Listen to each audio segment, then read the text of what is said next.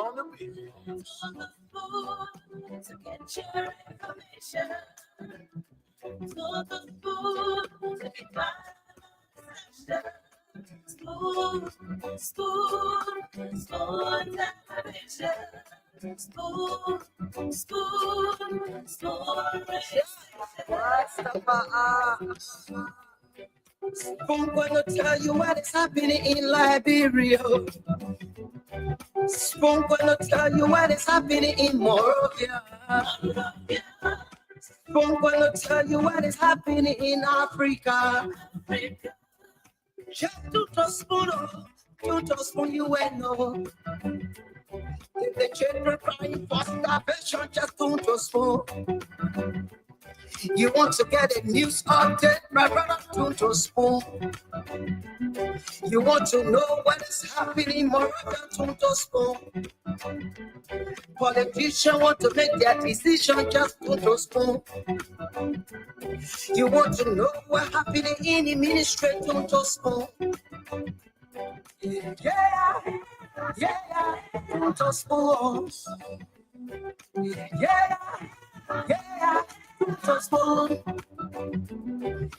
You from Bonjama, Maryland, to spoon. Yeah, to spoon. If you keep on regular, my brother, to spoon. You got a spoon TV, you got a spoon radio, to spoon. Yeah, to spoon. You want to get a news update, to spoon. Yeah, Rastafari. Kilibamba, kilibamba, kilibamba. Kilibamba, kilibamba, kilibamba. What I want? Yes, but yes, but you got it. Spoon TV, spoon.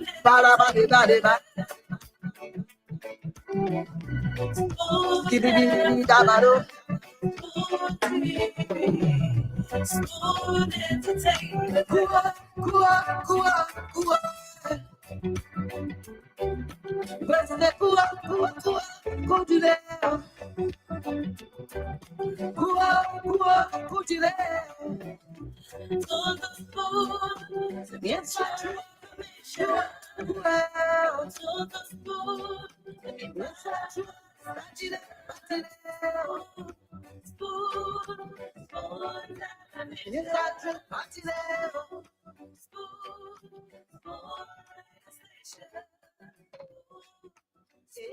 Right in the South Bend, on the beach. To get your information. To the spoon to be by spoon, spoon, spoon television. Spoon, spoon, spoon. Spoon gonna tell you what is happening in Liberia. Spoon gonna tell you what is happening in Morovia. Spoon gonna tell you what is happening in Africa. Just to spoon, you will know. If the children crying for starvation, just to spoon. You want to get a news update, my brother, to spoon. You want to know what is happening, Morovia, to spoon. Politicians want to make their decision, just to spoon. You want to know what happening in the ministry, to spoon. Yeah, to spoon. Yeah, to spoon. You from Bonjama, Maryland, to spoon. Yeah, to spoon. If you keep on regular, my brother, to spoon. You got a spoon TV, you got a spoon radio, to spoon. Yeah, Tuto spoon. You want to get a news update? Tuto spoon. What? Yeah, Rastafari. Kilibamba, kilibamba, kilibamba. Kilibamba, kilibamba, kilibamba. What I want? Yes, but you got it. Yes, but you got it.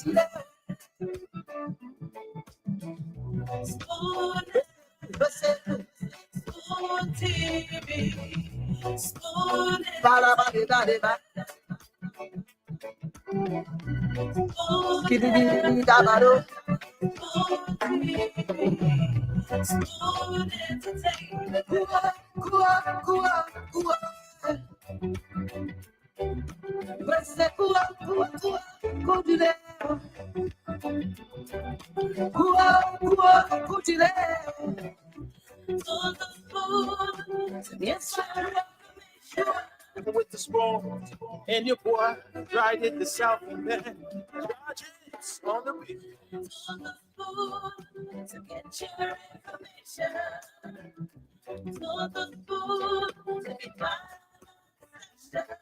Yes, I tell you, don't to spoon to be part of our discussion, to know what's happening in Liberia, to know what the policymakers are doing, to get the updates, to get the analysis, to express yourselves on the different issues of concerns every single day. Just tune to spoon, and you will know exactly what Liberians are confronted with, what the ordinary people are talking about.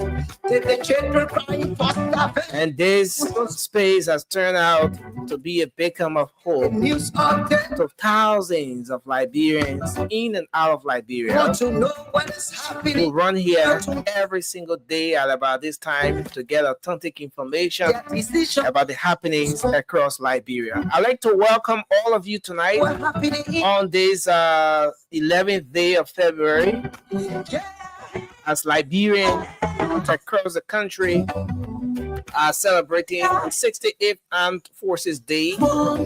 Welcome, should I say, to an Armed Forces Day edition of the program Spoon Talk. Well, it's great to be here. Thanks to all of you joining us tonight. We are live as always across radio on Spoon FM 107.5. We're live on Fabric Radio 101.1. Many thanks to our affiliate radio stations across Liberia that are always relaying the program. Thanks to Trust FM Bombay County. Thanks to Premier FM Bond. Thanks to Trend Radio in Grand Crew. Radio Yalaman is there in Encyclopedia Nimba County. Gibi FM right next door. Kakata Margibi County, and a host of other radio stations across the country that will sometimes relay the program even without telling us. We appreciate all of your respective contributions to this journey, to making sure that Liberians are informed every single day, irrespective of where they are. To get your information. So Spoon Talk has absolutely no borders. That's why we are all across. We are just everywhere across the world, streaming to you on several platforms or social media handles. On Facebook, we are live on Spoon TV, we're on Fabric TV, we're on Super TV. Many thanks to the folks joining us on YouTube. Our YouTube audience is gradually competing with the Facebook audience. I want to appreciate all of the people who watch us via YouTube, on our handle Spoon Talk Live. Now, if you haven't subscribed to our YouTube handle, let me pause a minute and just ask you to do that. Go to YouTube right now, search Spoon Talk Live. Now, subscribe to that YouTube handle, and once you get there, you're going to see all of our previous programs, of course, right there on the handle Spoon Talk Live. So I want to appreciate all of you joining us from there as well, making your contribution. We get to see all of your reactions, your engagements. And yes, we are kindly asking you to share the program as you come on tonight. I see a lot of you joining us already.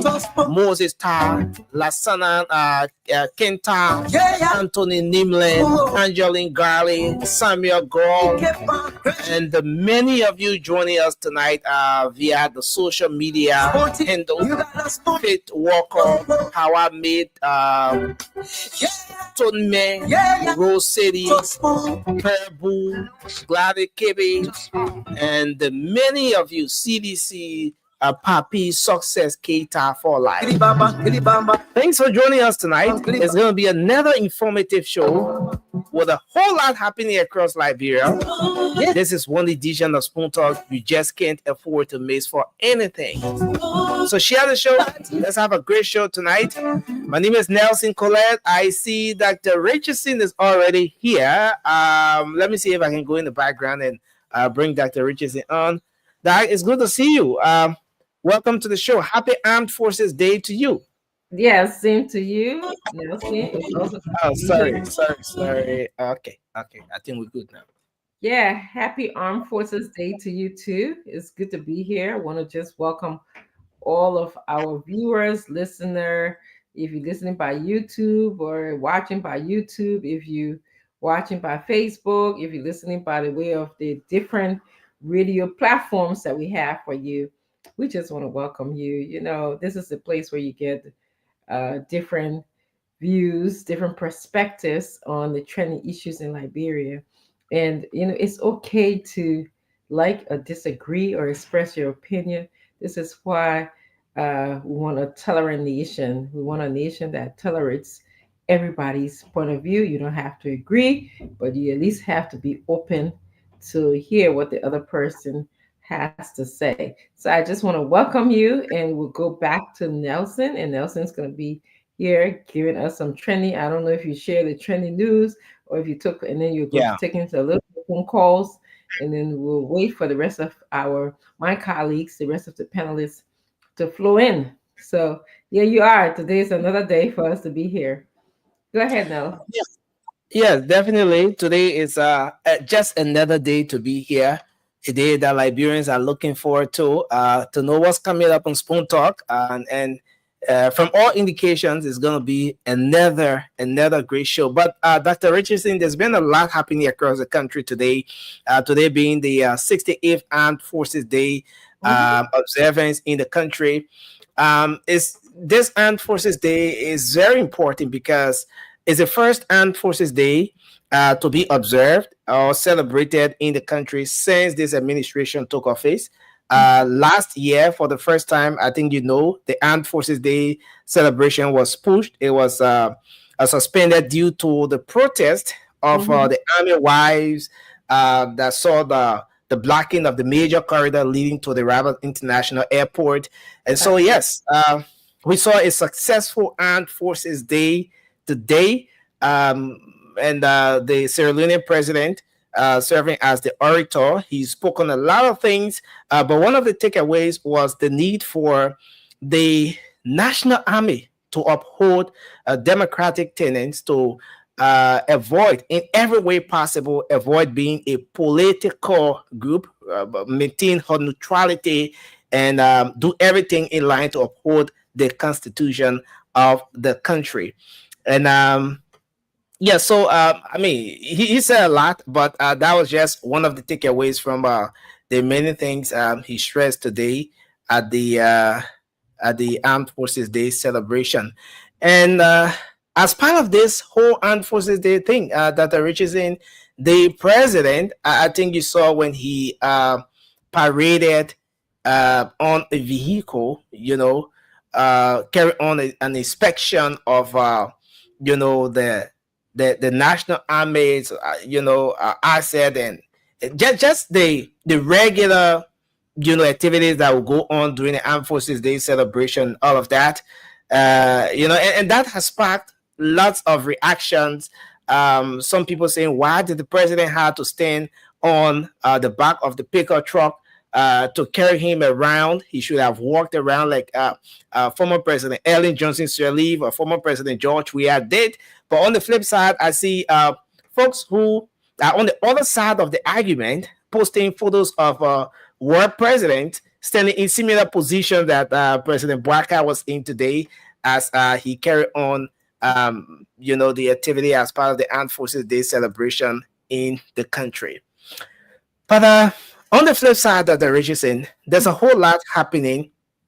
The House of Representatives, the legislature is still in the news for the old Capitol building, Rick Monroe, Hula Balu, or the Buhaha there on Capitol Hill. We saw an eviction exercise carried out today by the current leadership of the House of Representatives, led by the chairperson of Rules, Order, and Administration, Representative James Collier, and Sergeant at Arms. They went through. I mean, they broke through the office. Okay, hold on. Tommy, hold on. I'm sorry. Go ahead, Nelson. I'm trying to find my mute myself here. Okay. Yeah, so they evicted Embattled Speaker Kofat from the office today. And now most of you who followed previously, there was some conversation around this eviction exercise. The House of Representatives earlier communicated with Honorable Kofat, or Embattled Speaker Kofat, asking him to evict the office. There was a communication from the chief clerk, and then he replied that communication by saying that they should go ahead and take the office the same way they took the speakership.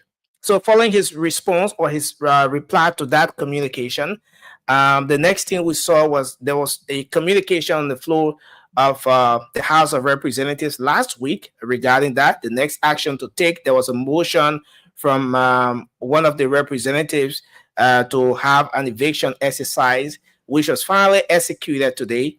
And the things or the belongings of Councillor Kofat or Embattled Speaker Kofat, those things were removed to an office that has been designated to him as a representative of Grand Crook County. What's that?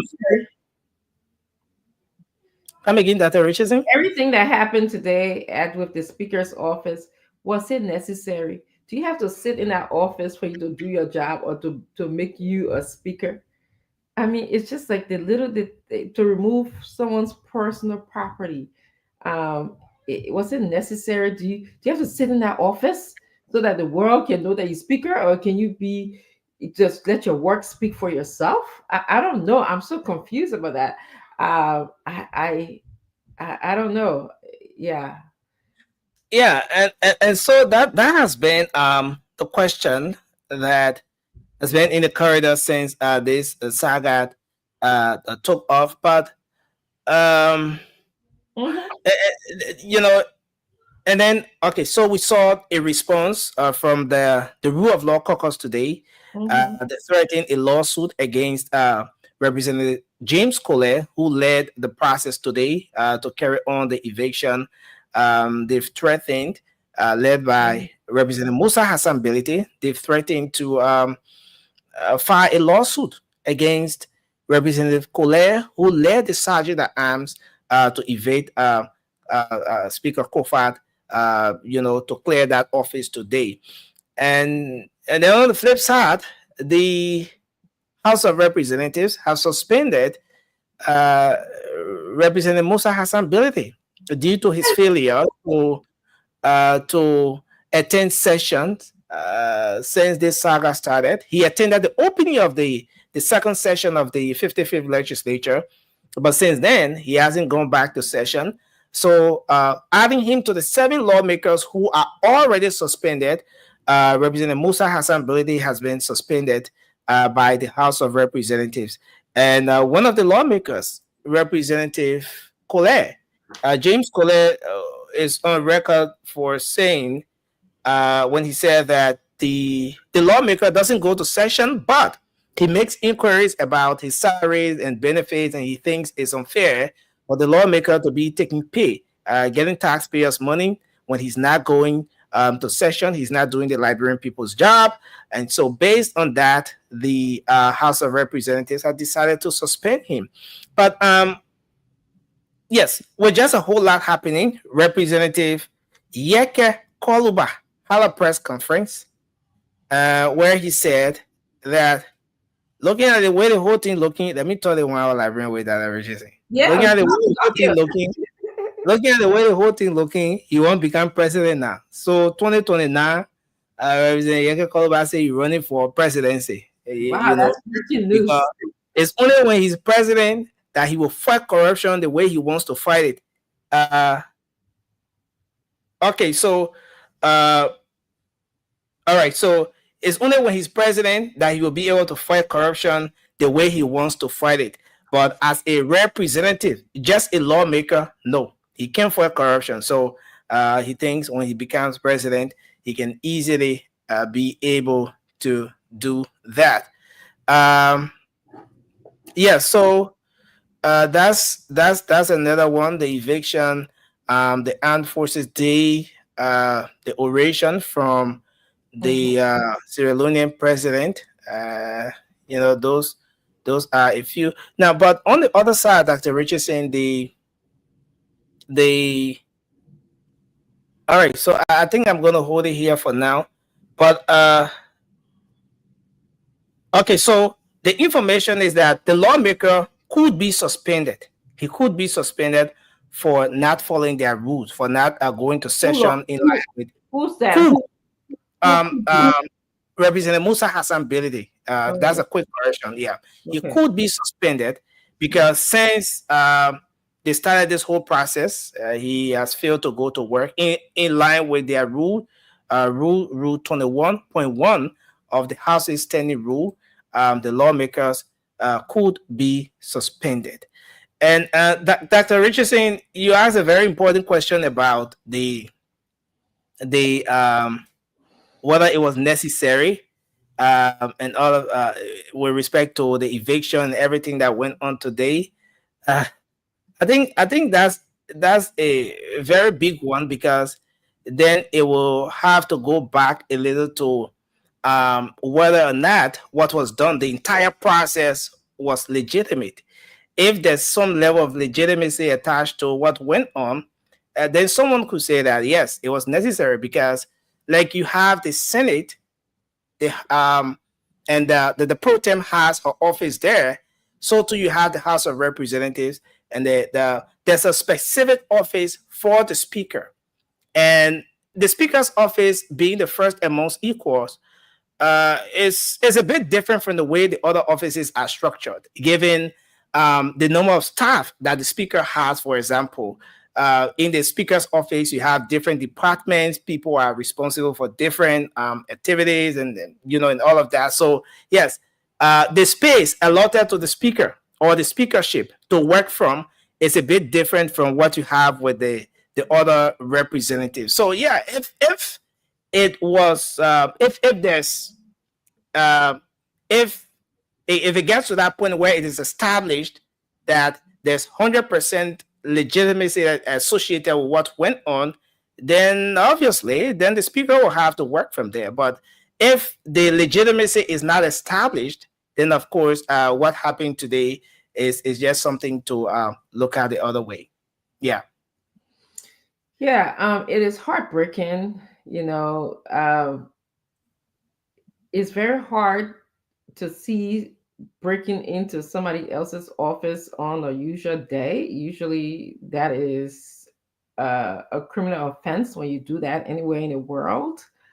Um, so I guess we need to learn more from this story as to what rights did they have to break into the office? Did they commit any offense? I believe, as someone who have worked in several different capacities, my office don't make me. I make my office. What I contribute to the task at hand is what is important to me. And similarly to many of the people that I know and hang out with, it's not about how big my office is or how large, how many windows I have, and what's there. Uh, I can I can work from. I'm actually home working in my office. I mean, God bless Work my. virtually. Yes, I can work, and that's. I want to see the work. I want to see the product. I want to see what we're doing for our country. How are we doing it? If you say you're going to be a speaker, but let's see the productivity. That's what counts for me. Or anyone who wants to be a speaker, anyone who wants to work for our country, show me your productivity. We need our country to move forward. So Yeah. yeah. Yeah, Dr. Richardson, that's another point, and a very great one too.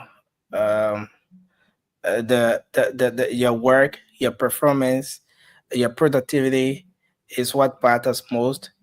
And then others may want to look at it from another angle, wherein, let's say you have a family of 5 persons, Mm-hmm. and another person has a family of just 2 persons. Mm-hmm. The space, uh, that the both families will require to live comfortably will not be the same. The person with a five family, a family of 5 persons, will obviously need a bigger space to work from, while the person to live a bigger space in terms of home, while the person with just a family of 2 when can comfortably, you know, live in a smaller space. Probably that's another angle that others are looking at it from. I don't know, but I'm just thinking. Yeah, no, that yeah, your thought is well taken. But again, sometimes families live in smaller space and you never know is the productivity. It's like how you live, how happy you are, what you're putting out into the world. It's not, again, you know it's not about the space. It's not about your accessibility. If that's what it's about, then something is inherently wrong with us as people. We really need to start looking at how can we move our country. you know if it's so important that you gotta break into somebody else's space, or to break into a space and gather somebody else personal property, as opposed to, I don't know, I guess, what were the options? The legal options would be something to explore. But again, I've I've been to Sarah Congress people in this country. Their office spaces here is where I'm sitting is a 10 by 12 space. I'm sitting in my home office. Is my home office is bigger, so half 6 by 6. Okay. Sometimes these Congress people that leave these different states that are far and near, they don't even have somewhere to sleep. Sometimes they turn their office spaces into their sleeping areas. So I'm just saying, to me, I like to see the productivity. I like to see what you bring to bringing change to Liberia. I don't want to see all of this, this is my office business, my big car. This is what are you doing? You know, how are you impacting the lives of Liberians? That's what I want to know, you know. So yes, there's many ways for us to look at this. I have seen children, and again, I worked as a case manager before I became a doctor in psychology. I went to homes where children were just living in a smaller planetarium, small 5 bedroom, 1 bedroom home. And those kids were happy. They were well kept. They were well behaved. I've seen children who live in mansion. They got every single thing that they got, but their productivity were not as great as the children who live in a 1 bedroom. So I don't it's how you make life. It's the meaning of life, the meaning of what you put that into the world. It's not about your space around you. I think I was only sure that I said all of this is vanity. To tell you the truth, all of this is vanity. It's our relationship with the people of Liberia, how we want them to live, how we see our neighbors. Okay, is we can't be in big houses, driving big cars, and then have all these zinc shacks around us. It's just not adding up to me. And this message is to the speaker. What is his productivity? The last time we heard he was in Morocco, right? What was accomplished there? What did we get? What did you bring back home to the people of Liberia? What have you done since you're a speaker? I know I remember we've changed the law. There was a law that was passed to change the Ministry of Internal Affairs to Ministry of Local Government. Okay, that was on the books. That was working. What else? How you engaging the people of your district? You know, How are you engaged? How have you changed the budget? The budget that was passed on your nose. How is that? How are you engaging that budget? Have you called for us to examine the budget considering the geopolitics of the world? Those are the kind of things I want to hear. I don't. I mean, it makes me kind of nauseated, if I can say, when I hear people fighting about space, office space, something as little as that. But anyway, that's my speech for the day. Go ahead, let's pause. Thank you for the press conference, Dr. Richardson. I knew that was a real press conference, right? Let's take some calls. I think our guest is in the background. I'm gonna have Dr. Okay. Today. Yeah. He's I see Dr. in the background. yes, he's But early. we can We'll wait for Yeah. the rest of our panelists to kind of flow in. As I apologize, Dr. Neutah, if you listen to us, we'll get started. But we're going to take calls. Let's listen to the Liberian people. Nelson did give us some trending stories that are going on. He told us about the Armed Forces Day events. People are concerned. That's trivia to me in a way. And then, of course, the whole hulu balu that happened today at the Capitol building. We'll be talking about it, I'm sure. Go into details about it. And then, so we'll take calls from the Liberian people, hear what they have to say. So I know we're excited to talk to Dr. Neutah today. So let's take calls, Nelson. Yes, thanks a lot, Dr. Richardson. We go to the phone lines and take your calls. You can call us on 0555 101075 0555 101075. I'm gonna ping the WhatsApp number, get it strolling here so that those of you wanting to make your calls via WhatsApp can do so. So yes, there you have it, the WhatsApp number there. You can call via WhatsApp as well. 0555 101075 is the number to call. Hello, your name and where you calling from? At this point, we want to hear from you. What's on your mind? What is it you want to talk about? Just anything that is of concern to you. You have the opportunity to speak out. As most of you saw on the flyer earlier, the Agriculture Minister, Dr. Neutah, will be here tonight as our guest on the show.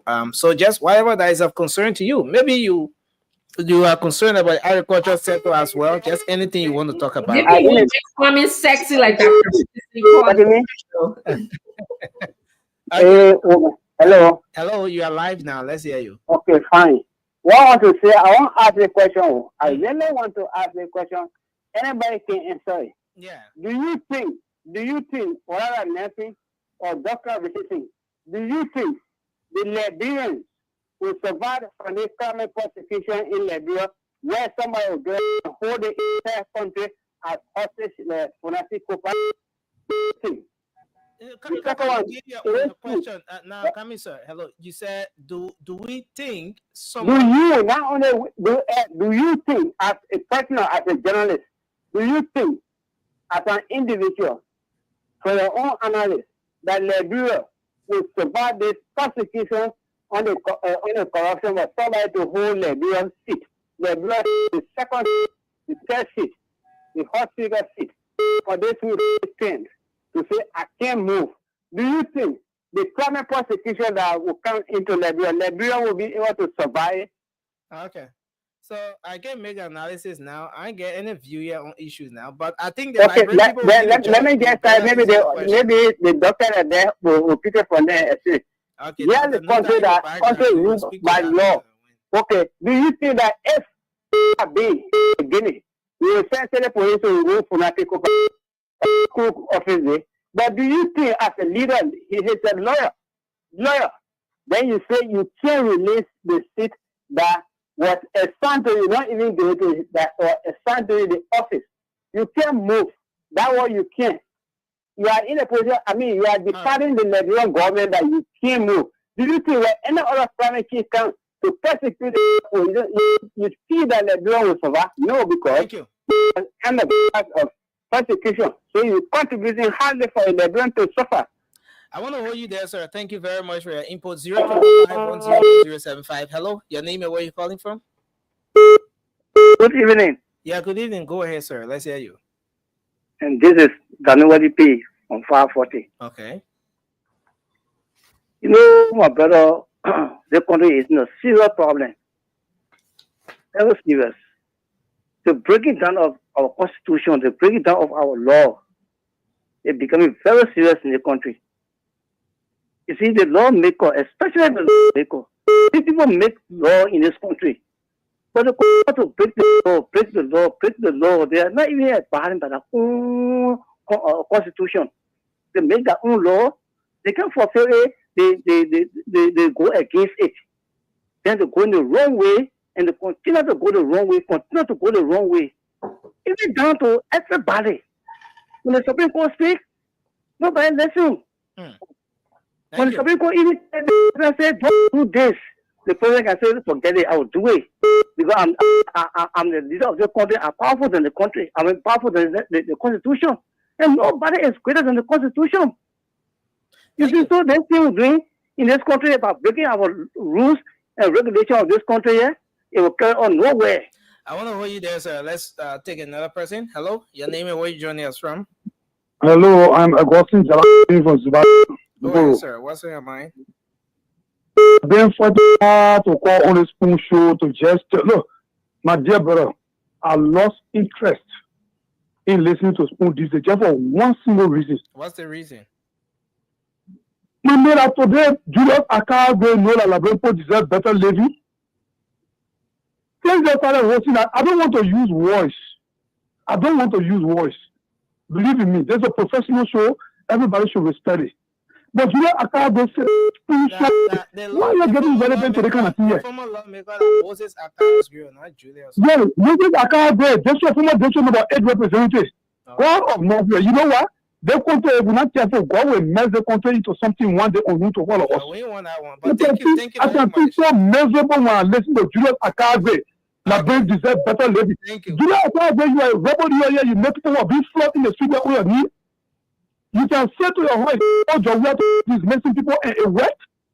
You can go to the compound and challenge people and feel that you are the one in power. You can tell president anything. Thank you very much. After I go to the 30 people say, Labem deserves better levy. Let's go you there. Thanks a lot for your input. 0555-101075. We'll take your calls from the WhatsApp shortly, but let's take this person. Hello.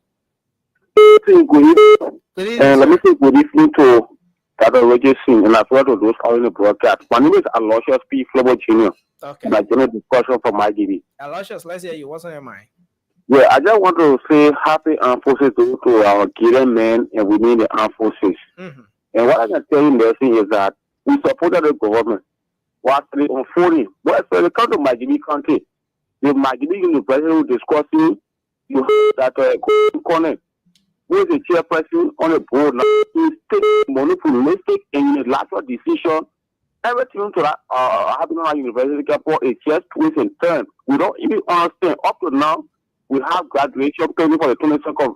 Graduates or graduates have not even submitted a thesis to the board. Everything is head and scatter here.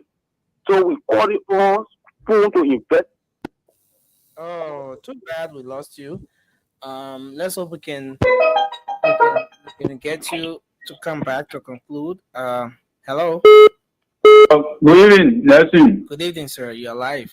Thank you. This is the voice of Lahad Freeman. Freeman, and I join you from Grand Kitman County tonight. Let's hear you, Freeman. What's on your mind? Thank you. I have an issue on my mind. Okay. We have to do with the corruption issue, especially when it comes to Western South Dennis and the leg. But I tell you, Lord, there's something called precedent. If the precedent failed to be set up to serve as a deterrent for the current, you always notice that these things will happen. Now I will say it.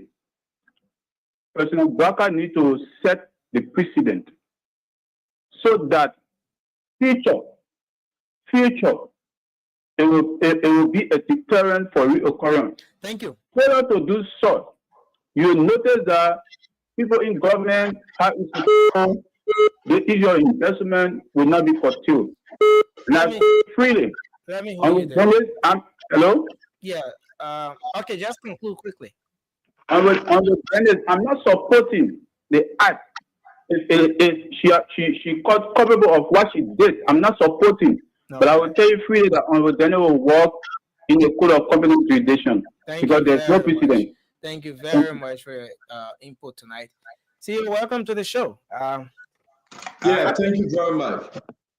As someone who served some time in the military as well, I think they did for Happy Armed Forces Day.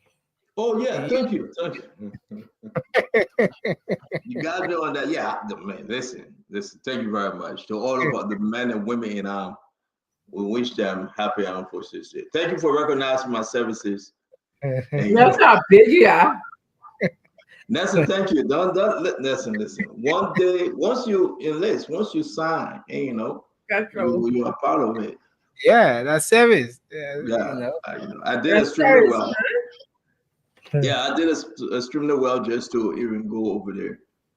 Sleep in the hotel, wake me up in the morning. I went through the snow. I went through medical, through everything. So Nelson, thank you for recognizing. You need booyah. That's about you want to submit that originally in my answer. What a minute of CMC. You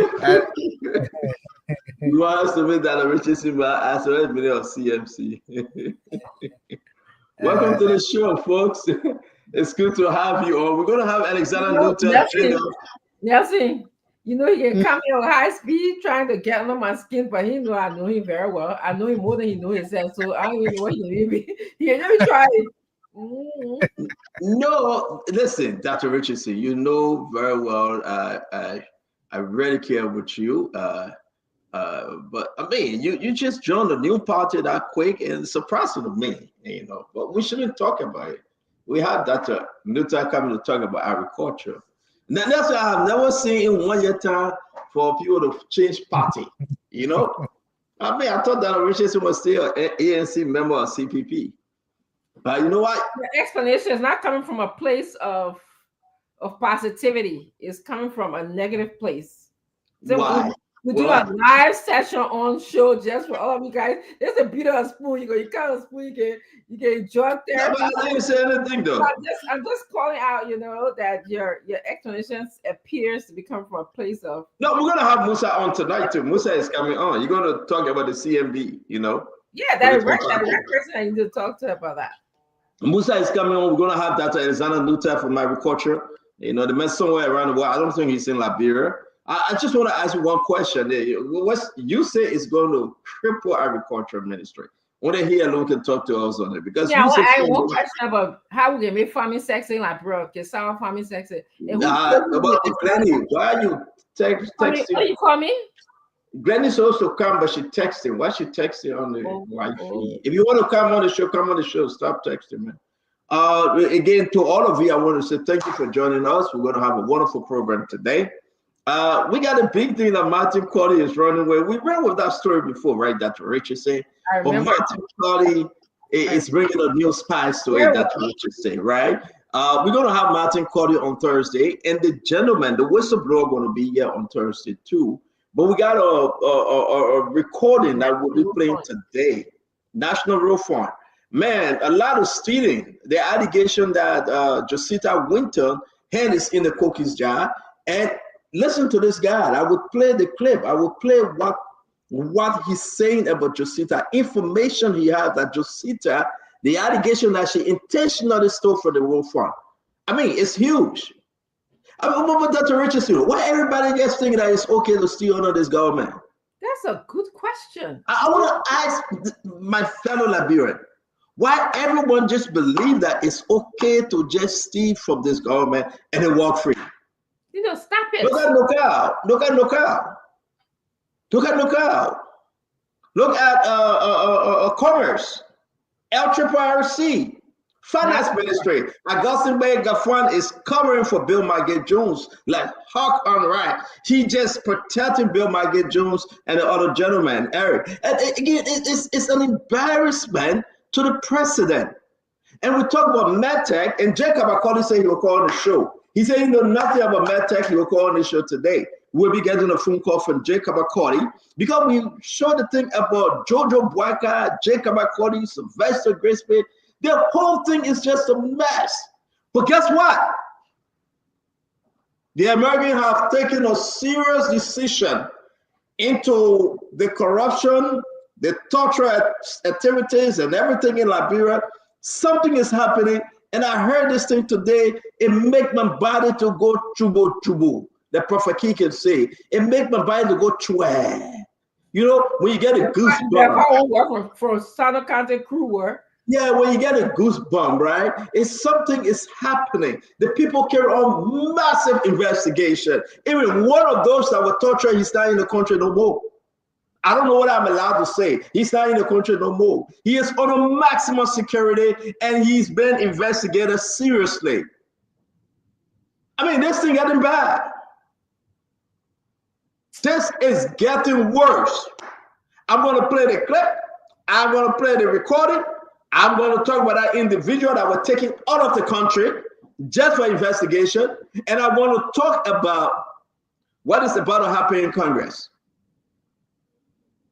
Listen, what is about to happen in Congress? The testimony of some folks about activities in this government. What yet? Let me get bad news. Give me some of the good news. Just a boy getting the pickup truck to go salute the army. That your good news? Give me some of the good news. I'm begging you for good news. Everybody have they are resolved, Dr. Richardson, to just eat and go now. I'm not talking about Dr. Neutah. You know, Dr. Neutah get good reputation. But most of the people in the government, they just come to eat and go. Dr. Richardson, most of them get a big bag. What my old bag? Let me see, Dr. Richardson. Look at this telling you what to do. Most of them got a big envelope. Brown envelope, the travel. What I have here? Oh, shucks. Most of them travel with an envelope. Dr. Richardson. All the guys are just coming to eat and go. They get no respect of rule of law, no respect of nothing, just zero. It is concerning that everywhere the LPRC, the National Port Authority, look at Queen Johnson crying. She not coming 100 times. She crying. They said they will fire her, and she put one more word up. Oh. She said Amos Tuwe and Douglas said they will fire her because she's talking too much. Jesus. If you say fine, they fire you. You dare not say fine, Bill Cassie. We'll bring Queen Johnson on the show. I think we should bring her on the show. I think we should. She got something to say. We should bring her on the show. I don't know what you think, though. That's what I think. You know, I love to ask the people what they think. But Dr. Richardson, the guys will be joining us. I want us to go start with Dr. Neutah, and thank you very much for blacking that person, Nelson. I was trying to black that person myself, but you took it away. Thank you. Some kind of artisanal twirl, just blacking from all over. So I just think, let's just get something right. How did we get here? I know most of you will blame me. I take your blame. Because we put everything on the line for President Boyka, Ambassador Boyka at the time. But to see that this thing is creeping in the family,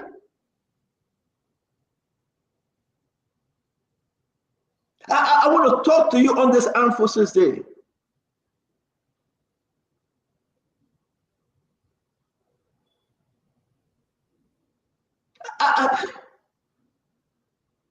Boy, Dr. Richardson. It's getting hot in here. It's getting serious. Folks, share our show. Go on Facebook. Share. Go on Instagram, on YouTube. I'm saying to you, Christopher Gray, share the show. Fed Bada as always. I want to see this program on your page on Facebook. Samuel Hollywood. Hey, my man, you say 9 years Hollywood, and Hollywood is body. I want to be Pittman Wright. It's good to see you. It's good to see Rufus Wesley, Jerome, Toto, LRB Auto Service. Who is LRB? Pittman Wright. Thank you for sharing, Pittman. Chief Apostle, Dr. Espa Worker. It's good to see you, Dr. Worker. Theophilus Quake, Dose, that's the last name, Seta Hamet Dukley, Evangelist's son, Mao Mao, that's a great name, that Mao Mao. Just let us know where you're joining us from. Joseph Lassanan, Joseph M. Lassanan, Momo Johnson, C. Gray Roberts, Moses Vakpana, I love that name, Vakpana, Mary Ann Kali Siki, Octavius, Sao Perry, Gregory Bonon, Musta C, James Widow. Take out your name, it's not James Good Flomo. This owner began a long time, 10,000 years ago. Fatu Dominic Che, Finda Zulu, Nathaniel Hill is in the house, Ben Jasso, Charles Johnny, that's always Charlie, Joseph Biman. I'm going to do Zibune. Ah, God, this thing is running. I want to call your name, but this thing is flying. Then from there, we're going to bring in the Minister of Agriculture, Minister Neutah. Let me call for a few names. Joseph Tayo Jinion, Glenn Jane Juniors, Glenn Bust, Glenn Movement, just on our thing. Vadim Gatawe, Augustine Gonga, Tanum Jara, Stephen Khalid Jinion, Eddie Dewey Gibson, Mo Sharif. I'm calling your name on the people's network, so that's a good news for you. Eric Kerman, the B.I.G. Big, Sam Wido Kabala, Aloysius Doe, Nikwa Malayan, Pakat Jala, Bobby Day, Maston Bo, Ruth Pade. Hey, Sister Ruth, how you do? Let's bring in Abu Vamuya, Zigzo Lamina, Patrick Spencer Bimmer, Mamusun Kula's son. Hey, Oman. Julian Cadet, Daniel George. The name is David Salih, Prince Harold Williams. Eric Croman said, thanks to you, Eric, I'll call your name every day. Madingo G.O.V. I think they said Madingo Governor. Jared Bryant, Howard Saleh, Uriah Zami, Moses Flomo, Wiseman Sammy joining us from Liberia. Philosophy, that's the name. I don't know. Lawrence Appeton. Lawrence, where your brother Appeton, number 3 man, came third in the race. Naomi Flomo, Patrick Dalla, Mark Atol, Sarabert. Where is Sir Joseph? We've been looking for Sir Joseph. I called him 2 times today and I missed his call. Jolamina and Kai. Today is Edwin Melvin Snow birthday, folks. Reach out to Edwin Melvin Snow. Send a shout out to him. Happy birthday, happy birthday. It's the senator from Bomi County. He's on his way to Riverside.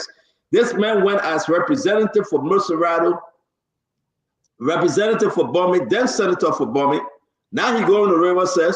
For Riverside, I'm hearing that the man going to go to Lofa, Nimba, and he come back to Grand Bassa. Senator Snow said he will cover all 15 counties, representing people from those counties. I don't know how it's going to happen, Dr. Richardson. How can you move from one county to another? The law in Liberia allow you to do that, I guess. The man moved from Mosserado, he chopped. Bombing, he chopped. Now he going to Riverside, he going to chop. Have we seen that before? But happy birthday to Edwin Snow.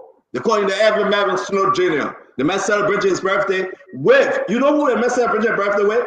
I'm going to get myself in trouble.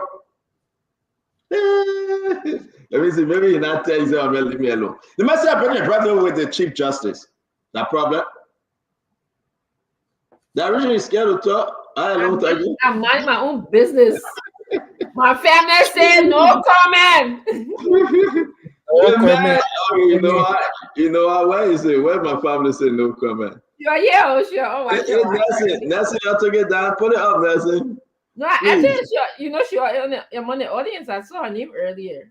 No, but you gotta put it up, Nancy. I won't play that. Because somebody said I'm gonna be quiet. No. Adam Snow told me that he celebrated his birthday with the justice, the Chief Justice. What's the name? Justice Yo, right? Sienna Yo, right? Sienna Yo. Yeah.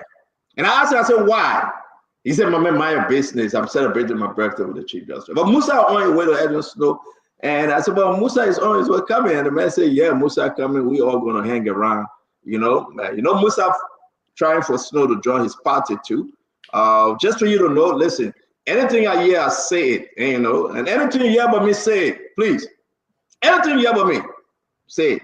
I was supposed to go to Bible study today to teach Bible study, but because of the weather, it's about the snow, and therefore Bible study was canceled. So in the name of the Father, the Son, and the Holy Spirit, may you be blessed. In Jesus' name, amen. And also, did you guys hear that Nelson put it up, man, that you interviewed the woman? So funny thing. Did you guys hear that James Colette bossed in the office of Fonati Kofa? He bossed in Fonati Kofa office. I believe that they, listen, we got a lot of stuff on that thing. It went on the international media that James Colette bossed into Fonati Kofa office. That's the information I received. Right? Is there anything within the rules that say you can do such a thing? Now, we asked, I believe Fode going to speak to that, and man, our country is in a bad place, man. Everybody taking the law into his or her own hand. James Colette, went with the journalist. He said he was told by the justice minister to do so, and he did. And he did. You said what? He was told by the justice minister that after 5 days, he can bust into the office of Speaker Kofa. And he did. No question. Ah, man, listen, payback will be such or something. It's getting bad in the country. The rule of law is gone. It's us out of the window. Everything is getting so bad. It's even terrible that the rich say. But you know what? I won't play this because my family say I'm not say anything. Where is it? Where is it? Where is it? Let me find it real quick. James, you got it? We got to bring in Minister neutah. It's not here from my end of the library. Hey, God, James. Hey, Lord, have mercy.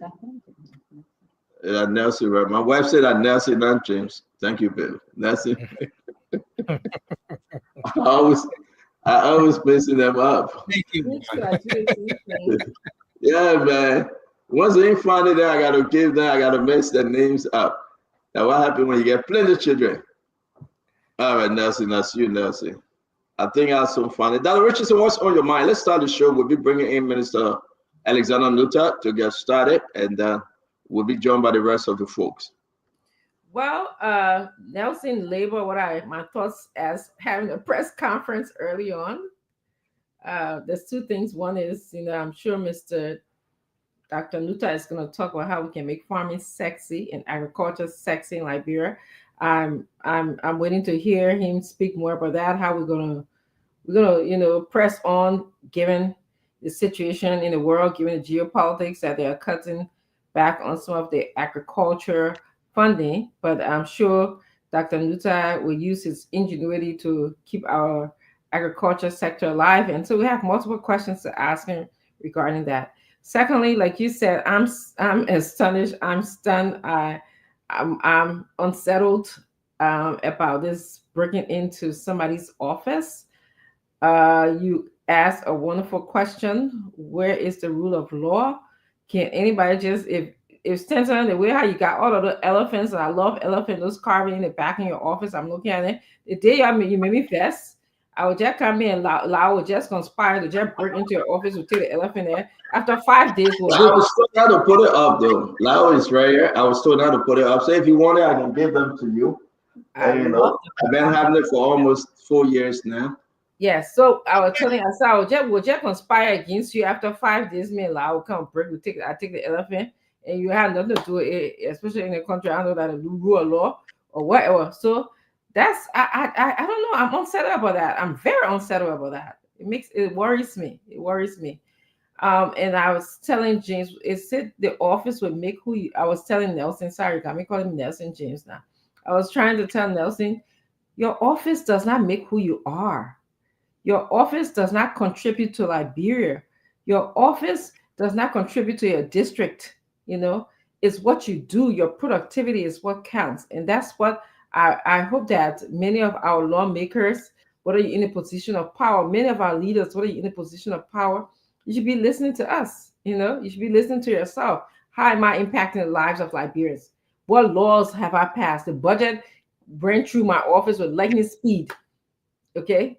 Are you now thinking about how we're going to adjust the budget given the geopolitics? That's what I want to be hearing from you. But telling me after 5 days, I'll break into my law. I got right. Oh, please. Anyway, let's move on. Anyway, that's my soap popper for the day. Thank you very much, Dr. Richard. I see my brother Jerry Gibson just arriving. We're going to be joined by the rest of the team. We got a lot of show for you today. Brother Jerry, welcome to the show. It's good to see you, sir. What's on your mind? I should be bringing in Alexander Neutah shortly, but you have anything to ask, sir? Yes. What's on my mind has to do with the Justice of the Supreme Court comment. It is sad that the justice made a statement that they should have made in the motion for the bill of information. Associate Justice Yami Kwekwi Bese, if the attribution to him is all correct, that they did not attend the State of the Union address because they did not see a speaker, it's troubling. It's troubling. They may not have the enforcement power. They may not have the authority to make the executive to enforce their decisions that they make. But the fact that after they have boycotted the State of the Nation, and one of the justices was very brave enough to come in the public glare, in the public space, to say, and I quote, "We made a decision, and the effect of that decision was that, look, our law requires that the House should to have a quorum, and that quorum should be presided over." So that's what on your mind. I want us, Brother Casey, I want us to give Minister Neutah his due time, because what you talk about, we got a clip, we got the statement, and we have to go more into that, and I agree. But we welcome on so that's what's on my mind. That's what's on my mind. Yeah. So we're going to get into that. I'm going to pause Honorable Gray and bring in Alexander Neutah. It's 9:34 already. Let's hear him for 30 minutes to 45 minutes. We'll spend time with Minister Neutah, and then we will run into the issue. It's always good to see Minister Alexander Neutah. But this is what I want to say for now. The people been asking for this. Maybe Minister Neutah, when he cannot answer our question, this is what he will say. No comment. My family say I shouldn't say anything. No comment. No comment. My family say I shouldn't say anything. No comment. She done. The family says she shouldn't say anything. No comment. So whenever you have no answer for us, no comment. Anytime any about CMC, no comment. Brother Neutah, are you related to? I will answer your question. Are you related to Cecilia Barron Neutah? Cecilia and I have a funny story. When I was going to graduate school, I went to the hospital. At that time, she was doing her intern at Catholic Hospital. So I went to do this test. Then it was Dr. Harris. She needed to do some physical examination. And then when they called the name Neutah, and I was Neutah, Dr. Harris said, "No, you cannot examine your brother." So they put her outside. She wasn't satisfied with that. But interestingly, she's married to George Neutah, who happens to be a good friend of mine. Yeah, she taught me biology in high school. She's a very great woman. She's a nice lady. Okay, thank you. So you are not her brother? No, I'm not her brother. You see? No, she's married to a Neutah. She's not a Neutah. She's married to a Neutah. She's married to a Neutah. Her name is Cecilia Barron. Yeah, I understand. But that Neutah she married to is that your brother? No, he's not my brother. He's just a friend. So you see that? That's how doing the war. They kill a lot of people. Just because your name Neutah, the doctor says she cannot. Oh my God. Well, it's good to have you, Dr. Alexander Neutah, as always. Thank you for joining us during this very, very important time in our country. You say, and you carrying the burden right now. We want to know how this USAID program going to affect the agriculture ministry. We're hearing also that from Europe, other countries trying to pull back their fundings. But you have come a long way over maybe 13 or 14 months in this government. Tell us some of your gains and some of your struggles. Welcome to the show. Thank you for having me. Let me thank your panelists. I see Honorable Moses Gray out there. I see Dr.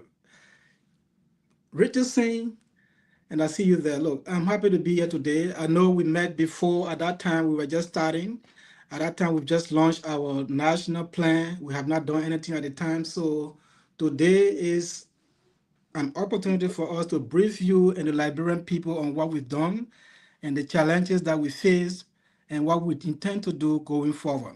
But before I go to agriculture, I just want to say something. I know I heard the panelists say, well, nothing good is happening in Liberia. The government is bad. No, under Joseph Boakai government, I think a lot has been done. We are not saying there are not problems. There are challenges, but there have been progress made since this government took over in January of 2024. So let's accept the fact that a lot has been done. The government inherited a state that we all know was crumbling, and we tried to resuscitate the nation and bring some life into it.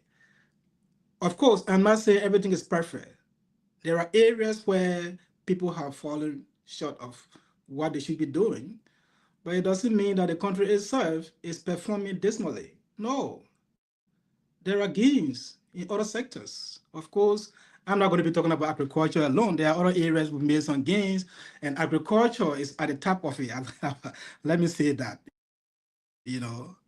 So when we last came here, we spoke about the plan we have for the country in terms of agriculture development. We had just launched the National Agriculture Development Plan that lay out clearly what we intended to do for the country for the next 5 years. And for the first year, we tried to see how we can go about achieving some of the things that we said we were going to do for the Liberian people. The first thing we said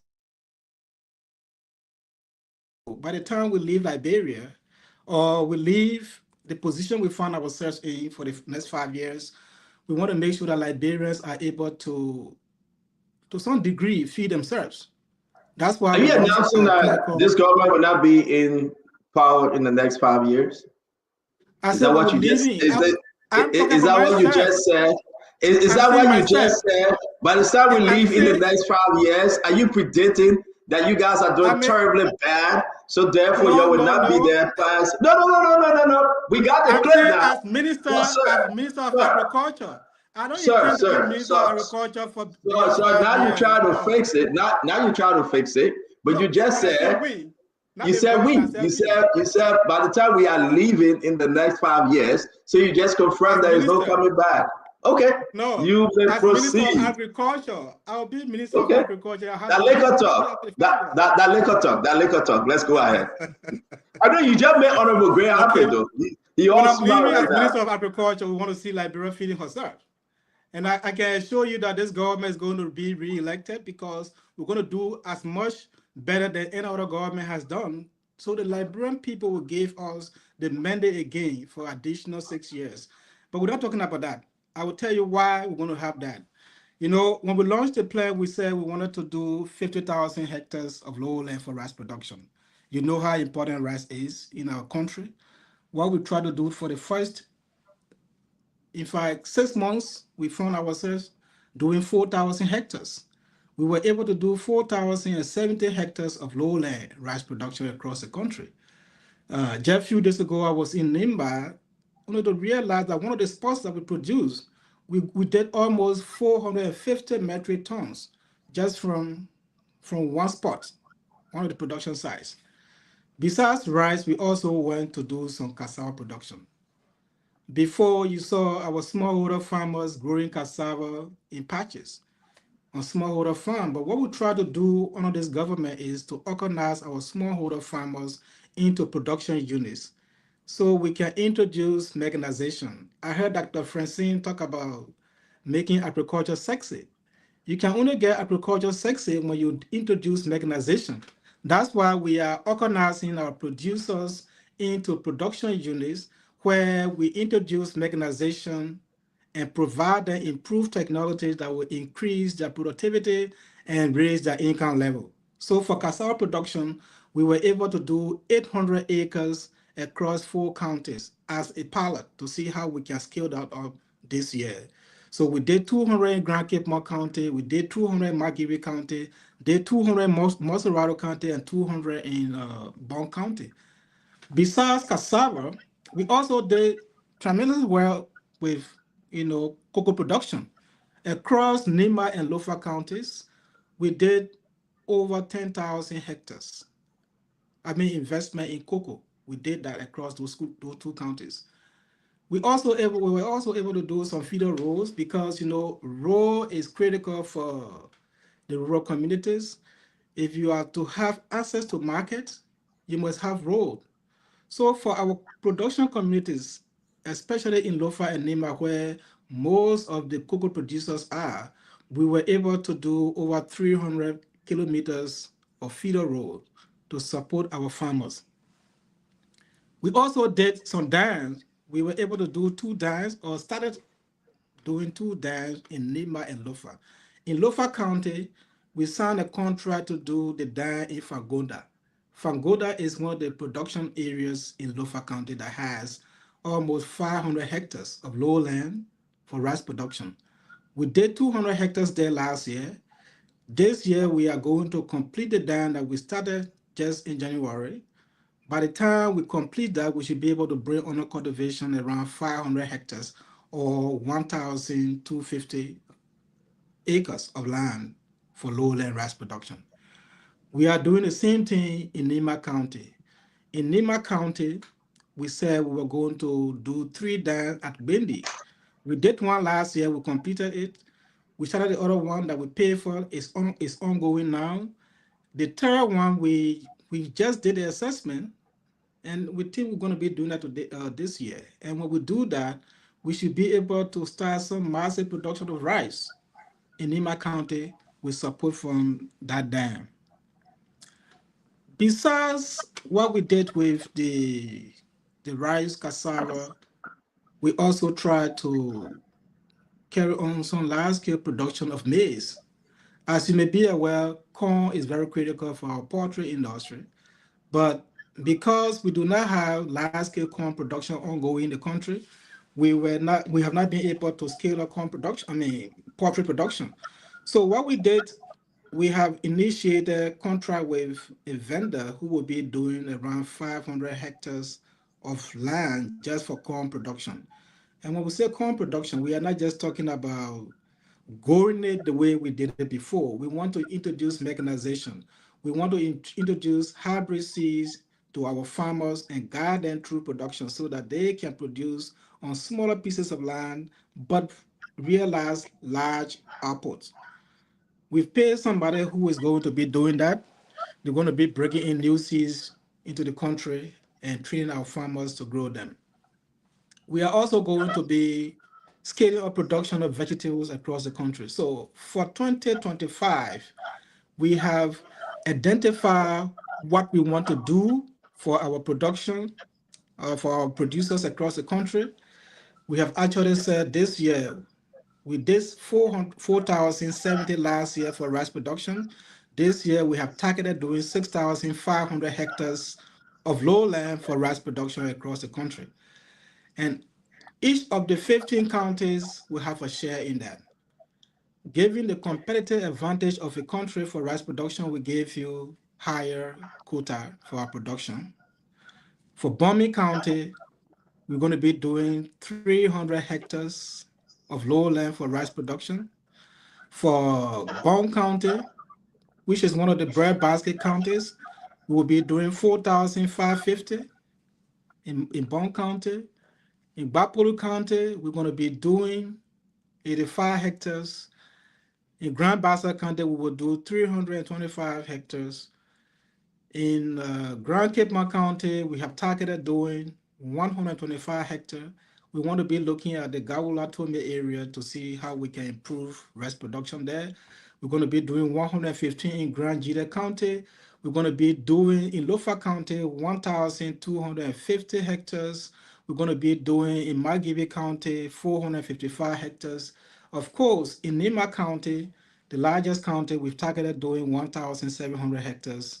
We're going to be doing 410 hectares in Moserado County.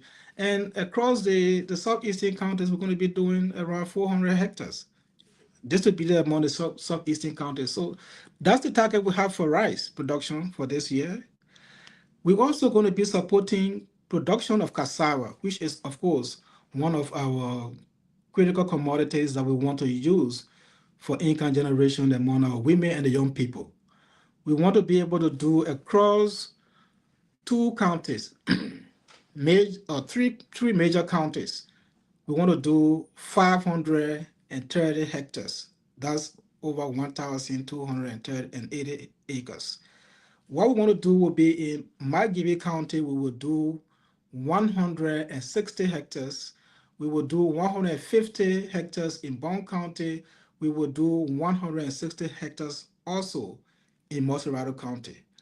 The reason we've targeted these 3 counties is because we are trying to construct a kind of a factory, a processing facility in Margibi County in Wayala. We have an investor who is coming in the country to do starch production. He has agreed to build his plant in Margibi County.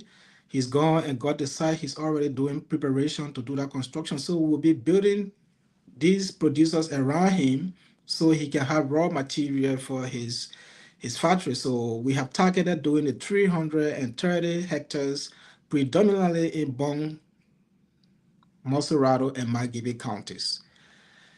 Besides cassava, we also want to do 520 hectares of maize production. And we've identified Former in Lower Bond County as the main site because the guy who's going to be bringing the technology has gone and assessed those areas and told us that that would be the best area to do massive production of maize. Once we introduce the technology there and we see that it does well, we're going to be checking around the country to see how we can replicate them. So we're going to be doing 520 hectares in Lower Bond County, specifically in Former. For cocoa this year, we will be doing 3,891 hectares in 3 counties, Bong, Lofa, and Nimba.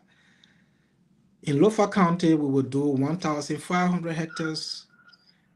In Nimba County, we will do 1,750, and we will do 641 in Bong County. So across all of our counties, we're going to be doing something this year so that the Liberian people can see that this government, the government that they elected, is concerned about raising their income, is interested in ensuring food security and improving the welfare of our people. You know, agriculture. Can we hold you there and jump into some of the questions? I know you got a lot to lay out. Yes. Again, let's welcome you, Dr. Neutah. You're always welcome, by the way, on the Spoon Talk. This is the People's Network, so never fall short to come on when you have this good news. We appreciate your good news. I'm hearing something that I want to get off my chest. Your concentration, the agriculture ministry concentration, is mostly between Nimba, Lofa, Bonka, and Margibi within that region. Why so? No. I don't think we are just concentrating on those 3 counties. If you saw me list the areas of concentration for 2025, all of the 15 counties are. I'm saying most of your concentration. I heard you talking about Bapalo on the low case, but most of your concentration when you talk about rice production, cassava, when you talk about the dam, when you talk about maize, you focus strongly within those areas. Yeah, we allocate the quota based on the county's competitive advantage in production of specific crops. Historically, Bon, Lofa, Nema have been referred to as the breadbasket counties. These are the 3 counties where food production is massive. If you go to Nema today, or if you go to Liberia today, most of the food you see in the country will come from either Bon, Lofa. You answer my question correctly, Minister. What are your focus point within the southeastern region of our country? The southeastern region of the country, what we try to do is we will scale up coconut production. The 4 southeastern counties. Only coconut we can eat. No, I mean you can. No, I'm just messing with you. I'm just messing with you. Talk to me. So you gave up the coconut to eat, no problem. No, you do more of that. We are looking at competitive advantage. You know what you do better, we empower you to do more of it. We take a tour of the country. We saw that in Sino, in Maryland, in Grand Cru, in Riverside, coconut does really well. So for this year, we intend to do 25,000 seedling. We will distribute it to producers in those 4 countries and support them to grow them. You know, if we can support you do what you do by yourself, you tend to do it better. We will not say, well, we're carrying coconut to Lofa. And that's why I asked the question, because a lot of folks need to be informed as to why the concentration on one area is so high and on another area is so low. Now you're saying, well, the southeastern people love the coconut. They will give them coconut to eat and they will drink coconut juice. And and the southeastern people also love the fishery, like Maryland and other places. You will give them time to produce. And again, I want to say we're looking at the Western cluster likewise. I hope you have the time to talk to us about your major concentration within those areas, Bombing, Grand Cape Ma, going up to Bapolu. Yeah. So in Bapolu County, we've already targeted doing some rice production there. We started last year doing rice. We also want to do more cocoa in Bapolu County. We are working on a project. We have the cocoa seed garden in Nema County that is doing well. We intend to scale out distribution of cocoa seedling because Bapolu has very good ecology for cocoa production. We are also trying to introduce or to distribute seedling to people who will be getting into citrus production or avocado. In those areas like Bapolu, Bombing, or Cape Mount, we can give them seedling. We just identified a vendor that will be doing nursery for us to develop the hybrid varieties of oranges, avocado. We want to do them and give it to people in those counties to grow them for income generation. And by next year, our focus will be introducing the hybrid cocoa or scaling up production of the hybrid cocoa in Bapolu County and those other counties that do well with those crops. In Cape Mount. Thank you very much. Oh, go ahead. Yeah. No, I said in Cape Mount, we know we are developing an aquaculture program that we think will scale up in Cape Mount County. Right now at Kari, they are doing multiplication of fingerlings. Once we get that multiplied, we got more of it. We'll be distributing fingerlings to farmers in Cape Mount. We also want to be able to scale up our livestock program in Cape Mount County. As you know, Cape Mount is predominantly Muslims. We want to do most of the sheep that we want to raise. We want to introduce them into Cape Mount once the program gets mature. Right now, we are still working on some of them. We have not got the resources complete yet. Once we plan them, we will be doing it in Cape Mount County, more livestock production, predominantly sheep and small ruminants. We also want to be carrying on some rice production in Cape Mount because Gaula Tome in Cape Mount County was one of the areas that was developed for rice production. That area has been dormant for a long time. We want to go back there. We sent technicians there to tell us what we can do. The reports are there. We're going to be looking at it to see how we can develop that place to grow some rice because they can do that too. Thank you. Thank you very much, Alexander Neutah, the Agriculture Minister. Welcome again to the Spoon Talk. All those of you that are joining us, please share the show. Let's have fun tonight. Honorable Charismos, is great to see. You should clean your camera because it's kind of too cloudy. Your lens on your computer camera is cloudy. Dr. Richardson, let's come to you. Do you have any question, any comment for Minister neutah? Yeah, I have a comment and a question. First of all, welcome again, Dr. neutah. It's good to see you. And I want to thank you for the statistics that you gave regarding the regions. I like, facts when I'm speaking to people who are impacting our country. So I want to thank you for that. On a weekly basis, I'm speaking to farmers in Margibi County, so a place that I spent my childhood on a farm. Basically, my dad was very protective of his girls. He put us in his little lala that he had, and every weekend we're on the farm. So yes, so I hear it at the time, but I'm appreciative now. So when I speak to the people, they are very concerned. They're hearing the changes that are happening in the geopolitics of the world, and they know that a lot of our money came from the big brother, the United States or USAID. How are you preparing to manage the funding for these different projects that some people are in the middle of? How are you preparing to adjust yourself to the news that we're hearing about the cutback? What's happening in the United States has already affected our sector. The agriculture sector was one of the sectors that actually benefited from funding from USAID. When President Trump announced the measures, we tried to do an assessment. We realized that right now we've lost almost $18 million that should have been invested into the agriculture sector this year. 3 of the projects that were funded by USAID have notified the beneficiaries that they will not be continuing with them. Even the WFP, the FAO, that were supporting some of our initiatives with support from USAID, have told us that they won't be able to continue with those kind of supports. So what we have tried to do is to look out to other areas. We are looking out there. I think what we can tell our Liberian colleagues in the diaspora is to see how you can look for investment opportunities. Let's try to do investment. The donor support would not be forthcoming anymore as it did in the past.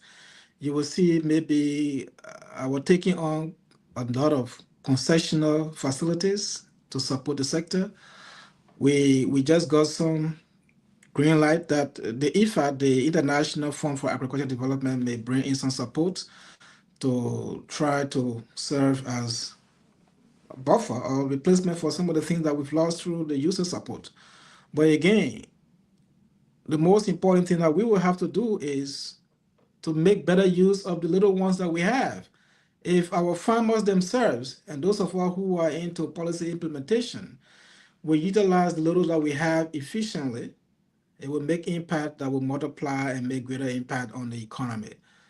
So the first thing we'll have to do is making prudent use of our resources, both as a government and as individual farmers out there.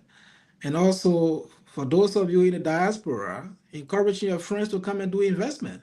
The opportunities are there for investment. You need to come, bring some money. We can invest into the country because the donors will not help us anymore. They will not do everything for us. We need to take responsibility. We are going to be looking out there. We have started some conversation with the African Development Bank to provide some support. We've also started negotiating with, like I said, IFAD to provide some support. Of course, the European Investment Bank, we've been having conversation with them. But all these will not be grant. They are all loan. So if you have this facility, remember, it will be additional burdens on the country. But we have to do it in the interest of our farmers. It is now incumbent upon every one of us, both policymakers and implementers, and the farmers who are the beneficiaries, to make better use of every little opportunity or little resource they will have at their disposal. That's what I think we can do together. Can I ask one question, Senator? I know you said one question only.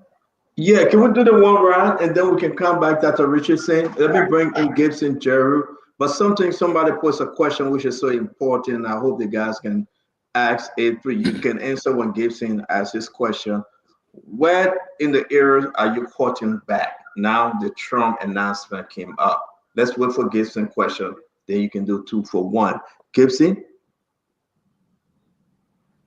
Thank you, Dr. Neutah. Welcome again. The last time you were here, I was not here.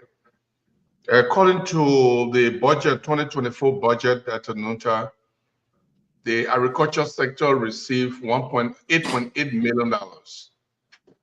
The Ministry of Agriculture, where you head, received $5,721,268. I want you to tell us how much of that amount did you receive? Yeah, but you just said it. How much did you receive and use? Okay.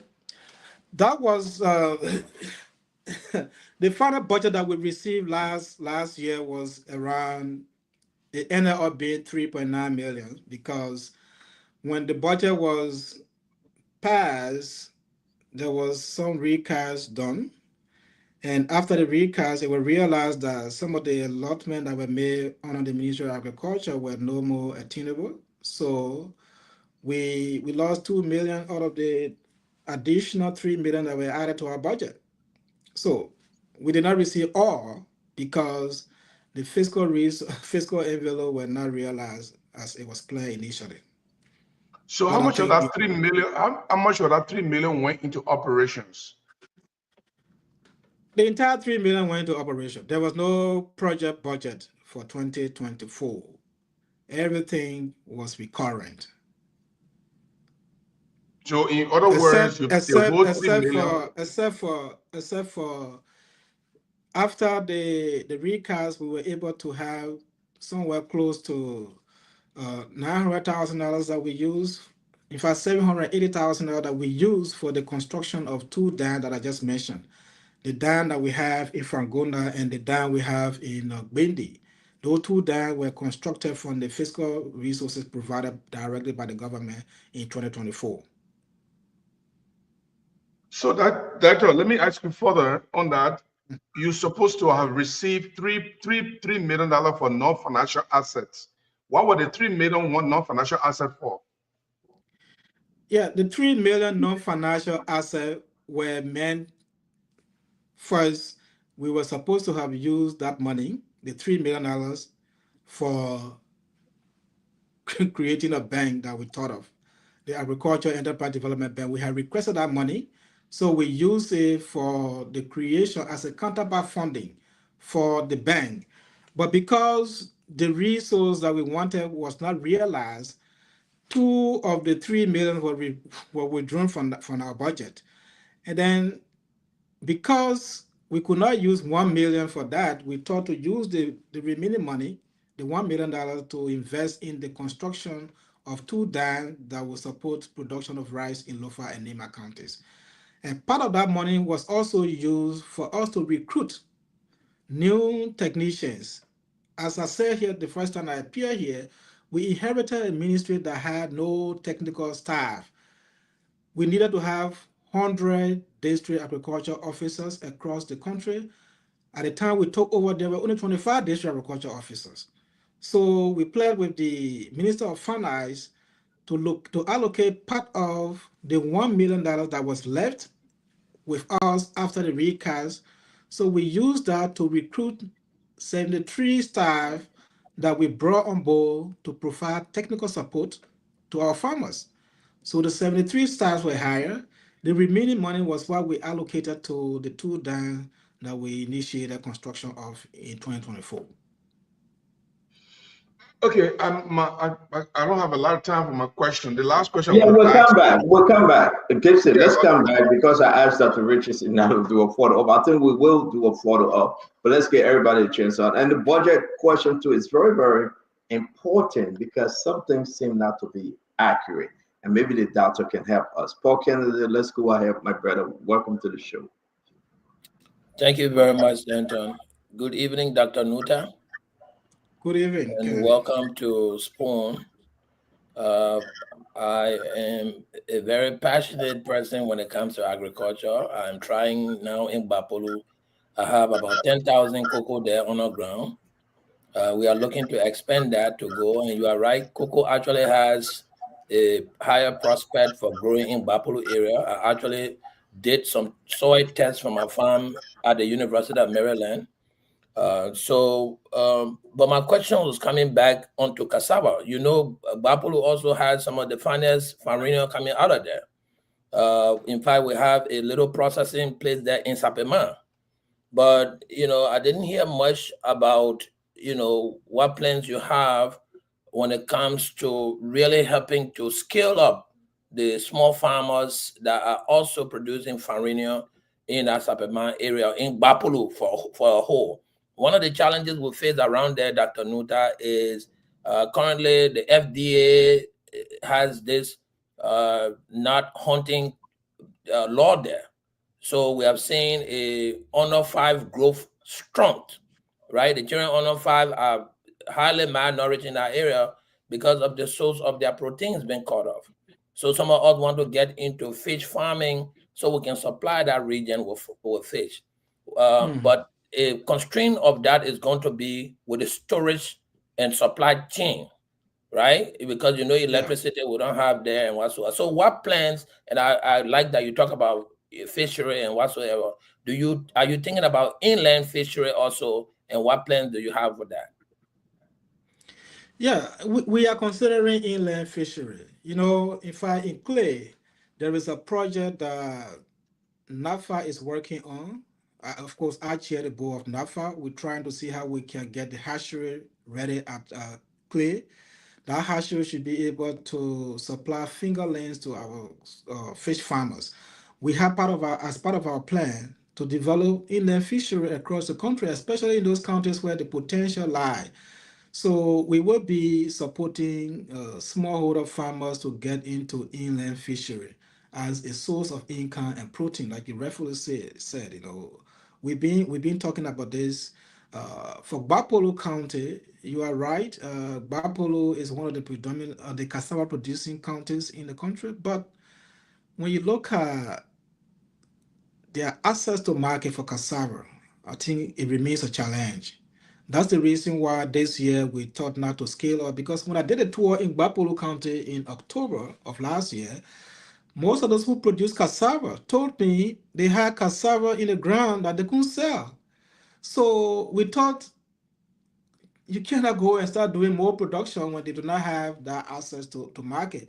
What we're trying to do as part of the plan between now and 2029 is to have a mini processing facility in around the Bomi or the Bama area in Bapolo for those who will be engaged in cassava production to have access to market, to have off-taking opportunities.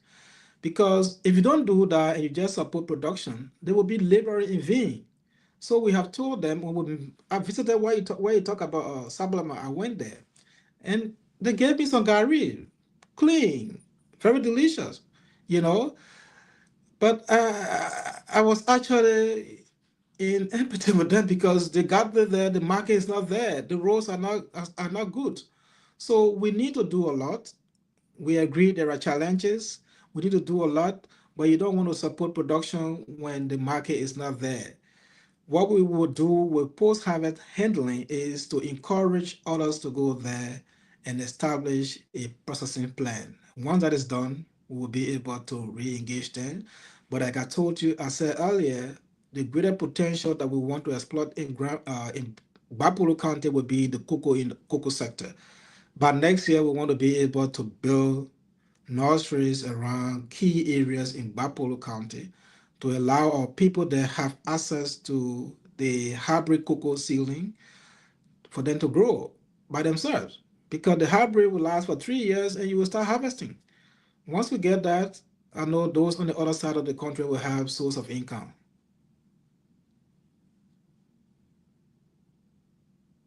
Thank you, Dr. Neutah. I'm going to bring in Honorable Gray. Gray, welcome to the show, sir. Yeah, thank you very much. Let me say good evening to everyone. Dr. Neutah, thank you for coming. You know, I listened to your intro and I pick up when you said you will surpass any other government. This means that you go beyond pre-war status, defeating the agricultural revolution of President William R. Tubble and defeating the Green Revolution of President Doe. That's what I presuppose. Just 5 years to go.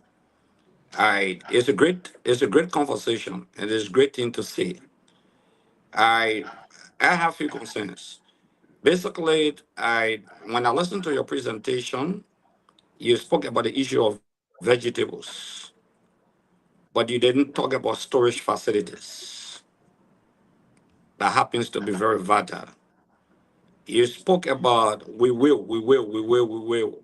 The will dominate. The will means a future thing. It could be next year. It could be maybe 5 days from now. It could be 4 years from now. You said we will. But you did not talk about adding value to our raw products. Value like exporting these products by adding value in terms of manufacturing industry. You didn't speak to that. So my concern has to do with the issue of storage and basically adding value to our raw product in terms of manufacturing industry that could provide more employment opportunities for people. So basically, what's your target for the next 5 years in terms of employment in the agriculture sector? Because everyone talking about government, government, government. So what target do you have in terms of employment? How many persons do you think the agriculture sector will be able to employ in the next 5 years? Okay, thank you, Honorable Gray, for the question. Let me handle the first one. In terms of value addition, if you heard me, I said we have an investor that is now building a factory in Wayala. And when that factory is constructed in Wayala, he will be off-taking fresh cassava root from the producers and transforming it into starch for export. That's what that factory is being built there for. So that's value addition. For all the rice we are producing, we are linking them now with processing facilities. If you look in Lofa, we got two major processors in Lofa. That's John Sermer that has a mill that processes 14 metric tons an hour of rice.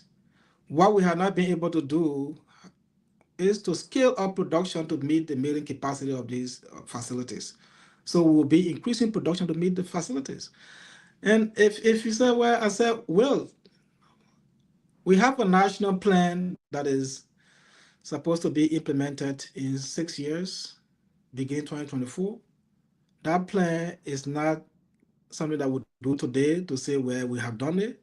So it is a futuristic, futuristic plan. We're going to do it over 5 years. And you heard me talk about will be the best. President William R. Tubble Jr. did well with agriculture. He laid the foundation. But we all know since the Tubble regime, agriculture has never been the same because of the instability we had in our country.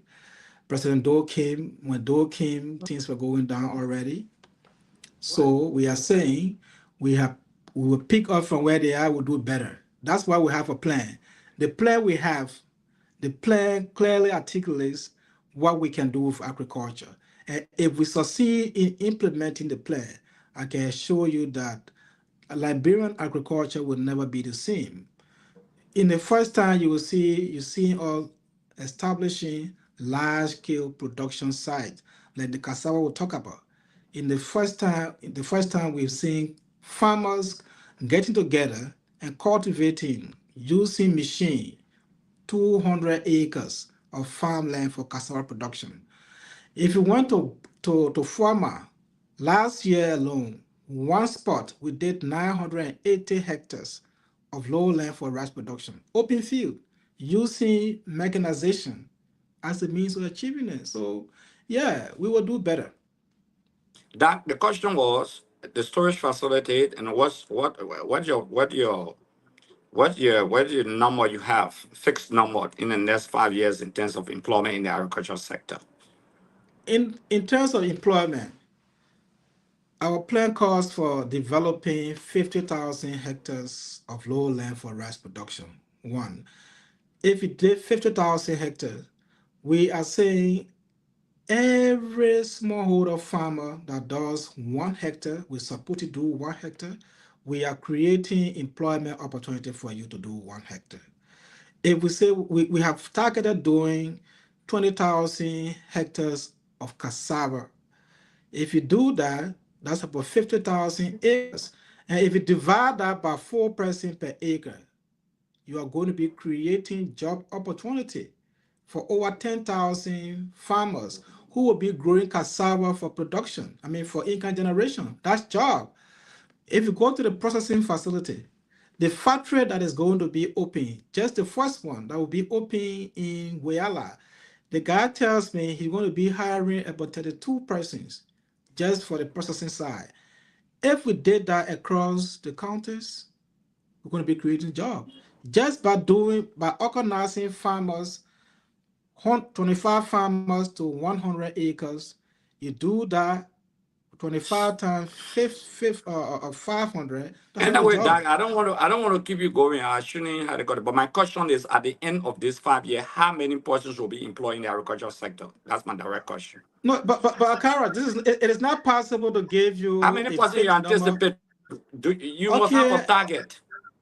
The target would be to create jobs for 56,000 persons, depending on the production target we have. 56,000.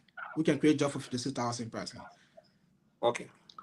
All right. Thank you very much, guys. Thank you very much. I'm going to go back to Dr. Richardson, then we'll come to Axel Doe. Also, welcome to the show, Dr. Richardson. Squeeze in your second question. Let's do it. Why are you skipping me? I'm sorry, Blendy. You didn't speak. Benny, you know what? These 2 days I really didn't miss you, so I skip you all the time. Sentence, please. I know you miss me, so just keep that story. I know you miss me. Let Benny go ahead. You miss me. Go ahead. Sometimes you know Gibson on the show, right? I'm sorry, Gibson. I'm sorry. But Gray, you don't like yourself. Sorry. Sorry, Mommy Pepe. Who is Gibson? Dr. Neutah, how are you? I'm good. So I heard everything you were saying, and most of it was projected into the future. I have a direct question. Since you've been agriculture minister, what can you tell us that you've accomplished with farmers in Liberia since you've become the agriculture minister? Thank you. I think you joined us late. I began this show with telling the people what I've done. So for last year, we developed 4,070 hectares of lowland for rice production. That means producing around 12,000 metric tons of paddy rice for the country. We also spoke about our investment in 800 acres of land that we prepare for cassava production for our farmers, which we said we did in 4 counties. We did it in Bong, in McGibby, in Mosurado, and Grand Cape Mount counties. We also spoke about, through our initiative, rehabilitating 300 kilometers of feeder roads in Nimba, Bong, and Lofa counties. We spoke about investment in the construction or initiating the construction of 2 dams, one in Fagonda, Lofa County, that will supply water for cultivation. Dr. Neutah, I heard you. I was here when you said those things. I heard all of those things, and one of my direct questions is, are those things measurable? If I went right now to the dam, is that something that I'm going to see? If I went now to see the areas that you cultivated for the rice farm, is that something that we're going to see now that your administration has been able to accomplish already? Not something that's going to that's going to happen in the future. What I'm saying is, these are things that I have done. If you go to farmer right now, you will see the harvest of 980 hectares just in farmer alone. What they harvested last year. That means what we did last year. If you went to Kakata, you will see that we did 200 acres of land for cassava production is there. The feeder road that we talk about, if you went to Nima, Lofa, and Bond counties, you will see the 300 kilometers of feeder roads that were developed. So those are things that we did. And I also spoke about our cultivating about 10,000 hectares of cocoa land in Lofa, Nimba, and Bond counties. If you go there to the farms, you'll see the cocoa planted there. They are there. So it's not featured. Thank you very much, Sis Glendy. Thank you. Let's do our second round. Before we do that, we'll go to Dr. Richardson, then we'll come to Alex Ado. It's only important that this budget thing, I've been going over it again and again, and we need some clarity on it. But Dr. Richardson, let's hear you. My question to you is, as you probably heard and seen, I'm definitely interested in the cassava sector. I was in Liberia and met with different farmers in the Margibi County area. And one of the things that they're continuing to do is to do the slash and burn method. They just, that slows their productivity. It makes them tired. So you'd mentioned in order for us to make farming sexy, we have to have mechanization of the farm sector of the farm. So how do you intend to make farmers aware of the kind of mechanization or mechanizing machines that we have in the country, and how can they borrow that? How can they get it to make their life easier? So right now we have identified 8 sites where we will have mechanization centers constructed, and some of them are already under construction. In Bong, Nimba, Lofa counties, we've started construction. We already have 2 in Lofa, 2 in Nimba, 1 in Bong. We are going to be doing 1 in Moserado County. We're going to be doing 1 in Margibi County. We're going to scale up in Bong to do 2. So we're going to have 8 mechanization centers established across these 5 counties to facilitate mechanized farming. For what we do right now, for those who are benefiting from our process, when we recruit you, we say you're going to be 25% into a group, a production unit for cassava production. We carry machines there, lay out the place, give you the improved cassava cuttings, and we do all that is required for you to grow your cassava on a mechanized system.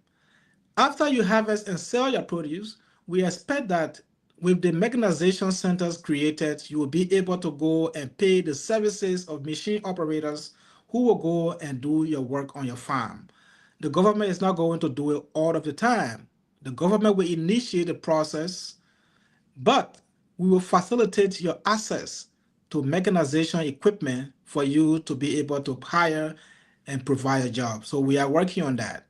I think the first time I came here, I told you that we initiated the process with the People's Republic of China. They promised to give us equipment, and we've got firm commitment that by June, July, we should have those equipment in town. Thank you. Even with the World Bank, with our World Bank process, project, we've already brought in some equipment that are ready to be deployed at these mechanization centers. We just need to scale them up. We have as our guest on the first segment, Alexander Neutah from Agriculture Ministry. We love for you to comment, and we want to read some of your questions. We have a few more minutes left with the minister. Asido, let's hear you. Your one question to Alexander Neutah. Yeah, hi. Minister, nice talking to you. When I came on the show and I thought you were the finance minister because you were dressed up like a finance minister. When you come next time, please dress up like an agriculture minister for me. But if you know what, so they got special clothes for agriculture minister to wear. Let's go for agriculture minister. What, you might wear jumper? Like jeans jumper? Yeah, no. Right. So where jumper all the whole going, all the holes. Don't mind as a question for me. I'll be fair here to say the agriculture sector of our country is challenged. There's one thing we all can agree, the prosperity of any country rests a lot on how they can feed itself. A country that feeds itself can do a lot more for themselves. And that's one of the reasons why we have many problems, not just in Liberia, across Africa, because African countries, for some reason, cannot reach to the level wherein they can produce, and their own production can actually be there to actually help them feed the country. And that is something that has been challenging over the time. Under your watch, Minister, to say is no exception. Things just been the same way it is. Well, you may talk about some good things here and there, but again, overall, nobody sees any change anyways.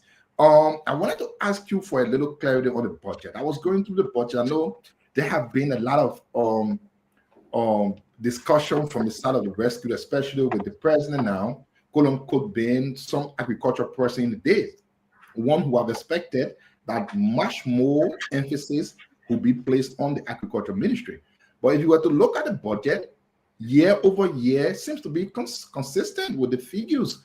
The only change in there has been some 3 million plus of the last budget year ended in non-financial asset. Do you care to explain exactly what is that for and how is it adding value on the agricultural sector of Liberia, if it is not just materials purchases like it's normally done?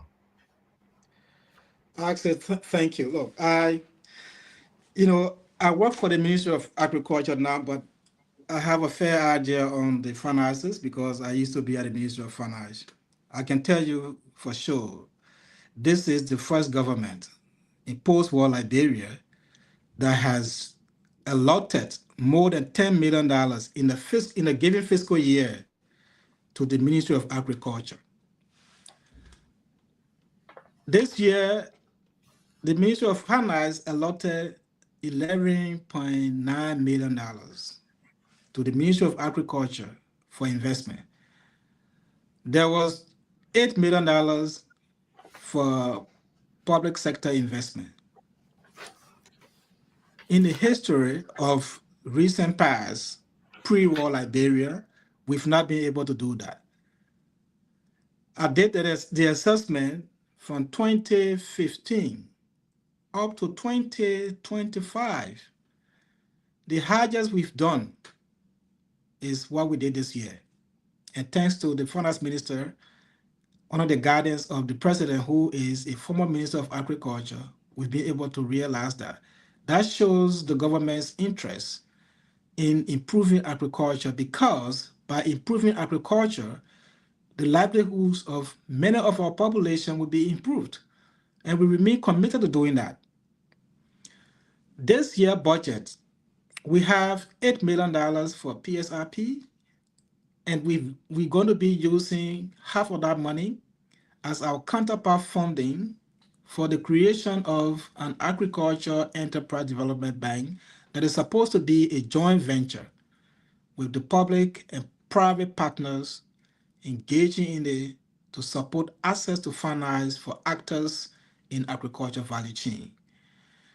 All that we talk here, if you didn't come earlier, but the plan we made to develop cassava, to do vegetables, to do rice, $4 million out of the $8 million that was set aside will be used to support these activities.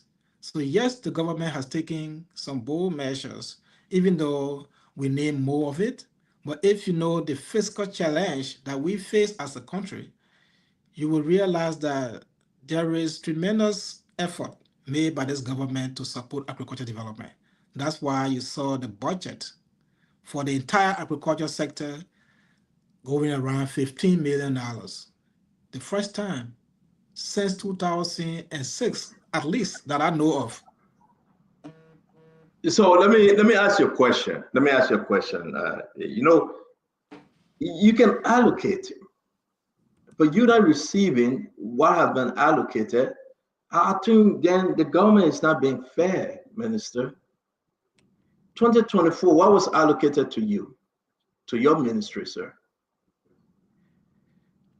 The 2024 budget was not a budget crafted by this administration. No. We're not going to buy that excuse, sir. Just give us what was. No. Minister, stop. Because that's the issue. You just make all the big story here. Since 1822, this is one of the best government giving money to the agriculture sector. Now I ask you, what was the budget? What was allocated to your ministry, your sector agriculture, just tell us, we'll get into it later, tell us what were allocated in that budget for you. In 2024, the first budget we saw was around $3.9 million. And then when the budget was recast, we saw an increase by the legislature of additional $3 million. But then, midterm, when there was a recast because of some of the commitments that were made would not be realized, 2 of the $3 million that were initially allocated was removed. So we end up with around $4.3 million. I don't have the exact figure, but so I would take around what you had. I would take that ballpark. And that's the large government operate with, not you as a government. So because you realized that it was going to be my follow-up question, you said, no, 2024 budget wasn't from us. It was from Jowiat. Because you knew I was going there. And now you want to celebrate. And now you want to celebrate the 2025 budget that it took you to 50 million, not even knowing whether you receive all that 50 million. So these are the games government play on the minds of the people. And you know that because you've been in the business for a long time. So let's be fair with our Liberian people. You were allocated $3.9 million. They went in the society bush, they said we are another $3 million. They brought you to $6.9 million.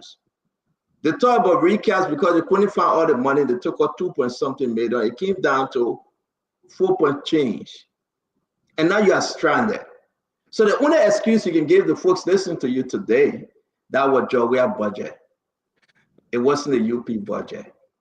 So now let's talk about the UP budget. 15-point-something for the entire sector. We're going to get to it.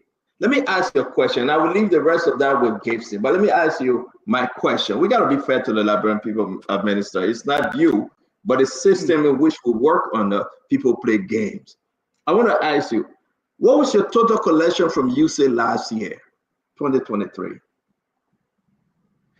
No, I wouldn't give that offhand right now because you see, UC does not directly give us money.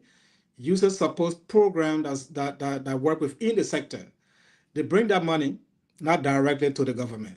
So those programs, if I agree, the program amount, if you don't know, if you can't remember, or you don't have a hand, that's fine.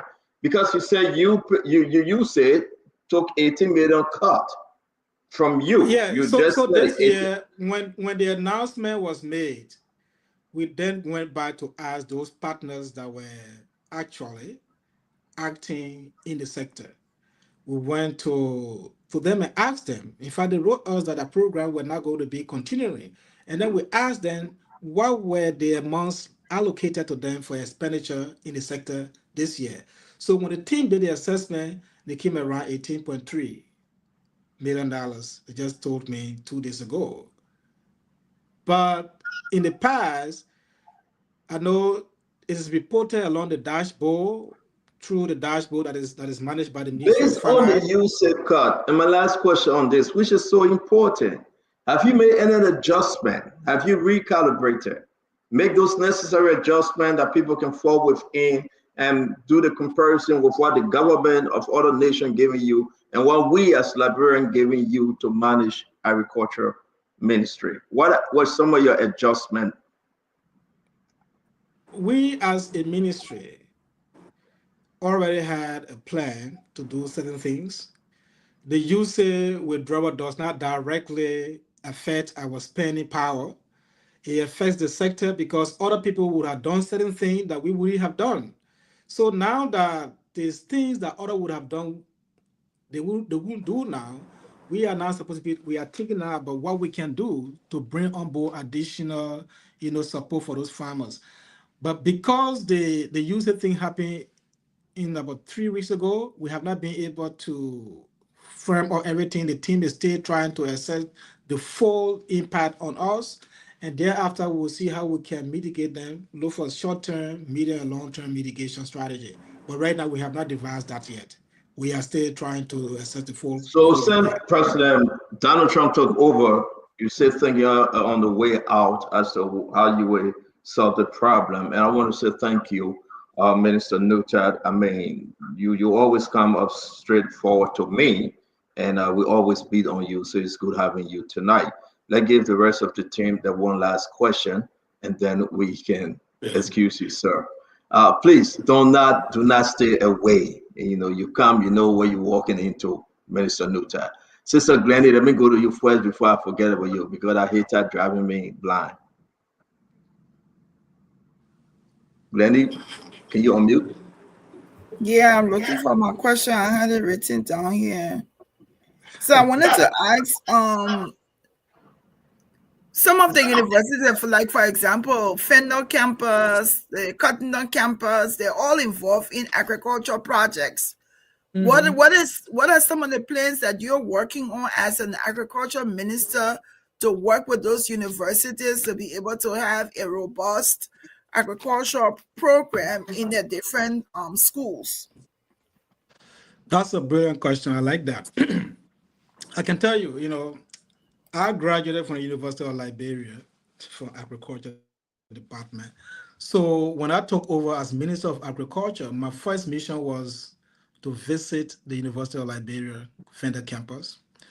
I visited there on the 14th of March, 2024. I donated to them, through the Ministry of Agriculture, 2 farm tractors, 2 power tillers, and 2 water pump machines, and told them I'm going to be doing land preparation here to cultivate 10 hectares of lowland for cassava for rice production, 10 hectares for vegetable production, and 10 hectares for upland. I sent my team to help them. By the end of the day, I didn't see the strong will for their side. But we didn't stop there. Right now, we are trying to introduce mechanization or mechanized farming to 8 of the colleges in the country. My team has been working with 8 community colleges. We want to make sure that their farmers are empowered, or their students are empowered to carry on production using improved technology. So we have a project that we are working on to make sure that all of these community colleges that we are working with, 8 of them, will have their own farms on their campuses. We will give them the equipment they need to operate, and we will help them with some initial capital to be able to of their students. That's what we are doing.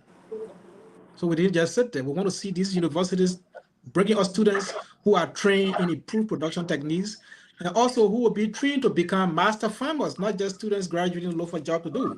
But we have to create the environment for them to do that. That's why we started first with the University of Liberia, to have them as the microcosm of improved farming in the country. But the truth is, some of our people themselves, if you help them, they don't want to take the initiative. Wow, thank you very much. Yeah. Yeah, thank you. Gibson, and we'll finish up with that statement is not a fair statement, though. Gibson, go ahead. Gibson, Glennie, let's move ahead, Glennie. I think we get the other guests in the back, Glennie. Let's move ahead, please. Gibson, you want to come on? Thank you, Dr. neutah. First of all, I was shocked when you said the 2024 budget was a CDC budget.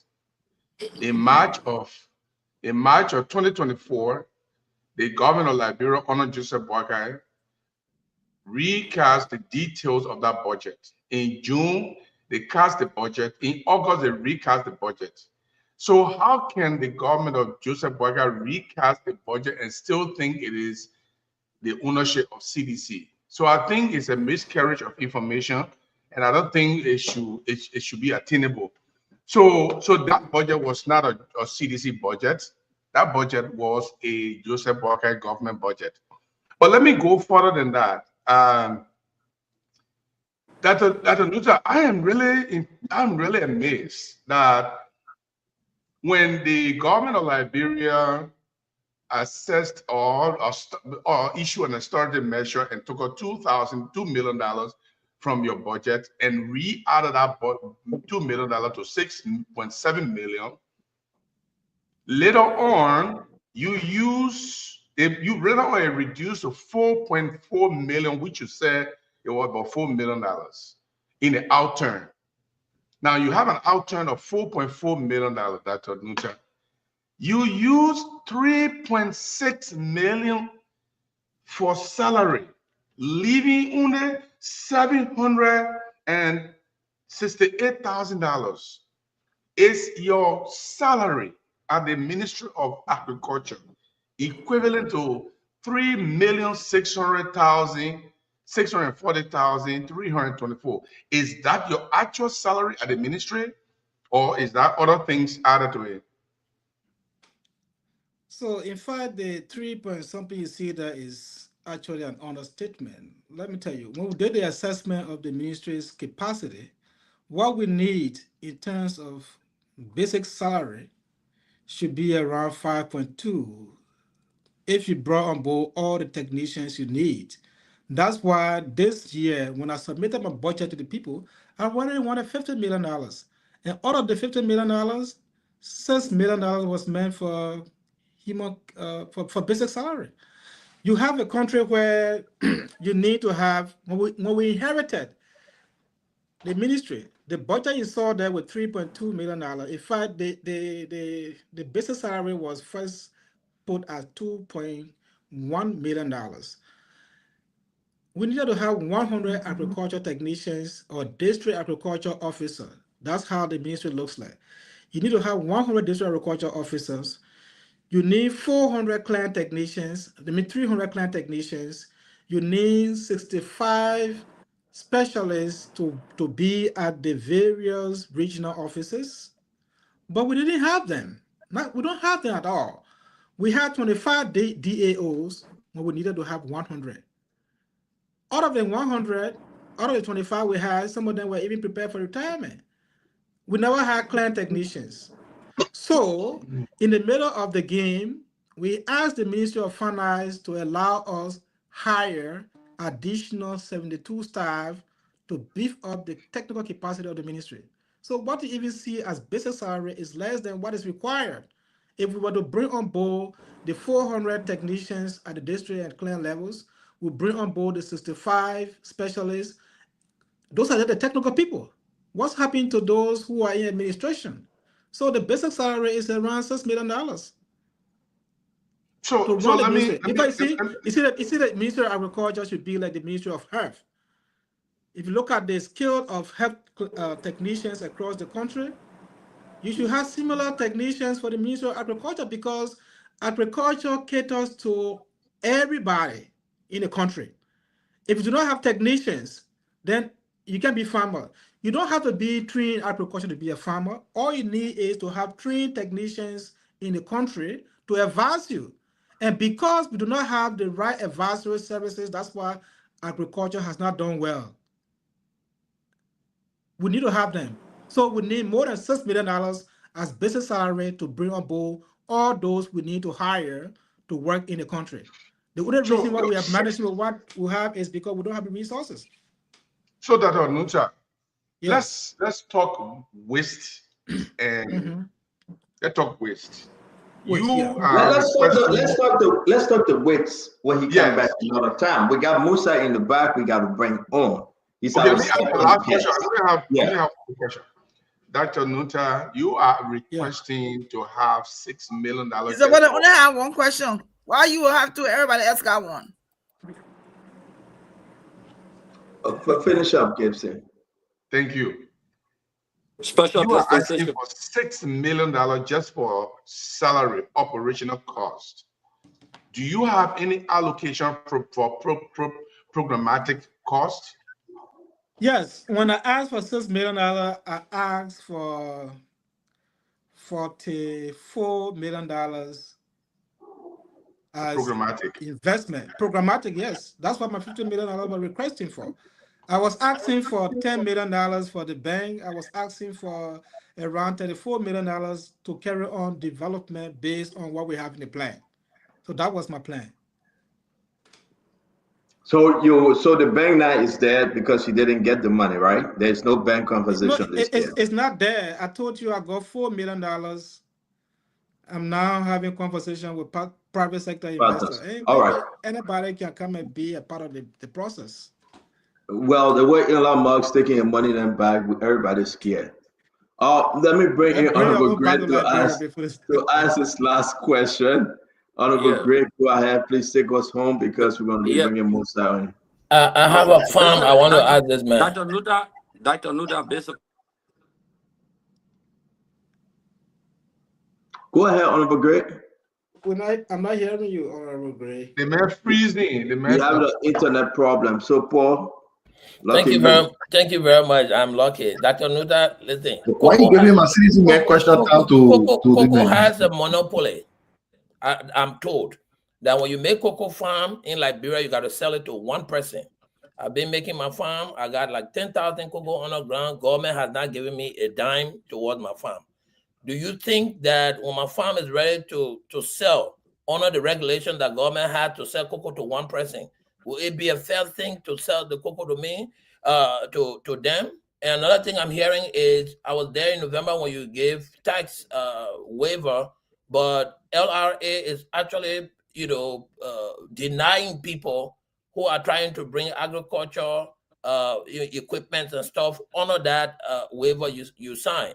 Are you aware that the LRA is stopping people under this category? Because I have farmers who say they're trying to bring their fertilizer and other things, but they are not getting the Thank you, Paul. The waiver under that. Thank you, Paul. Let me answer the first question. There is no monopoly on the purchase of cocoa. I sit on the board of LACRA that regulates the cocoa market. As far as I know, there is no monopoly. The second question, I make recommendation to LRA for duty waiver. Everybody who is associated with agricultural activities, when you bring in your inputs, if they meet the criteria, we recommend we send letter to LRA to grant you the duty waiver. And as far as I know, nobody who has been recommended by the Ministry of Agriculture to LRA has been refused, except you don't follow the procedure. There are other people who come with items that do not fall within the parameters of the executive order. And if you do that, I will not make a recommendation. If I don't recommend it, you don't get a duty waiver. So nobody should tell you that LRA is denying them. That's not true. Thank you very much. I want to say to you, Alexander Neutah Jr., we'll keep the rest of our question upon your return next time. It's always good having you updating the nation where we are within our agricultural sector. It's very, very important that we must feed ourselves. We must depend on our own. When we plant those things, put them under the ground, we should enjoy them. Always good having you, sir. Thank you for being here today. Thank you for having me, and let me say thanks to the panelists. It's a pleasure to meet you guys here, and I hope to be here all the time. Whenever you have anything about the agriculture sector, feel free to contact us. We look up to you for your support also, and let me challenge all of you here to make some investment in agriculture. The possibility is there for every one of you to create some wealth if you do your investment in the agriculture sector. So see you back in Liberia. Thank you very much, man. You sound like an agriculture minister in your clothes. I don't know why I said want you to put a higher hat suit on, but you really look like and sound like agriculture. I saw you put a Billy suit on. No, Home Depot suit with agriculture behind the back. Yeah, you don't follow me when I'm in the field. I'm an agriculture guy. You don't mind, I say. My jeans and other things. I say. They always will have you, sir. Have a good night. Thank you, man. Good being here too. Yeah. All right, guys. Thank you very much. It's always good having Alexander Neutah, the Minister of Agriculture. A good presentation, but a lot of question remains unanswered because Akaris Bosigre had internet problem. I believe the agriculture minister told them to juke finger in Akaris Gray internet. He was afraid of that second question. There you go again. He's still going on. But we want to bring in Musa Hassan Benedict. Dr. Richardson, before I bring in Musa Benedict, you say you are leaving. It's 10 to 6. You can leave now, Dr. Richardson. I'll bring Musa Benedict when you leave. No comment. Let's bring in the representative from District Number 7, Nimakante Cyclopedia. The man that have his own political party called CMB, Cash Money Brother. As always, we love having you on Spoon Talk. Thank you for joining us. Cash Money Brother is all about the Benjamin. Welcome to the show. Representative Musa has some ability. You got to unmute though. Yeah, good evening. Good evening to everyone tonight. Good evening, Doc. Good evening, Glenda. I haven't seen you for a while, Glenda.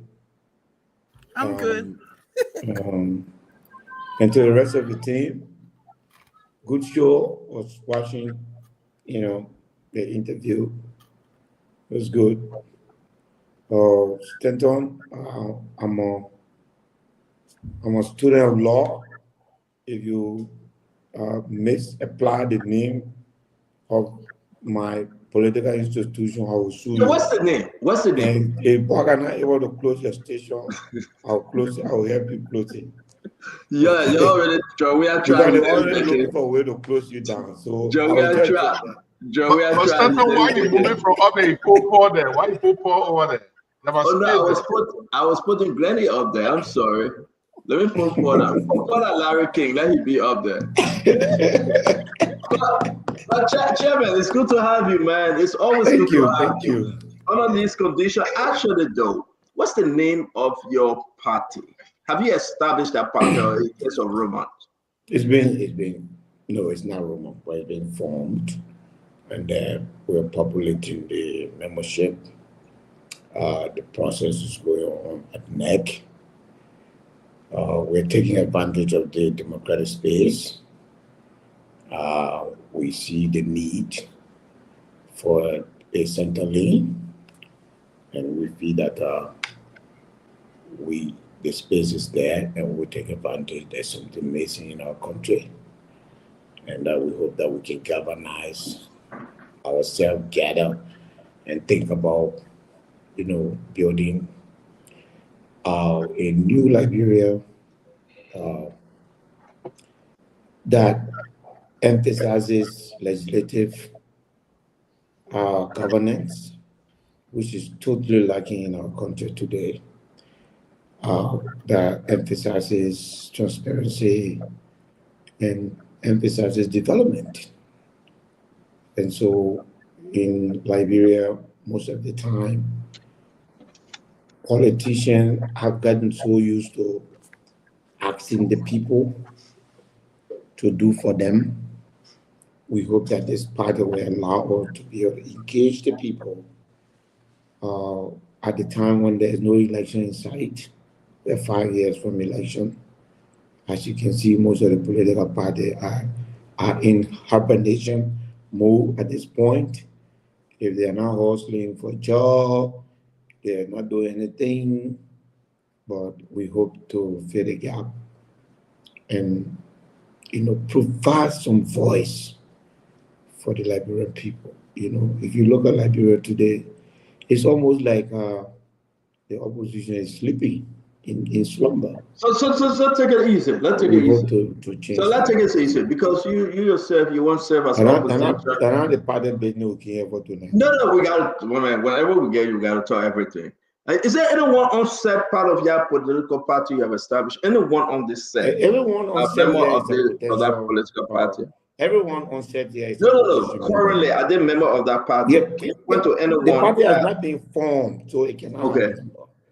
So you don't have a member. You're not going to legally entrap me. And for your information, I'm a student of law, so I'm very careful.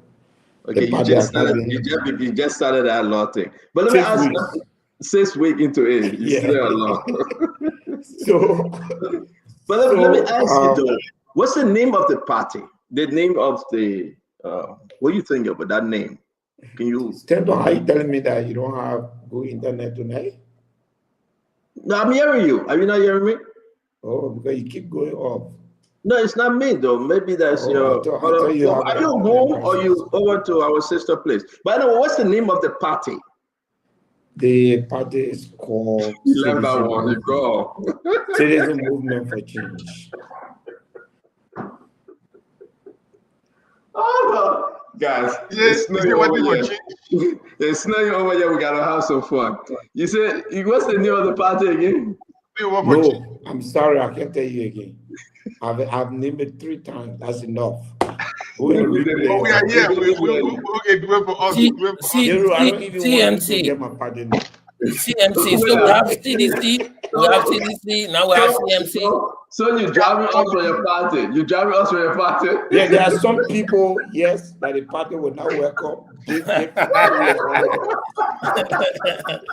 party will call them personal not welcome. Yes. But I mean, it's good having you. We're here for some serious business. It's always good to have you. I just really want us to put some things in the back. Before we get to the other issue, something was done today, Chairman. One of your colleagues, we saw him in the office of Speaker Funati Kofa. The videos out there, our reporters were on the scene. They broke in the office of Funati Kofa, and they said that they have to take the office over for the second speaker, Richard Kuhn.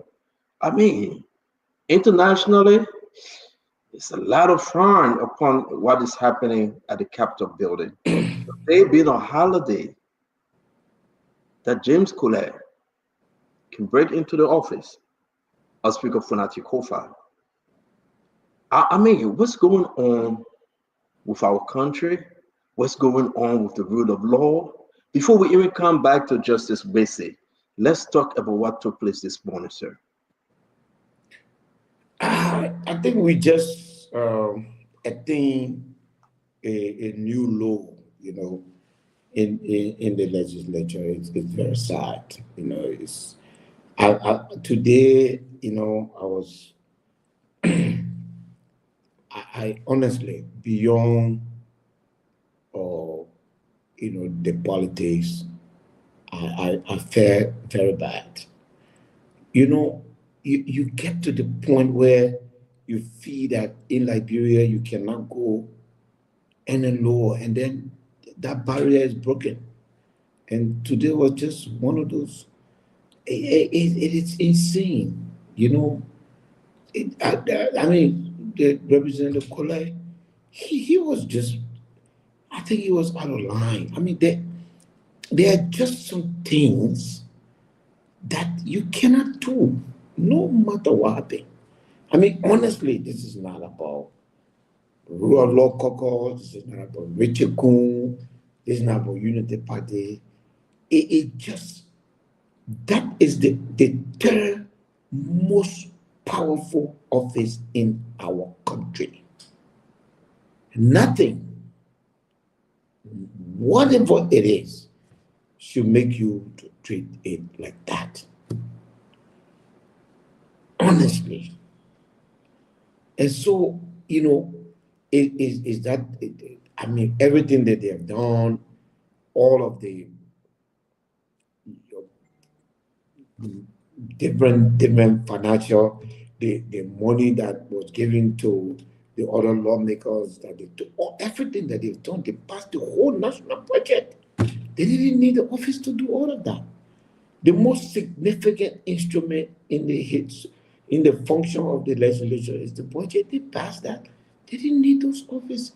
Why so much desperation that you would take our country that low? I think it was. You know, I mean, we have already, you know, we asked our lawyer today to proceed to the court to take the appropriate legal action against the action of Mokole and to stop him from taking over the speaker's office. You know, can we say we can go to court? We will continue to go to court. Everything that is happening in Liberia today will continue to follow the rule of law because we can't do otherwise. We don't have any other option. So we hope one day that our voices will be heard. But what happened today should concern every Liberian, honestly. Were there any better way, my last question, were there any better way to get that office from Funati Kofa? So, Stanton, and that is the most better aspect of it. So you see, we're all looking for answer, trying to find a way around to solve this problem. One of the justices in the court literally gave an answer to our bit of information on Monday. just the basic. And told us that they believe that the action of the majority black was illegal. He used the word ultra-viral, and then he said, in other words, illegal. And then he said, if we did anything, we in the minority, beyond convening and and adjourning, that thing would be illegal. And therefore, the court only said, as you are sitting, any sitting and action that you do right now, any decision you make out of those sitting, ultra-viral, illegal. That's what the court told us. I would think that 2 days before and after that statement is made, I would think that would have sent a message to people of color to say this thing is not over. And therefore, we should be cautious on how we proceed. And let's find a solution. But what he did today, honestly speaking, was beyond. I've been struggling to appreciate what was his reasoning. I've been, going in, the office is a personal space. If you listen to Kofa, you listen to his wife. Well, my question, we got to move on, Chairman. My question is, were there any other possible way? Now they took the speakership. Now they took everything from you guys. Were there any? Because Fonati wasn't given any key. They wrote Fonati. Fonati told them, "Say, listen, man. The same way you took the speakership, you can have the office." So they did do exactly what Fonati asked them to do. Because they took the speakership by violence, and violently they took the office this morning, right? I mean, if that's what they think is the best way, it's okay. I mean, I would have done it differently. I would have appreciated the fact that Fonati is the speaker, and that while it is true that he doesn't have the majority, I would have found a way to say, how do we resolve this so that we, the majority, can go ahead and elect our speaker. I would have done it differently. But if that's how he chose to be, okay. Let me bring it. The only recourse we have is the law. Glendy? I mean, I don't have any question as it relates to what happened today. I think what happened today was very unfortunate. I think it was wrong for them to do that, especially if today was a national holiday in Liberia, to have a lawmaker, I refer to him as a lawbreaker, go to the office, open it and break into someone's office.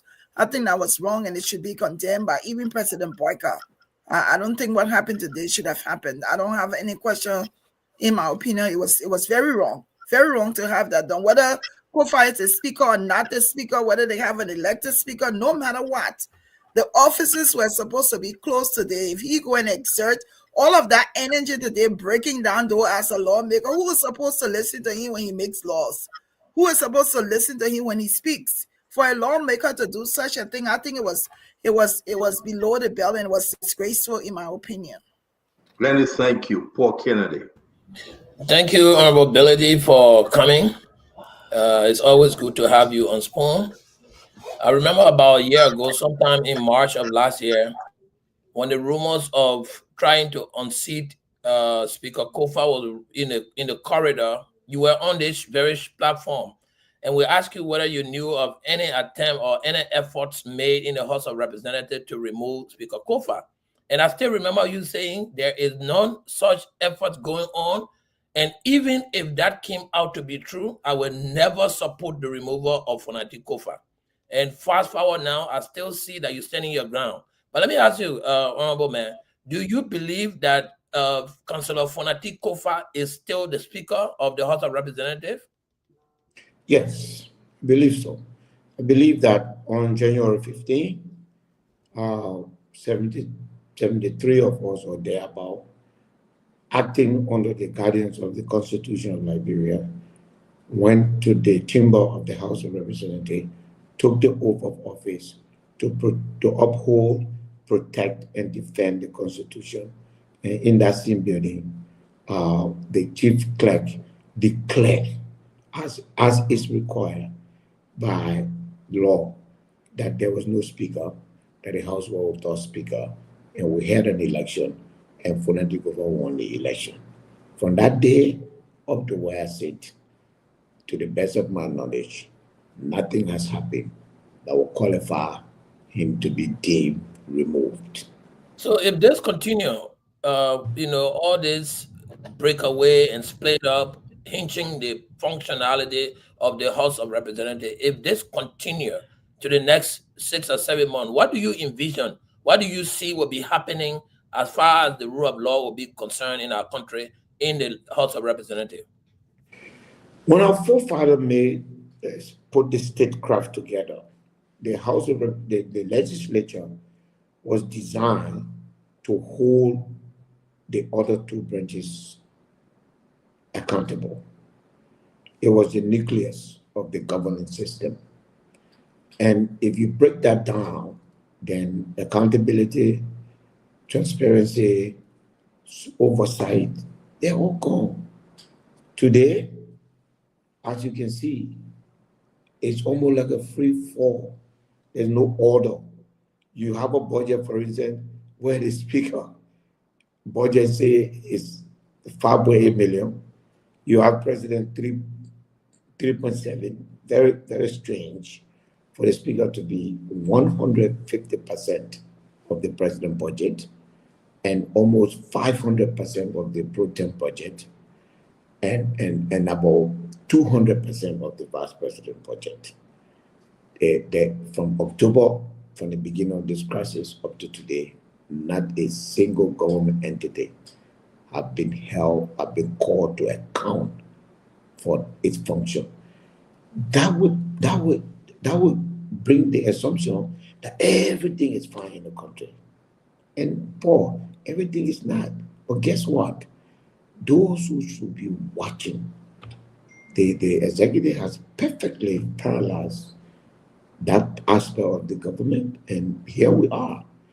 I really don't know what to say to you. In 6 months, what's going to happen? The way we are going, if there's no check, we might end up with a one-party system. I mean, not one-party system, a one government system. Did you hear the rumor today that these people are trying to impeach the Chief Justice? You know, I know it was small. I always used to hear people talking about time trap. You know, if you allow it to kill the rat, it will miss the rat, will kill the snake will bite the king's son. When the feast is to be held for the king's son, all the other animals will be slaughtered for the guests to eat. So in my mind, Paul, I can't see a state. Hold on a minute. What you say is a rumors, though. Impeach the Chief Justice for. Yes, the rumor is there. I'm telling you, I know it. I don't know the reason. I'm told. Some people say because she removed some. How you call it? Just the judges or something. Yeah. You know. Okay, so let's bring in Akaris Gray and let's do this. Then we'll sit down and have some serious conversation amongst ourselves. Folks, thank you for joining us. Post your question, your statement. We will put it up and allow Honorable Betty or any one of us you want us to address your statement or your question. Just include our name. Honorable Moses Akaris Gray. Yeah, sorry to know. I have a terrible internet. I've tried all my different internets. It's just terrible. But basically, look, Liberia is retrogressing dangerously.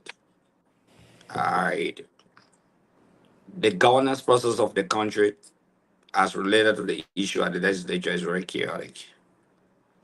And for the first time, I will say this. A huge portion of the blame for the chaos at the legislature should be placed at the feet of the judiciary branch of government. For the first time, I will say this.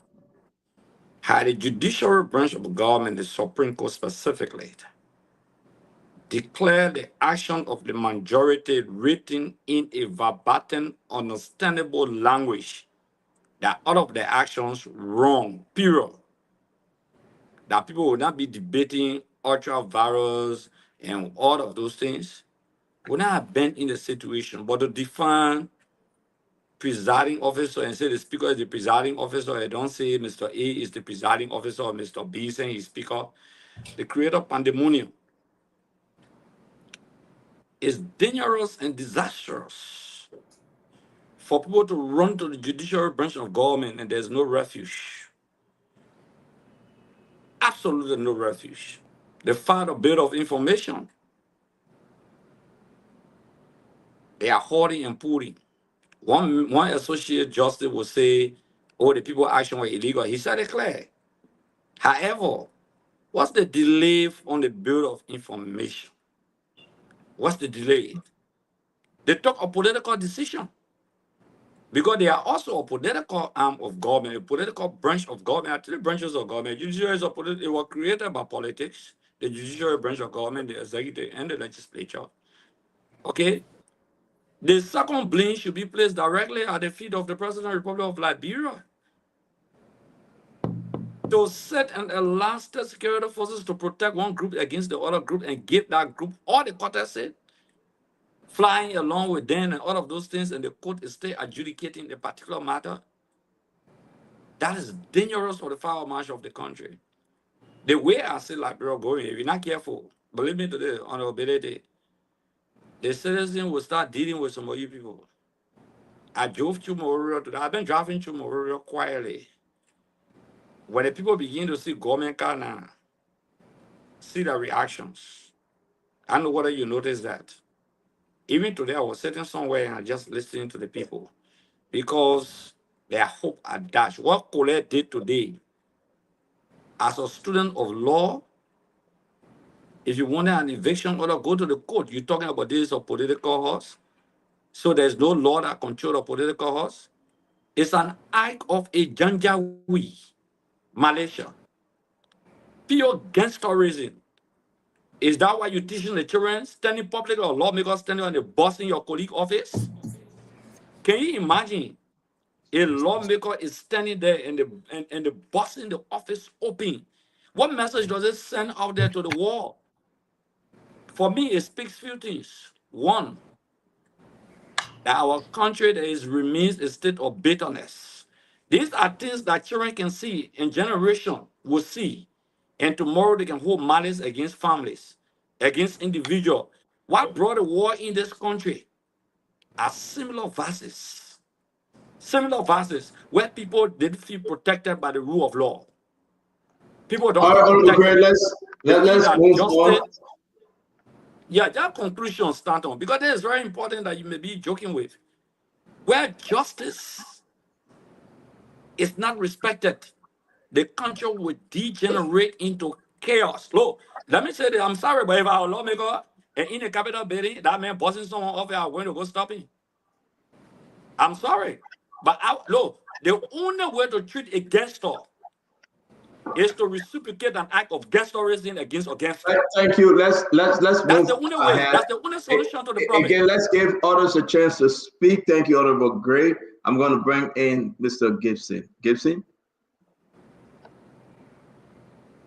First of all, thank you very much, my brother, Mr. Ability, Representative Ability, for the establishment or the intent to establish a political party. I have a comment on that, and it's an advice to you. Usually I say things most people will not say. Sometimes I get beaten for it. Sometimes in the future, in the distant future, people say thank you. When you establish this party, it should not be a Mandingo party. A lot of people respect you. You have three things it takes to make a political party work and function properly. But please, what we are hearing already, the party are not even started, they start second guessing you. So let me just put it in front of you. Resist the temptation. It will succeed. But I want to also say something on what a social justice said to, about that situation. You know, you guys have won. And the president and the executive and the justice minister will not drop all their height and say, well, let's reverse everything. They will not do it, but you guys have won. Gibson, let's do this. So you want us to play it. Let's just play it, then you can speak. Yes. Because people are calling for it. Let's play Justice. Yes. Let's see. Comment. When we, the national, when the president addressed the begin move of the news and the addresses there, that was the whole way of trying to avoid getting involved in potential conflict. You remember the conflict going on at the House, the Supreme Court, and it appeared before us. We told we made a decision, and it felt that decision was that law. Our law required that the House would have the quorum, and that quorum should be presided over by a speaker. Now that you, the quote-unquote majority black, have a quorum, but we don't see a speaker there. So whatever you do is ultra-viral. Otherwise, you legal. We turn to the minority black, the law says, until you can get majority, get quorum, you must continue to adjourn from day to day and compare the other people to Trump.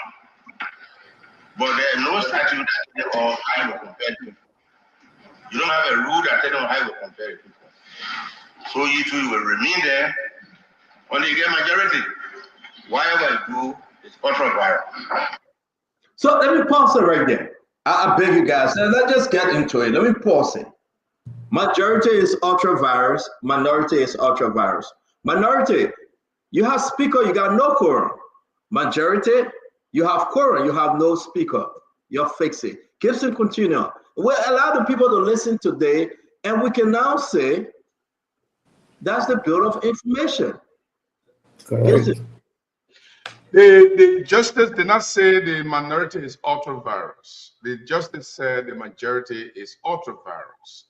But what happened, what the justice was saying, that if the minority was meeting, they should continue to meet until they can get quorum. And they can adjourn from time to time. If we can have a conversation like this, yes, you do not have what you need, minority. Yes. Majority, you do not have what you need. Both of you guys have only one eye. And we need a two-eye person to fly this plane. You got one eye. The man got one eye. Can you come together to give the people two eyes and then move and fly this plane? The justice is so clear. Clear like a whistle. Somebody says, can we play one more time for us to understand? I'm surprised why a lot of people have not listened to this yet. So let's play one more time. I beg you, Gibson. You know, some time ago,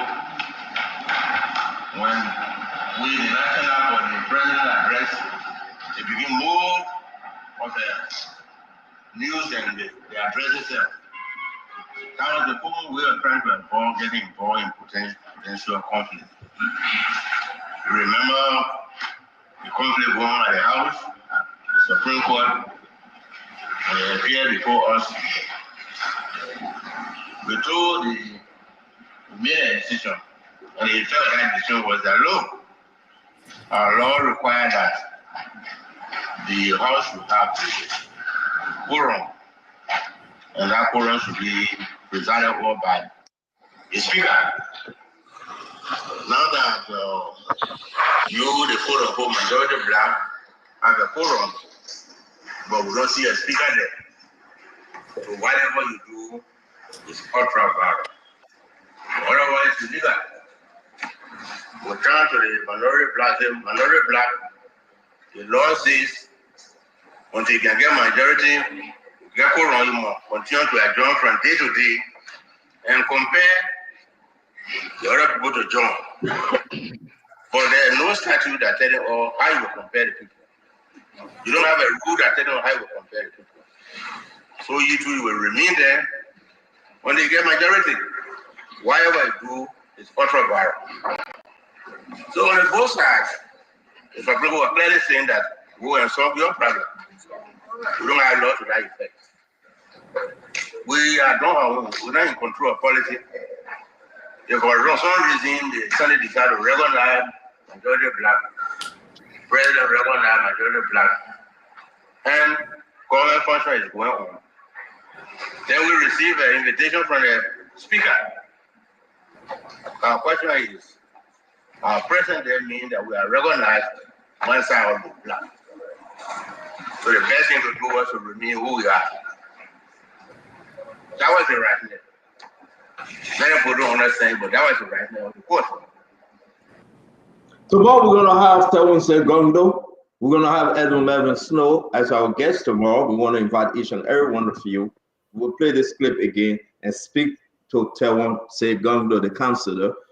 Again, this is huge. This is huge. Gibson, talk to us. Let's go around the block. This is huge. You know, I've already seen people typing, they say a lie. Thank God you play again. Because they put that, maybe they're writing the text, they don't understand what will play on here. So in the future, they will understand, they will replay it. Stanton, first of all, what I want to recognize is for a justice to leave his liquor cloud and come to explain what they have decided and what was in their mind is too huge. It's too huge. He is a representation of his colleagues. He is telling President Boakai, we did not attend your program because we didn't see your speaker. Simple. We didn't see your speaker. We saw a bunch of people sitting down, but we didn't see any speaker to come and sit down there.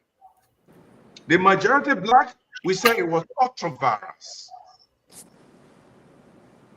We told the minority that you should keep having section and compel the others to come because you have the speaker and the law says you have the right to meet every day and you compel the others to come. Unfortunately, there is no law in place that can tell the minority how to compel the other people to come. That's what the justice was speaking about. How you compel. You have the right to compel. But what law that you rely on to compel them? Do you take them to court or drag them to court? Do you order the police to bring them? Do you order the sergeant to bring them? How to bring them to your section? That law is not defined. But even the fact that a justice of the Supreme Court, which they don't do normally, it's not normal for the justice of the Supreme Court to come and make clarification on an issue that they decided in a public manner. Thank you. Thank you. Let's move on. It gets interesting here. Let me go to Isaac Doe. Glendy, and you spoke, right, Glendy? So not after you play the tape, no. Okay, so we'll come to you. Then Isaac Doe and Rami Gray, and then Musa will speak to this clip. Isaac, it's not clear, Isaac. The clip is clear. So, Stanton, you saw me do my hair like this because you were on point. Listen, the tape we just listened to should trigger or should have triggered the immediate impeachment of the Minister of Justice for acts of treason against the state. The Justice Minister was one of those that men from the Supreme Court directly spoke to. He lied and gave an opinion different from what the Supreme Court said. If our people meant business, we should have a bill of impeachment against the Justice Minister now. But Representative, I got a question for you. Many times on this show, we listen to one of the RLJ hotel boys, Representative for the family, always spoke of how it is unbelievable to see the seat of our democracy being destroyed today on live camera, live video, while we were celebrating the brave men and women who continue to sacrifice their lives for that same democracy. A young man who, by the way, is very naive, inept, colère, took people, leading them to destroy the most important office of that very Capitol building. Someone told me he graduated from the law school. Sometimes we need to question our law school. Let's forget about that. I said, let's come to the issue, my man. But let's forget about his personal thing. I'm begging you. So let me conclude my question and stand on. Someone told me, like I said, he graduated from law school. A person that graduated from a law school will burst into another man's office? That's a lot of questions. Representative, I'm younger than you are. You have lived a little longer than I did. Maybe my experiences may be a little limited as compared to you. In your entire life, have you ever seen or even heard anywhere on the globe act that we saw today by a lawmaker in any country? Have you ever seen any of that at all? I did. You know, again, what is, collect action doesn't surprise me. What surprised me is that Colin wanted to do this ever since, and I'm aware of that. But he was told not to do it by both the police and the Ministry of Justice. My question is, how come now they gave him the go-ahead? Or did they give him the go-ahead? The second thing is, we have 3 branches of government, but the Constitution says 3, but equal and coordinate branches. If you go somewhere and there's a decision for the sake of this small country, and that decision, the 2 people interpreting it, amen. The president, the Minister of State, the Minister of Justice could have taken the phone and called any of these justices and say, why are men? Because this is about saving our country from chaos. Seeing Colin go into the office of the third most powerful person to break it, it's not, what is reflecting is not Colin. It's the breakdown of law and order in our country. The bravery to see the police seeing a lawmaker on live television committing crime, turning a blind eye. It says a lot. But in my entire life, 50 plus, I read history. I never read it before from the forefathers. I never read it from Doe time. I never heard it. I've never heard this before. Madam Salif was open and fighting Talo, but when he was trying to send the budget, she sent the budget to him because she knew that that was the law. So what is happening today in our country, and I'm happy that we seem to agree. And this particular one, I can't explain why, but the only thing I can give it now, just listening to the tape, this tape was heard, this thing was done on Monday. So maybe having realized that statement that was made they may be losing ground that may have accelerated their frustration. And in their sense of frustration, it may have led them into this very heinous act. Mr. Benedict, thank you very much. So they asked a question. Again, I hope people can understand that you got to play this clip over and over and over again. You got to read what the justice said. He's straightforward, Herman. He's straightforward. He's saying exactly what they all decided to do, not on a hand. That's a bit of information right there. And their position, what they all decided to do. And Reverend Gray, talk to me. And Stanton, can I just make a clarification on the statement? The justice took two actions. One, he told us in a minority that this is what you can do. Their ruling say this is what you can do. If you go beyond that, you'll be acting illegally. But to them, he said, everything that you have done is illegal. Because you don't have a speaker, the Constitution says you must have a speaker. For me, for the Minister of Justice, for the police, for the Minister of State, for every functionary of government, having heard the Associate Justice speak, everyone should have acted to put these guys under control and say, okay, we finally, under the law, even the Constitution that we have, Stanton, when there's confusion about what a particular thing about the Constitution, the Supreme Court can resort to looking for the people who wrote the Constitution and say, we want to know what was the intent of the framers. Correct. Honorable Benedict, I beg for us to move on. I mean, we still have you. We got to squeeze within the next 25 minutes. Call on Ed Remy Gray, please. Honorable Benedict, hi, sir.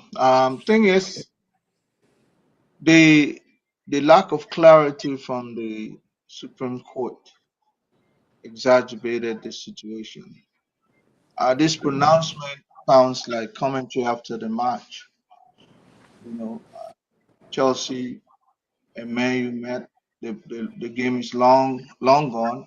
And somebody commenting what should have been done. If you ask me, how I see this, this is the kind of bold step that should have been taken from day one. Then others exactly will know, instead of leaving us in limbo, to provide all kinds of interpretation, and clarity was, we didn't have any clarity. Well, if you are grading the two sides that's supposed to mitigate this issue between you, meaning the executive on the one side and the judiciary, who will be the number one suspect? Of course, us. If you admit, we, the legislature, our act of indiscipline and uncouthness have brought everybody into our room. It's almost like the question is between the executive and the judiciary. Who is the number one suspect? Who's the number one suspect? Now you mean the executive and the judiciary? You guys were fighting. That one is allowed. You guys were having fuss. But between the executive and the judiciary, who's the number one suspect? Who would you hold accountable more?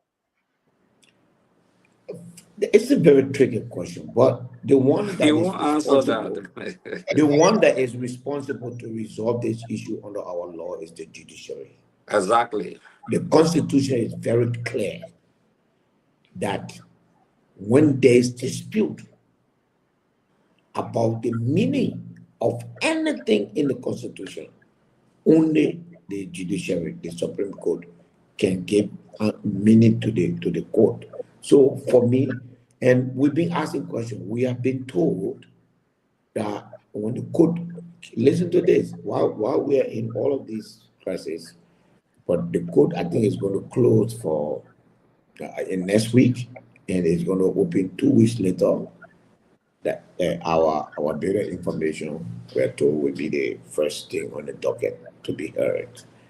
So it would be heard. They created this problem. In all fairness, if two people go to court, it means they disagree, and they all come from that court claiming that they won a case. In fact, we didn't need better information. Under the circumstances, the Supreme Court should have in there, because it took 2-3 days. You know, when they give the ruling, it take like 72 hours for them to send the final document. If there were any doubt in the reading, they should have even made it clearer in the final documentation and send it to us. So no one is anywhere closer to them in terms of the prolongation. For me, the Supreme Court responsibility goes Thank you, Chairman. But the cause of the problem is the executive intervention in the It's straightforward, man. The executive messed this thing up through the Justice Minister. Straightforward. The executive felt in it. And I think that Justice Minister, well, now or later, he should be questioned. And I think the next government, whoever the next government will be, they should go after him, because this is total embarrassment for our country. The Justice Minister advised the President. The Justice Minister gave an opinion to the Senate, and the Senate honored the protein Yombikanya Lawrence. But stand on. You can't just blame the Justice Minister. But let me do my blaming, and you can do your blaming. But the Constitution say. Let me do my blaming, and you can do your blaming. The Senate not supposed to take instruction from the executive. But let me do my blaming now, then you can do your blaming. The Justice Minister, you know, they all said they listened to the opinion from the Justice Minister. Now, if the Senate not informed, I'm surprised that DeLong that worked under TC Gu all this time, and he couldn't understand that he had no reason to take instruction from the Justice Minister, and he fell under the fact that he and Yombli could just conjure the system when all other senators were out of the country or maybe out of the Capitol building, and they passed that to him. That was bogus. It's embarrassment. Our country, folks, we are on a bad path, a terrible path. It would take another 25, 50 years to redeem our country. Can you imagine? The justice is very clear.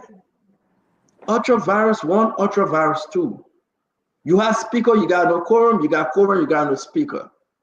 You go fix this thing. Then here comes President Bouaka in the executive mansion saying we favor Richard Kuhn, so give it to Richard Kuhn.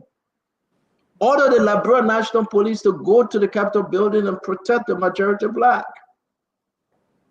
To beat Yake Koluba and other people. Then when you say, they say, oh, Stender, you're going too high. It better we go too high now than for us to regret. Listen, say what you want to say, you for Unity Party, you for CDC, it's embarrassment. It's bad for our country. We look so ugly. Look at the budget. Nobody can understand the budget. Prime Minister said out of the budget now? No. I'm just putting everything over there. It's like at the end of the day, the people lie. The people trying to just play this game as if to say people still sleeping. Nobody's sleeping. Comes 2029. It's when people will be regretting. Because you know why? People will stand up. People will stand up. We're going to save our state, man. I don't want us to do this. I'm happy that Taiwan Gonglo, Councilor Gonglo coming tomorrow. I'm happy that the birthday boy, Edmund Melvin Snow, will be here tomorrow. He told me he was spending the birthday with the Chief Justice. He told me I can announce that. I don't know why, but that's his business. I'm not going into it. I know maybe somebody would tell him, but how can he go to the, he related to the Chief Justice, right? Okay, let me mind my business before she hold me in the contempt.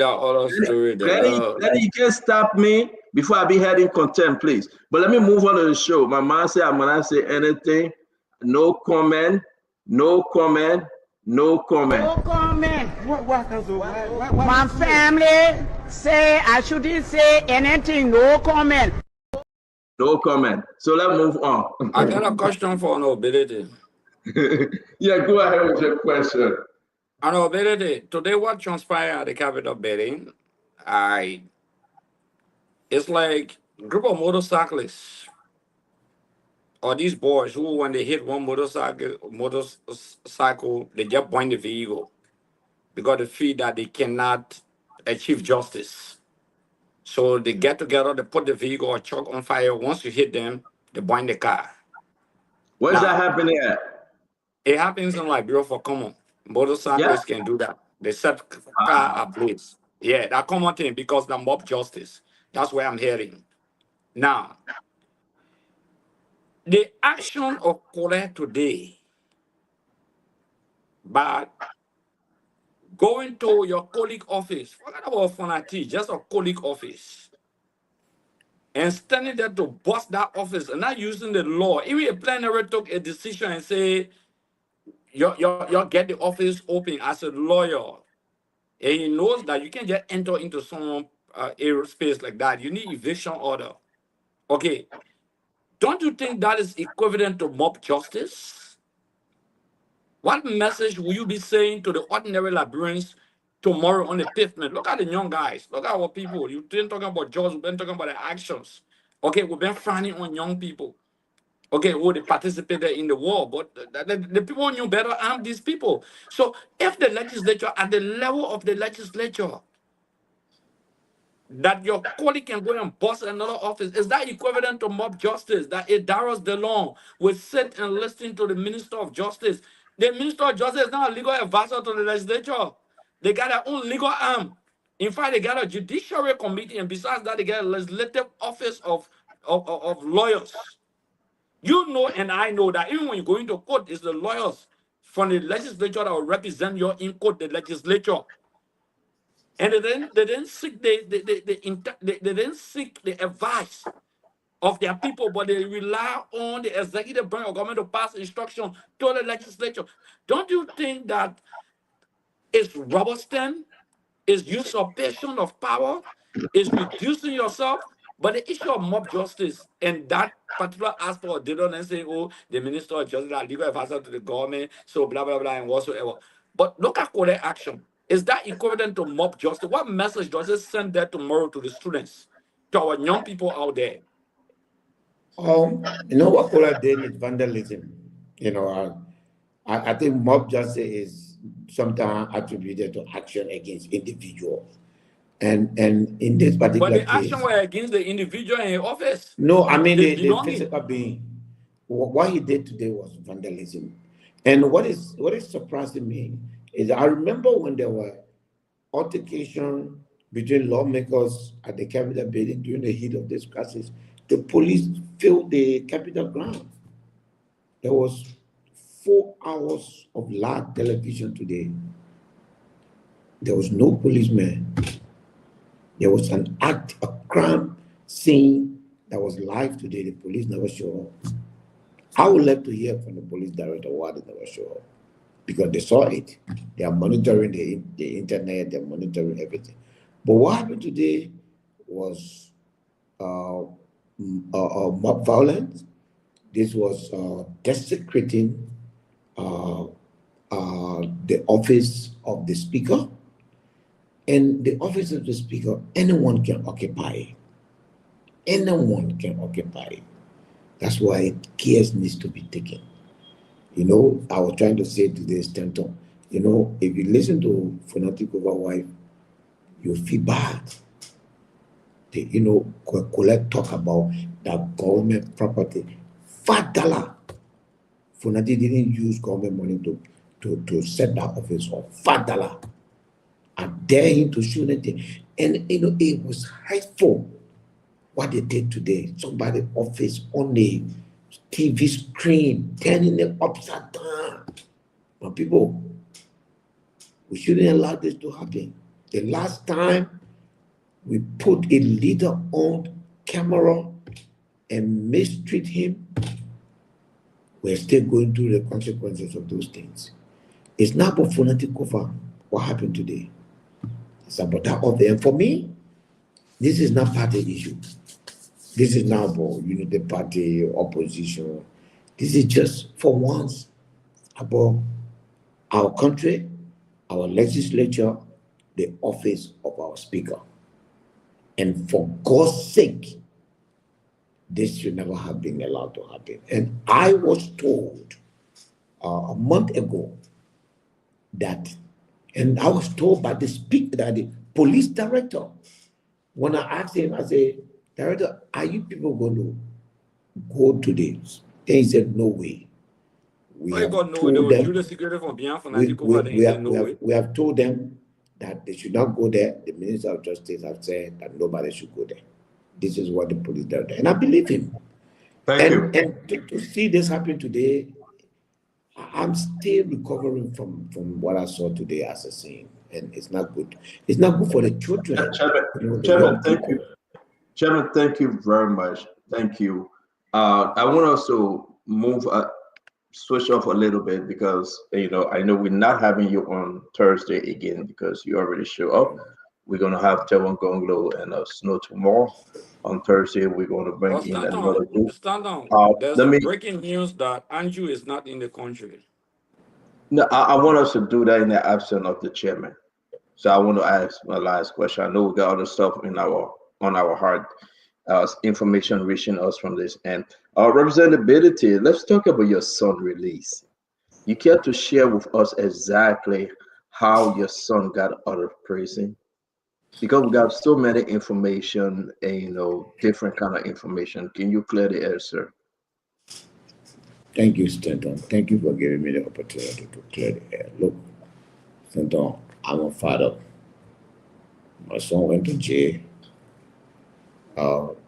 They charged him. They said they sent him to jail.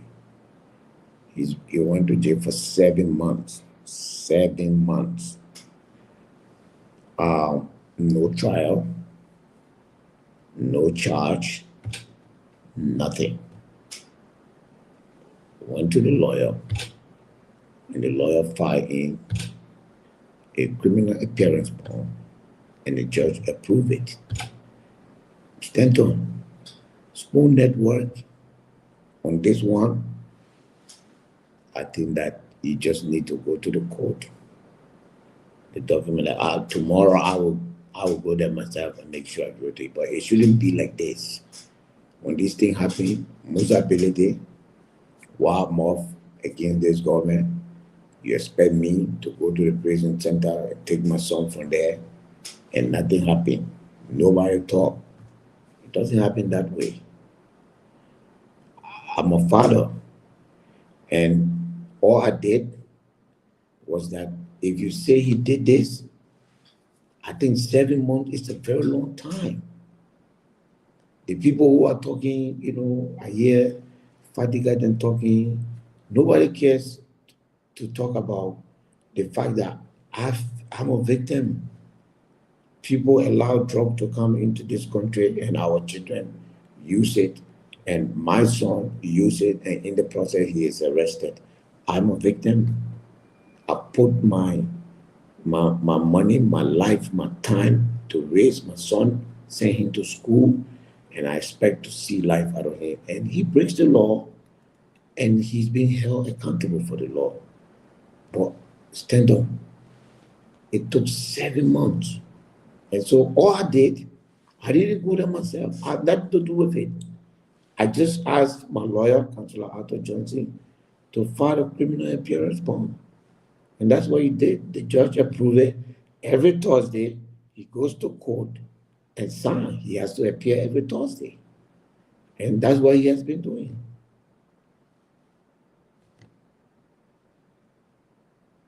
Thank you very much. It's so good that you're speaking on this issue.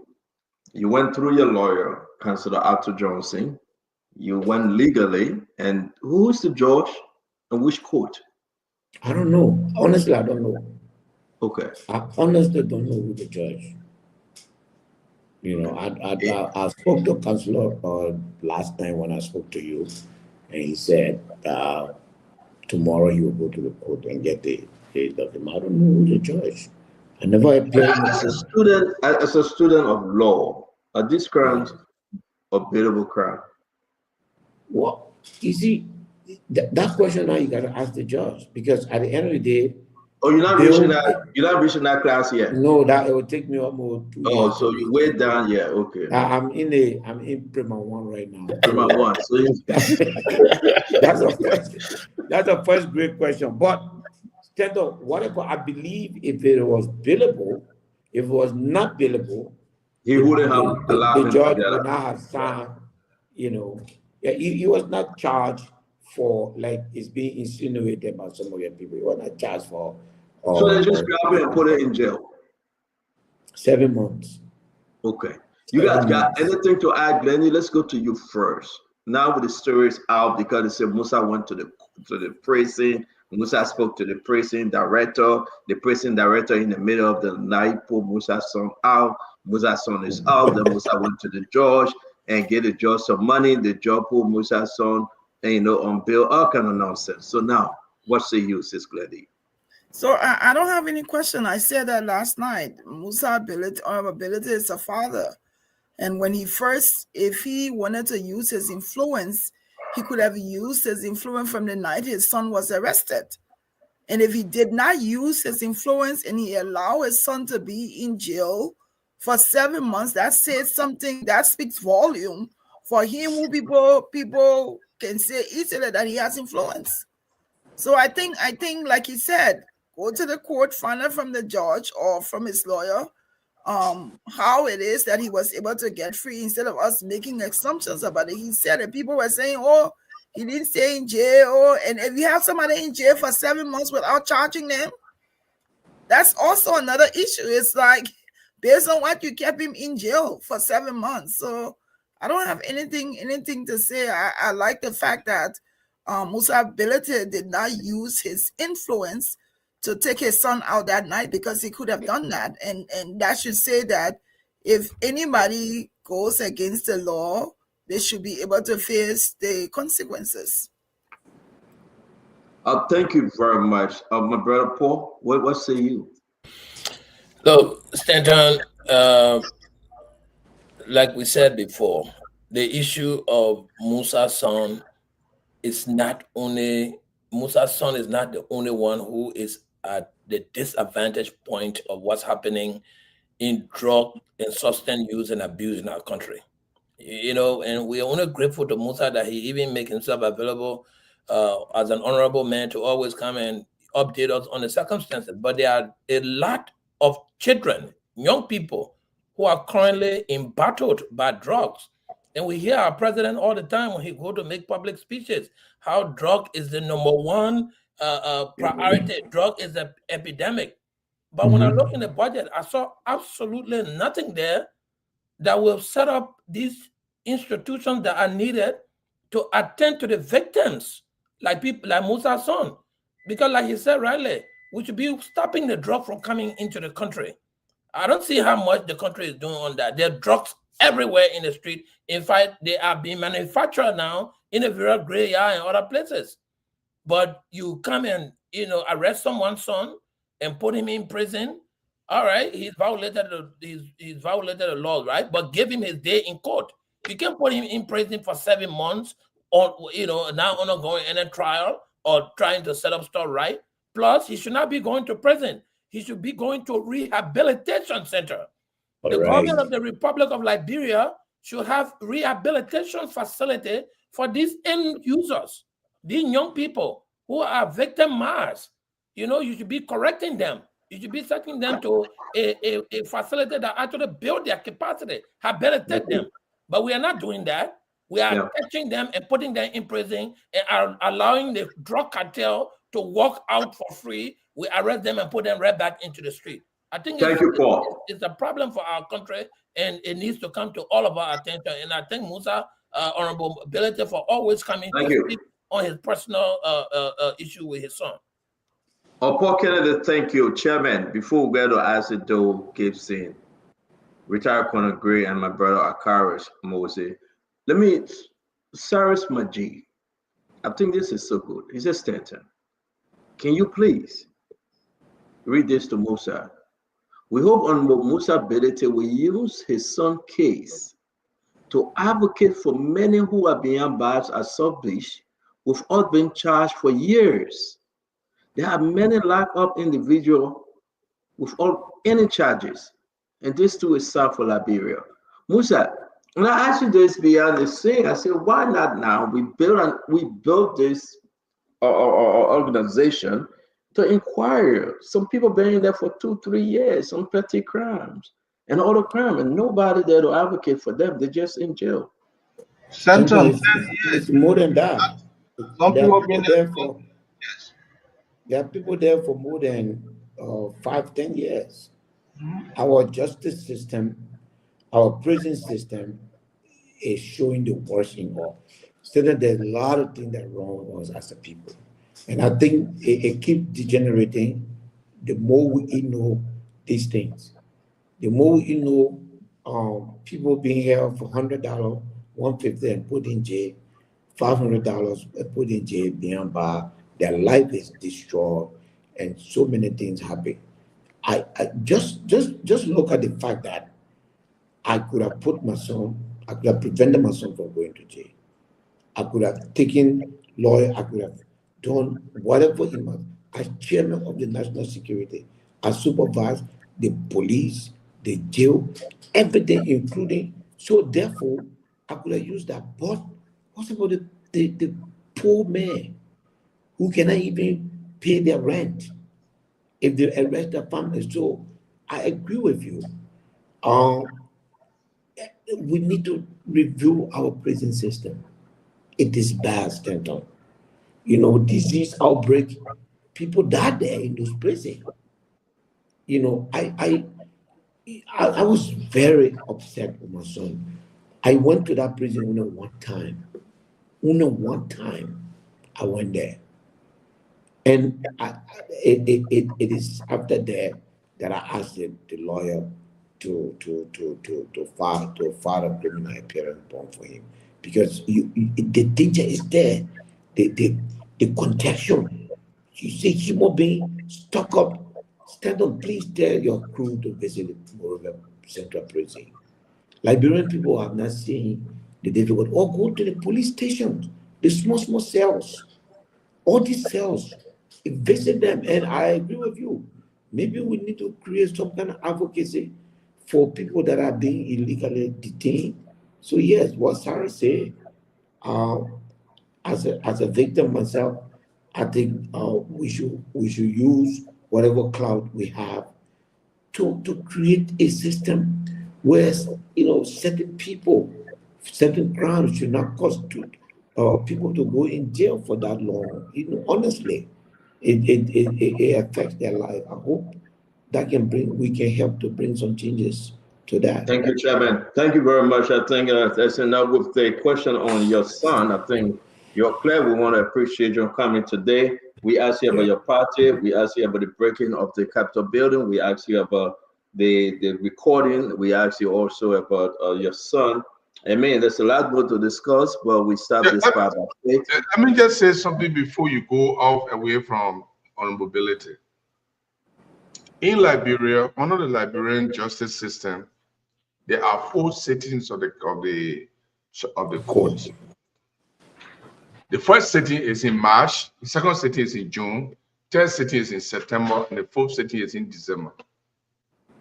Under the Liberian penal code, if a person is arrested and detained for a crime and has not been brought to court by the prosecution, and 2 sittings of the court have passed, you can file a motion for the person to be released. I believe Musa Belede took advantage of that too, because you cannot detain. The law says you cannot detain someone for more than 2 terms, and the prosecution cannot prosecute the person. The law says you can file a motion to have that person released without trial. But it's interesting, Stanton, for you to note, the Liberian Central Prison has 3,000 plus inmates. Yes. Out of the 3,000 plus inmates, there are 1,807 people who have not received trial, who have not been charged, and who are in jail today. Why? Why should the justice system be this way?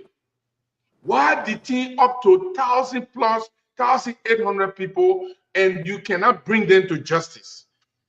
Pre-trial detainees.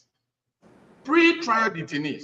And Musa we have to discuss that another time, Gibson. Okay. So I need to respond to Gibson on a previous statement, please. I beg you, please give me the opportunity. Gibson, on your advice regarding the political party, thank you. I appreciate it.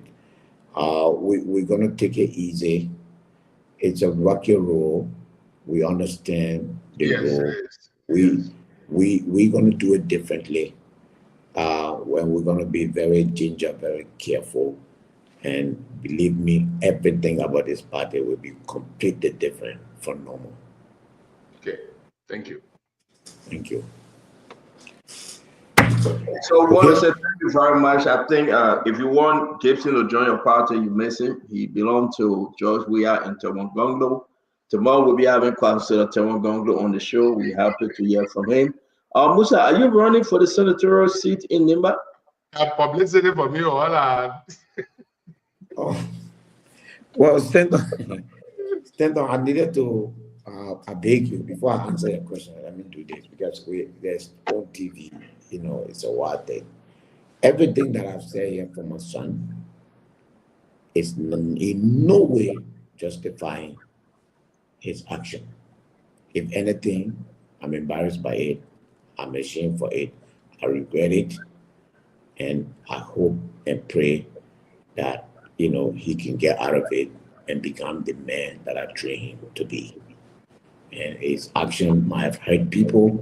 I hope that what I have done will encourage other fathers whose children are under certain circumstances and give them hope that we can support our children and take them out of crime.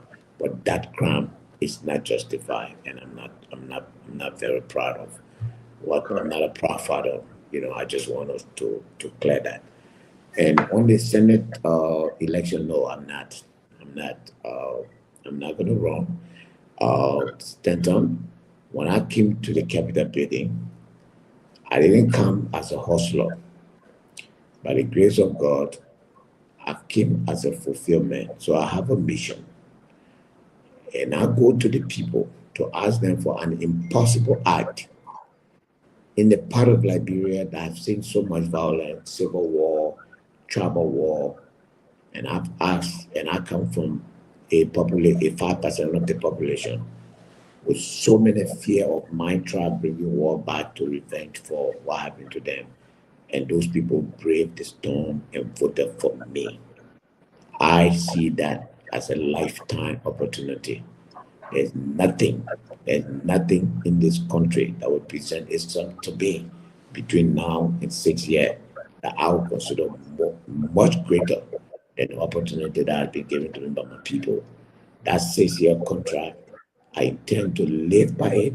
I intend to fulfill it. And what I do next, what I'm going to do next in 2029, the sky is the limit. But I think that. So you got your political party. We understand that. Let me ask a question. You're not running. Before sure, you're not running, Chairman. Chairman, you're not running. Who do you support? Koga? Are you supporting Koga? I'm still consulting. My party will hopefully be registered and we will have a candidate. We have a candidate. We have a candidate in the race. I will not support the candidate that the government will support. I'm very clear on that. I will not do that. I'm not a government person. Well, I'm receiving information that you were approached and to support Koga. Did the government reach out to you that you should support Koga? The government? Yeah. Look, in our caucus, the caucus intends to come up with a unified position. No. I say your caucus. I say the government. No. Did the government reach out to you? That would be disrespectful. I will not take that from any government agency. I'm an opposition party. Did Jeremiah reach out to you to support Koga? So you let me talk now. The Nimba County caucus. I want us to get to it because I say we got to talk. No, Jeremiah Kuhn, the Nimba County Legislative Caucus. He's not part of the caucus, though. Yes, but we met at the Vice President's house. Okay. And in the discussion, there was an issue for support for. No, let me not say for support, but there was an issue that. So you already say you can't take it back. No, so no, no, you can't take it back, like Glendy. You can't take it back. You're mad at the Vice President's house. Wait, now, you have to support Koga, right? And I want you to know the reason why I'm cool like that because I'm being controlled to remain cool, so I can be like you. So don't you. So at the end of the day, what I'm saying to you here is, we were called by the Vice President for the first time since he became Vice President, saying all our elected, we are not met with. So we met on a farm. The issue of saying the caucus should unite behind one candidate came up. We did not agree. I think that discussion is still ongoing. And anytime it comes out. And that one candidate was Koga, right? Yeah, in the meeting, yes, that one candidate was. We didn't. So it means that so they're asking you guys to support Koga for this. I think besides Honorable Tawangwe, who was absent, I think the rest of the guys, yes, besides Honorable Tawangwe, the rest of the guys have all but pledged their support to Koga. But you and Tawangwe, because Tawangwe was absent. Yes, I have not done that. Chief, I'm an opposition person. I have no intention, and I told the Vice President, I have absolutely no intention to support a government candidate. No way. To the contrary. After the check, we'll bring acid doing honorability. We see that our country is stranded for money. Right? Are you in support? Let's say it was not even Koga. Are you in support of having a certain representative to run for Senate when we actually know between it's not illegal? No, let me finish my point. It's not illegal. When we actually know between you and myself that these people go only for the longevity of turn you, it's not illegal. That's the man right. And is it a wise thing? You as an Watson cannot call it. Watson is not illegal. But you're not getting mentioned as a question now. John King, Larry King. It's not illegal. Why is Senator interrupting me? I want to get this. You are not honorability, Senator. You are Senator. I got your question because ability, yes. Then ability that you don't get questions. I'm trying to ask honorability this question. Honorability, do you support a certain representative? I'm not on the show. I'm not absent. to be running to become a senator where you and I know that he's going to do nothing differently? Question. Paul, I will reserve the answer to that question for campaign period. But it's a good question. I think why we are discussing, why we're trying to, talk to one another. I don't think I should prejudice and opine on who should and shouldn't. But you got to be straight up here, Musa. It's not illegal, okay? Person can leave from representative to run for Senate. Person can leave from Senate to run for president or vice president. I'm asking moral questions in a country that cannot afford school fee for you see, Musa, let me say something, right? Musa, baby, allow me just 10 seconds, Musa. We'll bring in the other guys. Let me straight up. Poor candidate, I'm a man. This kind of fight cannot make you win any election in Bapolu County. You won't be moral. You won't be legal. No, for real. Let's get into it. You won't be moral. You won't be legal. You won't be straight. But come on. You know the thing. Look at Honorable Gray. Gray is here already. He ran so many times. But man, don't waste our time yet. They're not moral. They're not legal. The man got his right. He can jump for representative. There's an opportunity. He's going to be senator. My man, don't waste our time. Then you have by-election.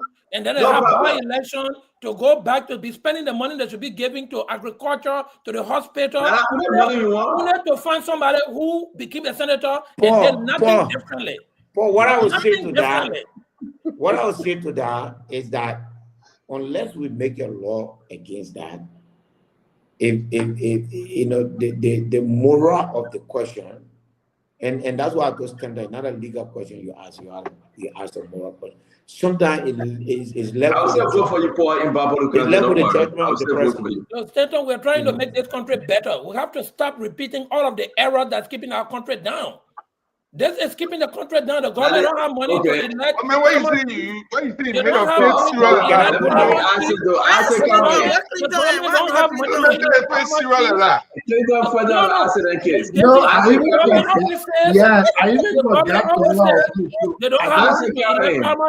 They are taking the power from our traditional people. But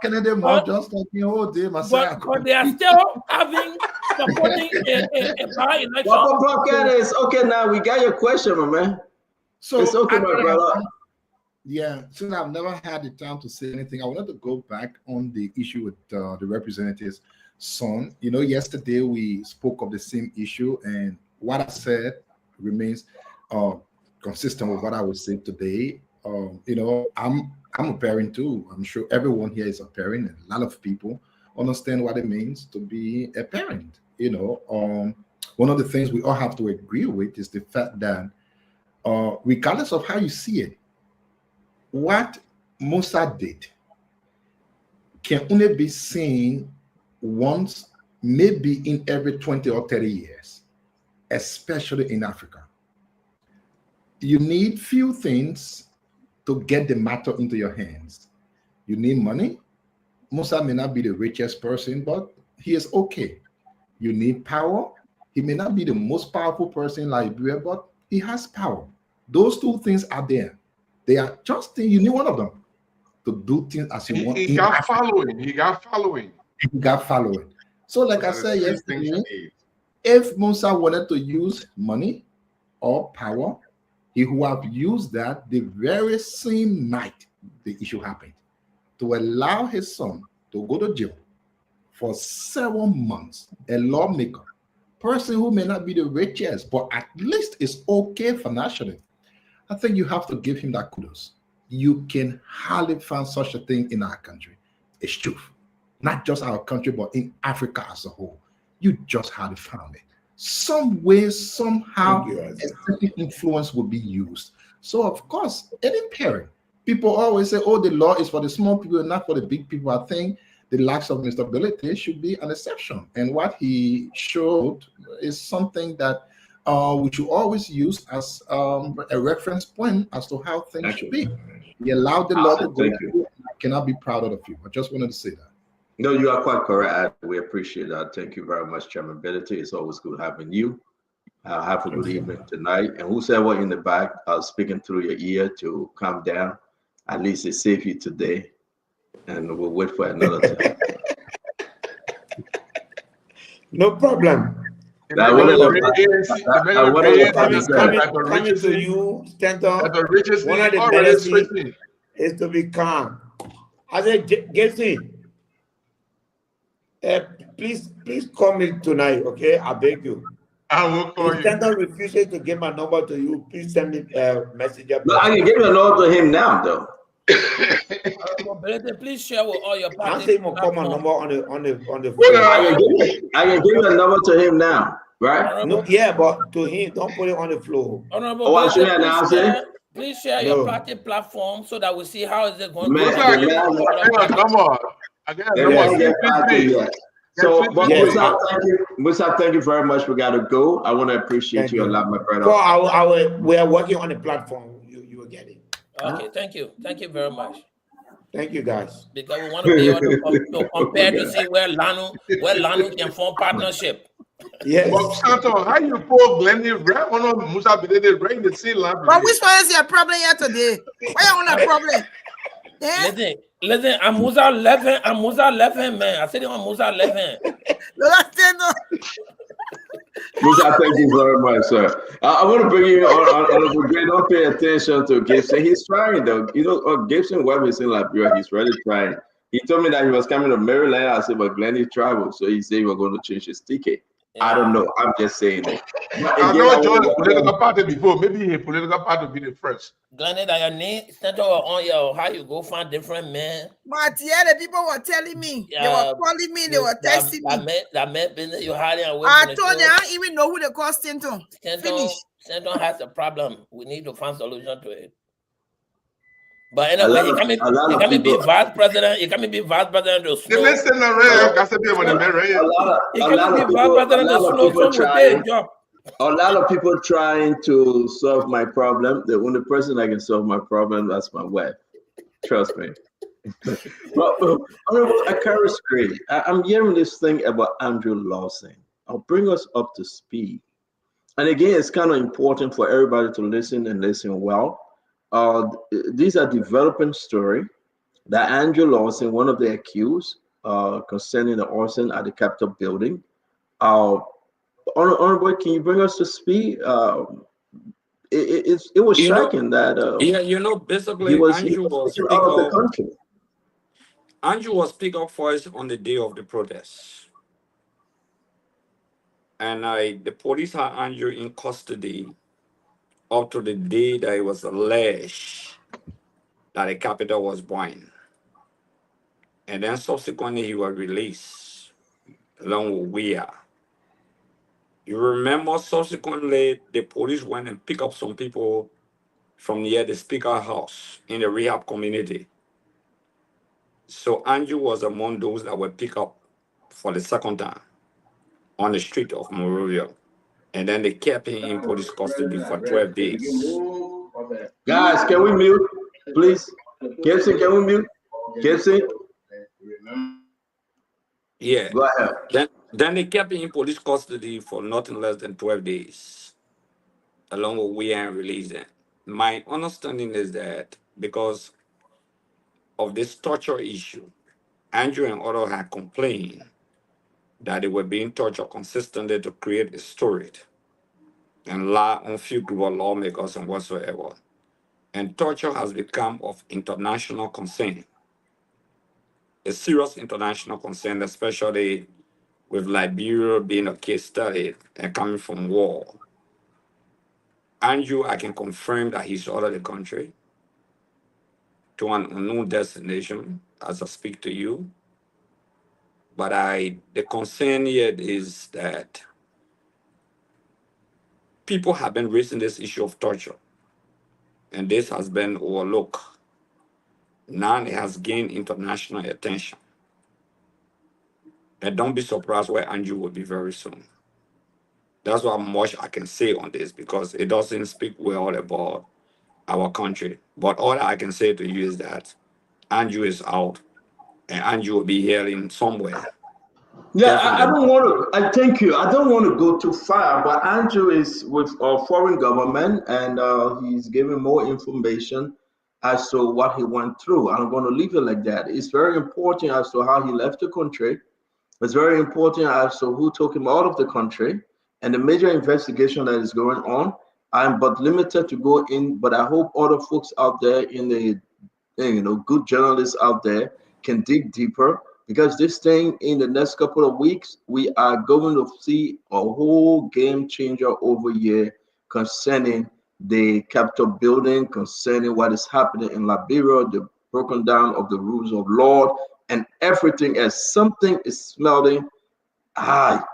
And guys, we are not trying to scare you, but if you're on this international line, attend these different briefings, you will come to understand that something is happening in the next couple of weeks. You will be hearing it from those folks that are in charge of our country. Those folks that are outside, but they're in charge of our country. You'll be hearing from them.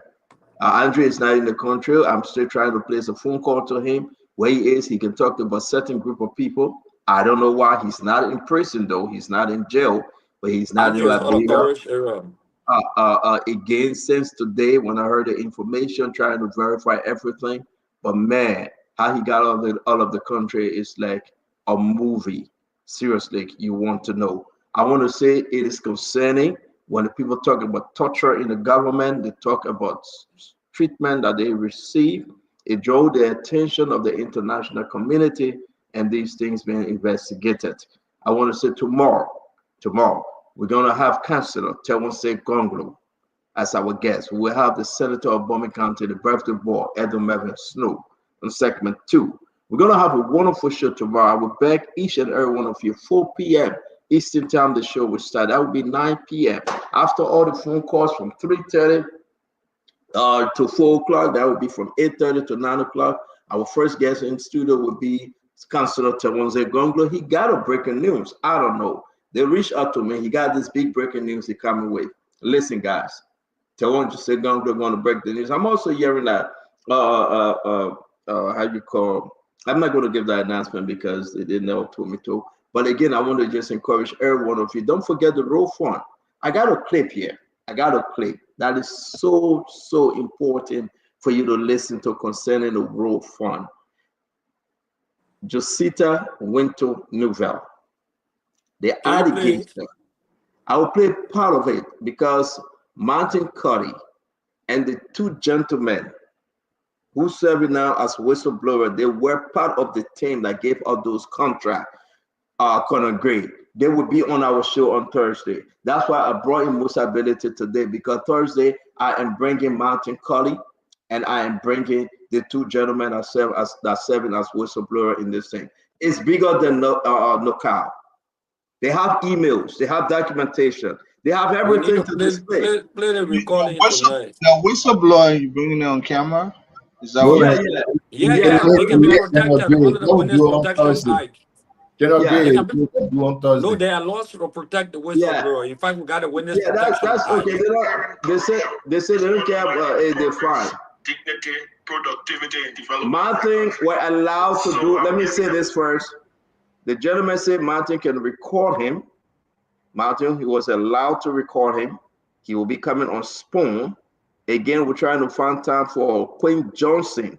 Queen Johnson to come on. 1 minute, Honorable. We're trying to find time for Queen Johnson to come on the show this week. I was able to communicate with her. She got a lot of stuff. She'll be coming too. But let's say this about Martin Corley.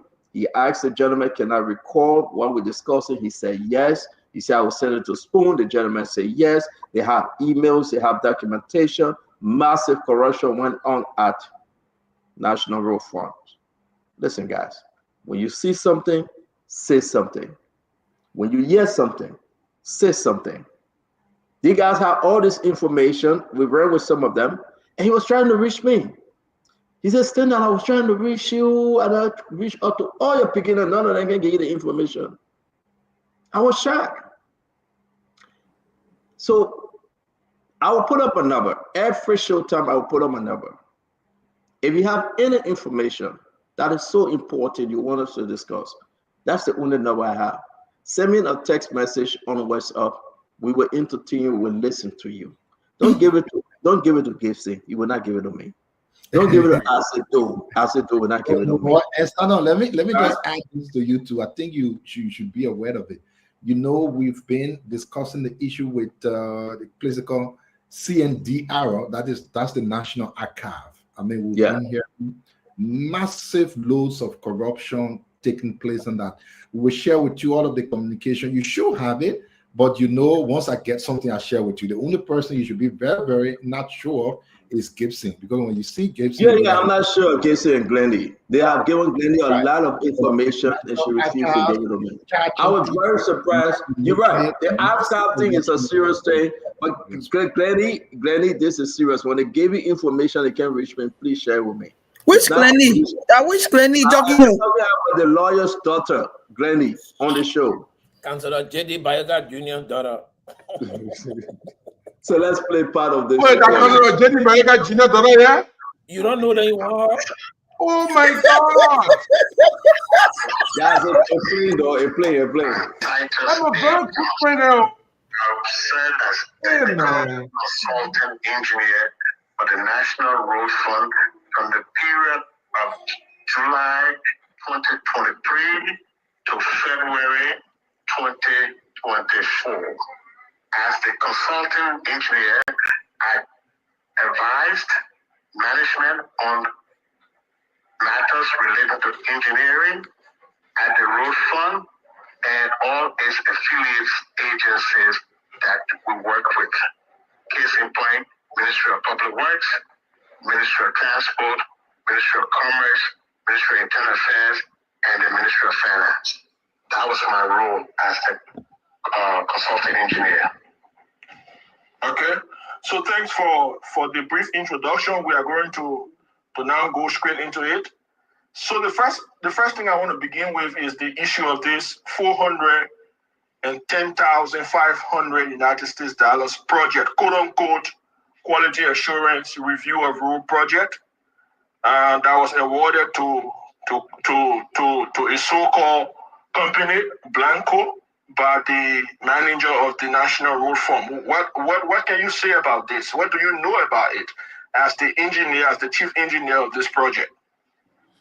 Well, the way the project came about in a conversation, and for full disclosure, I was hired by Josita Newell Winter. So full disclosure, I want people to know she brought me on as consultant. Okay. But Liberia is not about individual loyalty. Right. But loyalty to country. Right. Place. So when she brought me on in a conversation, we talked about engineering things. I asked, what are the standards we've been used to build and construct road projects? And she said there was none. I said, well, this would be a good time for us to start the process of developing contract. She agreed, and she asked me to write the TOR, the terms of reference, for this project. I wrote the terms of reference for this project. Wow. If you look at the term of reference for this project that was given to Blico, you will notice that it was so detailed, it was so data driven, because what I wanted to get information. I didn't want to just guess. As an engineer, is a science. Right. That's something you. So I wanted to get the information. So when I'm making decision as relates to standards, I knew what was going on. To do that, we had to look at projects that are being constructed, and projects ongoing, and future projects. So the TOR covers a period where all the projects that were funded by the Road Fund. Remember, the Road Fund is a funding agency. So all the projects that were funded by the Road Fund, we're going to review all of that. So not to cut you off, the Road Fund should actually be a funding agency and not an implementing agency, correct?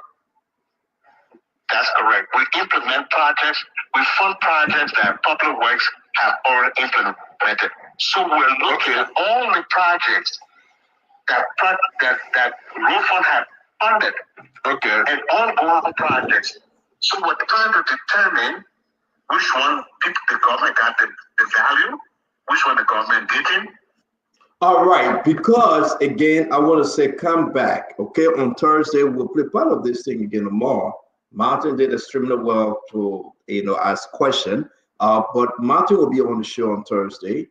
The two gentlemen now, we are saying two gentlemen because they have another gentleman who was part of this thing as well. When the money was being distributed and the kickback that came in, these allegations, we must discuss it. Who benefited from it? Why our country is so poor? Why our country is suffering? Because everybody pocketing the money. Now, join us again. It's very, very interesting. My brother Mama can say season 1, episode 2.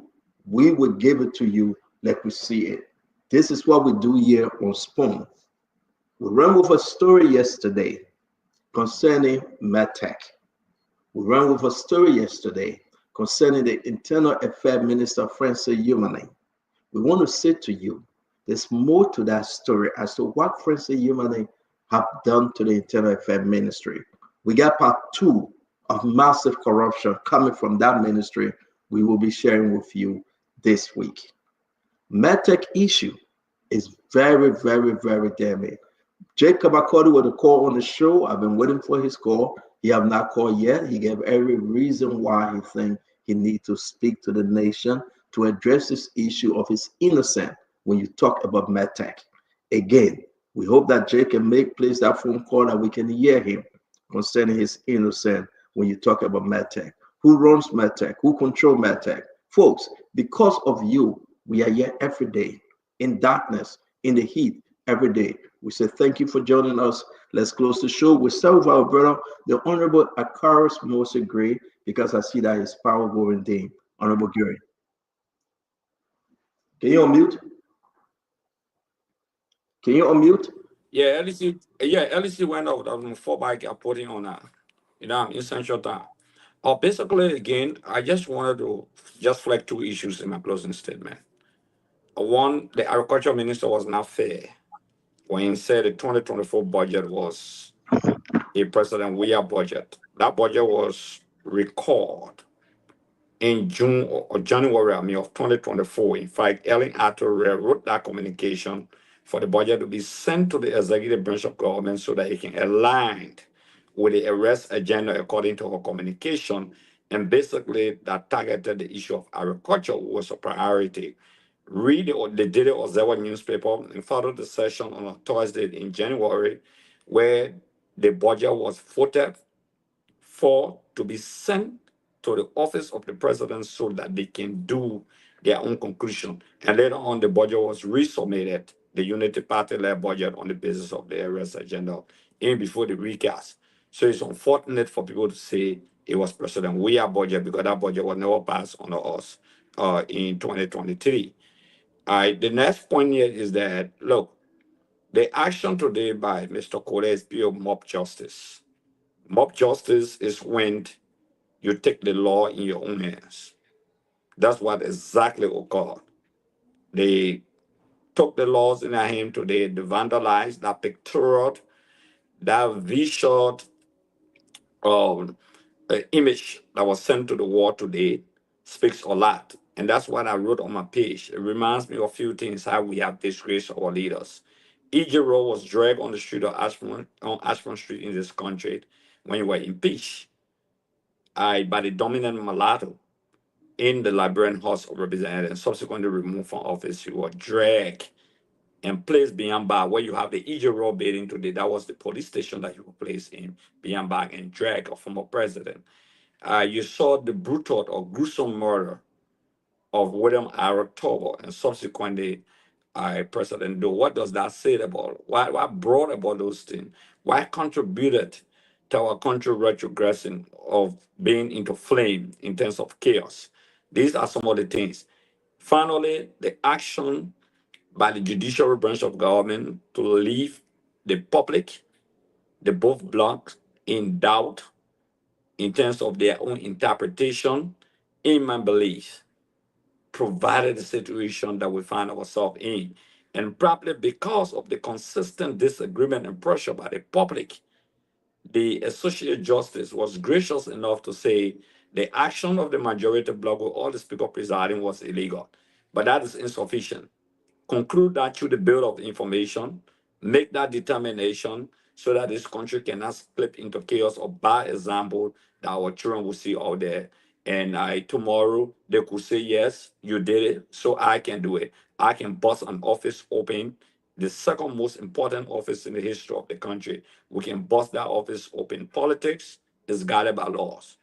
And if anyone tells you politics is supreme over law, it means the country has degenerated into chaos. Thank you for tonight, and I hope I can have the time tomorrow to be on air. But thank you again. Moses Akaris, great. Thank you very much, man. Moses, let me give you the chance, because yesterday we didn't give you the time to speak on the allegation that you sent some people to beat on Prince Toad. You like to address it? Oh man, basically, to be frank with you, Stanton, I didn't want to speak to that. Stanton, the first thing is that from the time that I didn't win the election, I was the first person amongst lawmakers who commended the winner on the same day that the result was announced. Okay, and I reached out. I've asked people to respect the lawmaker. But Stanton, you are living witness. This district, it became a culture in the district for the last 12 years. where group of people will just jump out and say anything they want to say to the lawmakers, they will insult. You know, in fact, my home was attacked many times. You know about that. Okay? The last time you played a video on your show where people went and stoned at me on Clay Street at a program between Clay and Johnson Street. They stoned, they jailed, they booed. In fact, when the police intervened, it was Princeton who went to the police station to pay for their release. And he took a public picture with their action. And these are some of the same people who are running behind him today. Okay? These are some of the same people. Go back to the tape, go back to the video and all of those things. For me, I have no interest in doing such a thing. I would never, with emphasis, ever support such. But you know, if you don't nip things in the bud, okay, that what happens? It happened to me many times. You'll be shocked. I went on 12th Street, some of the same guys today, they stole my vehicle on 12th Street. Okay? They stole the vehicle that I had on 12th Street. Not only that, Basso community, President Sully, all went for a program, a dedication program, in front of President Sully and the rest of the people. The former defense minister, they mobilized the people, they misbehaved, they booed me, they stoned right in front of the President of the Republic of Liberia. So there's the culture. There's the culture of people in the district has to be stopped because some of the very aspirant sponsored these things before against me. Okay, so it's not a strange thing for people to say, "Oh, Fanati, because you remove Fanati, they want to kill you," or people who got defeated. Well, many that got defeated is not only Akaras that got defeated, and that's the reason why they didn't give it the kind of credence. I would just ask the representative to get it right where he support us. Okay, because they are getting disgruntled. They feel that some of them say publicly on radio that he lied. Because the guy who is being banned up to today's date, okay, the guy who is being banned up to today's date, they didn't vote for me. The guy who he asked the police to arrest and place behind bars, he at the depot at Slipway. Okay, they say it was wrong yesterday to arrest people in the district, but today they are arresting a very group of people. So you see, that's why sometimes when people misbehaving or doing some things, you should take appropriate action against them. Don't support their bad behavior. But basically, I would not support that. And I want the representative to work. When 2029 comes, we'll make that determination. I can assure you. But I will not be part of any act of vandalism. Lord, it's not my MO. When I want to do something, I will say, Stanton. Thank you very much. I will announce it. Again, we want to say thank you very much for clarifying. Thanks a lot. I'm going to bring in my brother Isaac. Isaac, talk to us. Yeah, I mean, Representative Gray, former Representative Gray, already said one of those things about the agriculture minister. I thought either he wasn't following the process, or maybe I don't know, he was so busy or something. But the budget that was passed, the very first budget, was a rescue Joseph Barker budget. They recalled the budget that CDC submitted and did it to reflect their rescue's agenda. The fact that he himself could not see any hair or tea inside it, he just thought it was from CDC, but that's rescue. And I know Gibson was spot on pointing out those things that should be very important. He keeps talking about 15 million, the first time in the history of our country, and blah, blah, blah. Well, it's not just about 15 or 200 million. It's about where that money is being apportioned. If you look at the 2025 Ministry of Agriculture budget, salary has increased by almost 3 million. Are you saying it's one of the investments? And then he said about 8 million of the 11 million is towards PSRP. How? So is he saying salary also includes PSRP? Because if you have about 5 million going towards salary and you have 11 million total budget, there is no way 8 minus 11 equal to 5. Unless that was a rescue mathematics goal, no rescue program, all the things the other way around. So that is not correct. It is wrong. And just to end from my side, I wanted to talk to Colette. You know, Colette is a young guy. I must be fair. You know, sometimes I was saying my thing and you say, Lisa, I don't go personal to people. If I don't go personal to people, I do. But I don't. I usually stick to the issue, and the issue is important. Colette represents our age. And so whatever he does reflects on all of us. Colette is someone that I work with, I will tell you.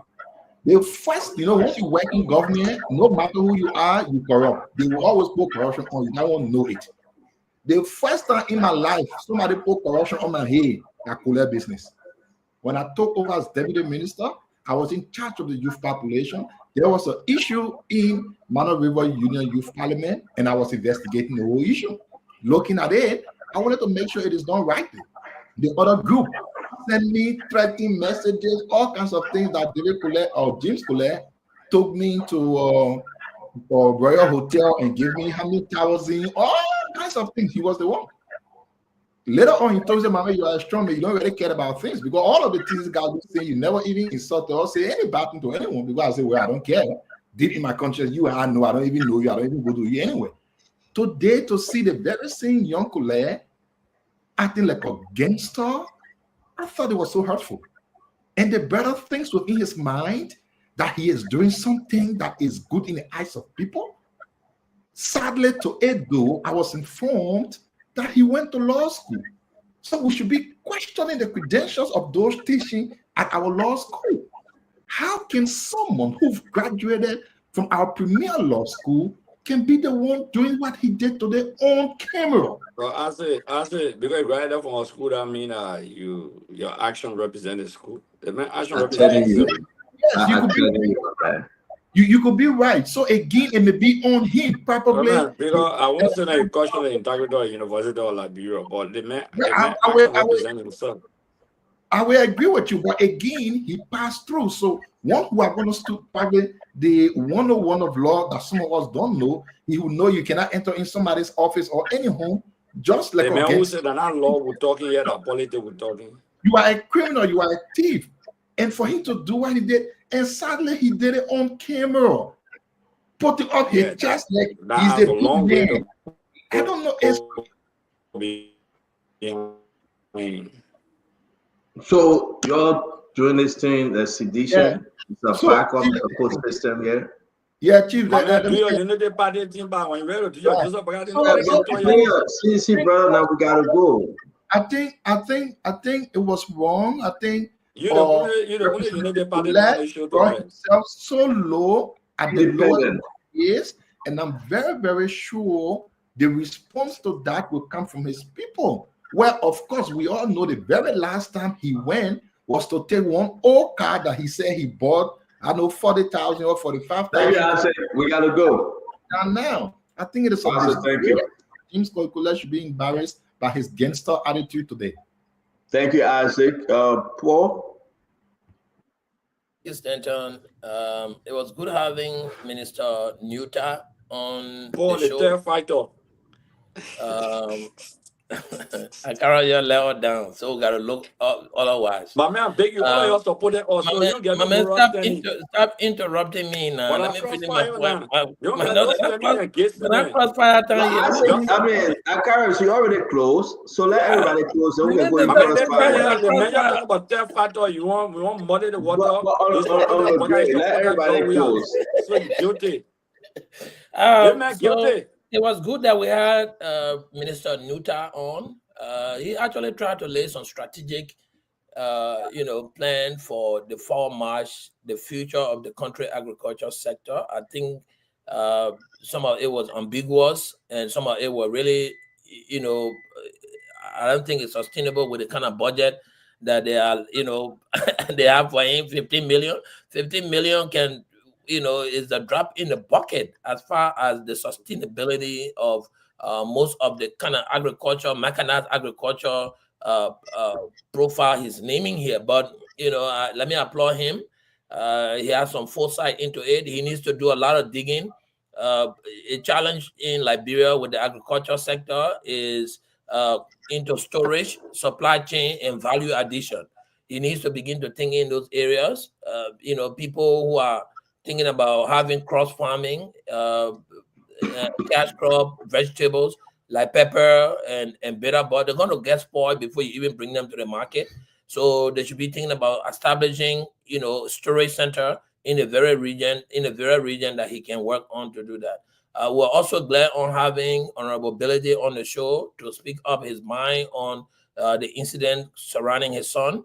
Liberia is embattled with the issue of drugs and substance abuse. And I always like when the president emphasizes that it has become an epidemic.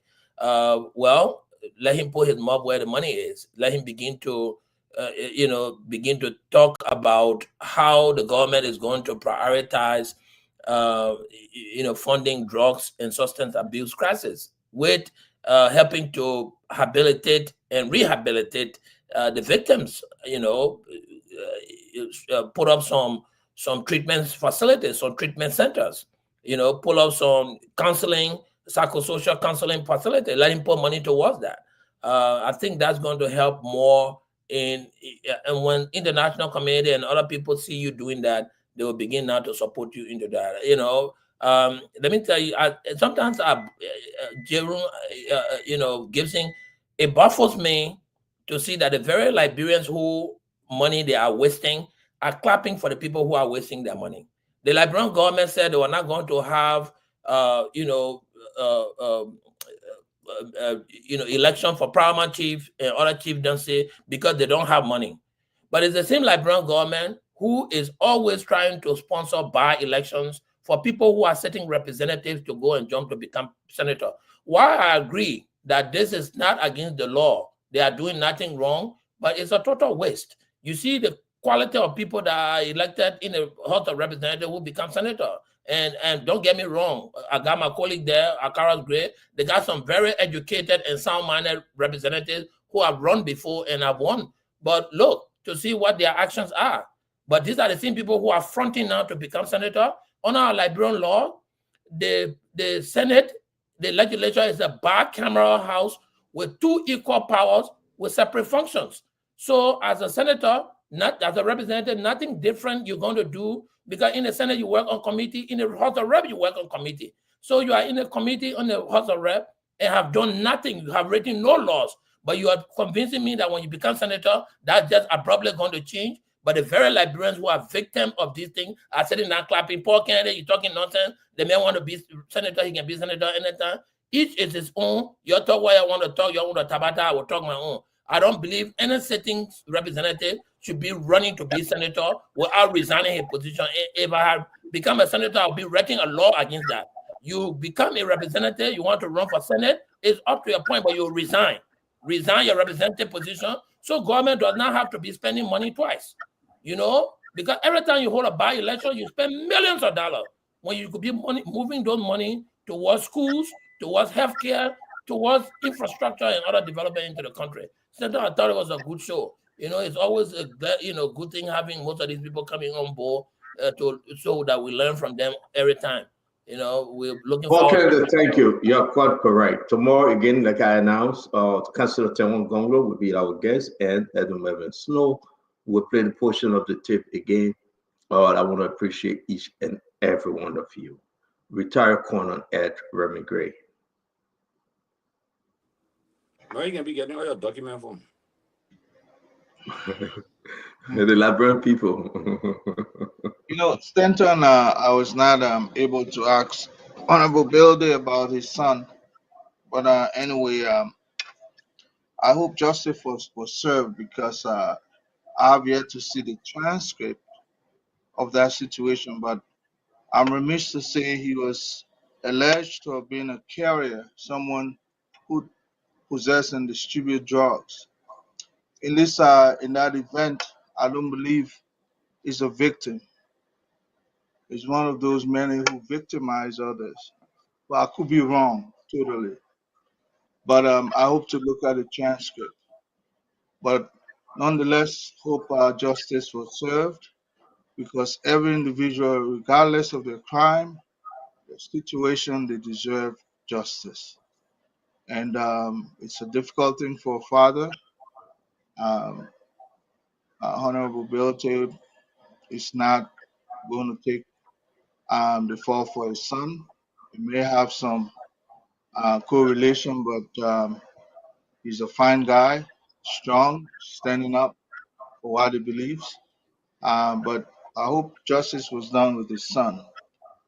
But I hope to also see that this issue with Jacinta and that road fund, this thing is long overdue. I think last year, some part of last year, we talked about it a little bit. who brush over it, Stanton. And I'm glad that Martin is shining his light towards that direction. Look, we need to bring these individuals out of our system one by one. It's not going to be a collective process, but one after the other. The coaches can say one game at a time. So this is another one, and the other one is gone down. In spite of all the cockiness and feistiness of this individual from Nukal, that fight is almost done. And my next step would see, I like to see prosecution going on.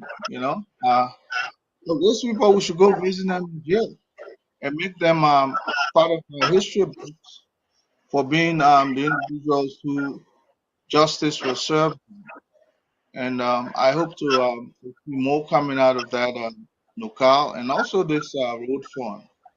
Look, if the people are guilty, don't just dismiss them, confiscate their property, send them to jail. You do the time, you do the time, you do the time. And I thought I should have come earlier, Stanton, but I missed neutah. But you guys did well. Thank you so much for the show. And I look forward to tomorrow. The retired corner on Ed Urban Gray. Thanks a lot, my friend. Thank you. Brother Gibson, you want to take us home? Nelson, can you come on the show, please? Yeah, I'll be. First of all, I want to say that I blame the system if Mr. Belite's son was not prosecuted. It is not the son, it is not Belite's fault. It is the system fault. If you arrest someone and send them to jail for drugs possession, drug peddling, or whatever crime, and keep the person in jail for 7 months and not have the guts to bring the person to prosecution, I mean, I don't understand how the system works like that. That kind of justice system is not working for us, and I think it need to improve. I'm a little bit not happy with the agriculture minister today. I'm not happy not because of him as an individual. I mean, I'm beginning to think if you spend $3.7 million just on salary, no programmatic costs, nothing you do for program, nothing you do for the reason why the agriculture ministry was established. And he was telling me that he even needs more than $10 million for just salary. I am wondering, how would this agriculture ministry ever come from the quagmire of nothingness? Because if he is telling us that he needs at least $50 million before the agriculture ministry can have a programmatic projects, I'm so sorry that we are far obligated for the government of Liberia to put aside $50 million for this institution. It's going to be very difficult. And with the 15 million that is in there now, we will see nothing because the minister is telling us that he needs $10 million just for salary alone. So there'll be $5 million left. And that $5 million cannot do anything. It is unfortunate, really, really unfortunate. Again, the justice in chamber just spoke to tell the executive that the trend you took to support Richard Kuhn and others was wrong. This justice, this statement from the justice is powerful. No justice can do that easily. It's not normal for Supreme Court justices to speak and clarify their own rulings. If I were in the executive, I would be making suggestions to the president to turn the things the ties of things around and see whether there can be a mitigation. And then on top of that, I don't know whether there was any eviction that was put in Cole's hand to go and remove the items from the speaker's office, including personal effects. It's gangsterism. Gangsterism. At the higher level of our government, people are behaving against us. What can we say to the people in the street who are behaving against us?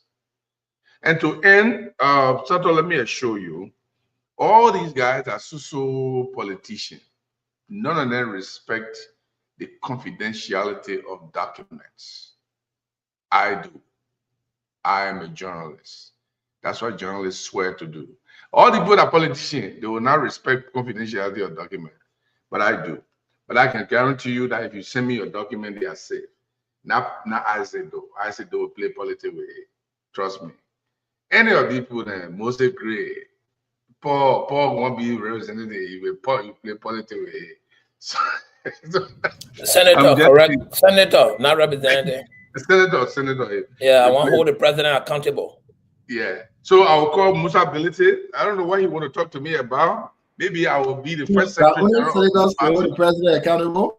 Not necessarily. I want to have confirmatory power. I want to be able to put all the weak people they appoint. The president appoint. I want to check them. But you will not have the votes. No, we have to go to the vote. Can I do my closing, guys? No, we finish that crossfire now. No, but I gotta close now, Isaac. I got 2 more minutes here. But again, I want to say thanks to you guys. I want to say thanks to Minister Neutah from Agriculture. I want to say thanks to Musa Asambelete. Again, it was a great show. All of us that make it our habit of coming every day, we appreciate you. Those that couldn't make it, we wish them well. This is our brother Martin Corley running with the story on the Internal Affairs Minister. This is so bad. And we have another document coming up about money issue again on the minister. I don't know, this is kind of too bad for our country that you have these old guys, continue to steal and wreck the country, care less about the children's future, care less about the next generation. It's all should be about them. And when they brought in the young people to serve, to help, change things, the young men are stealing likewise. Who's going to help Jose Yimabwaka? Who is helping Jose Yimabwaka? Wake up early, go to bed late, worrying about Liberia, and folks just destroying. The story about scandalous contracts with Josita, she's on a tenure position, but who keeping Josita Winter? That Roland Guinness, public work. I have the letter that was given to Kazuru from District Number 7, Representative Kazuru, that he should be taken over at the National Road Fund. It went through the legal process, and Roland Guinness told Josita not to leave because he feel comfortable working with Josita Winter. We have all this document. The president make an appointment, and the minister said, I cannot work with this appointment. I want to keep, because, just Josita, in the environment, that's his daughter. He recruited her in that environment. So it's just a bad thing. But if you go through the story, folks, a lot of money just running out. National Road Fund, National Road Fund, National Road Fund.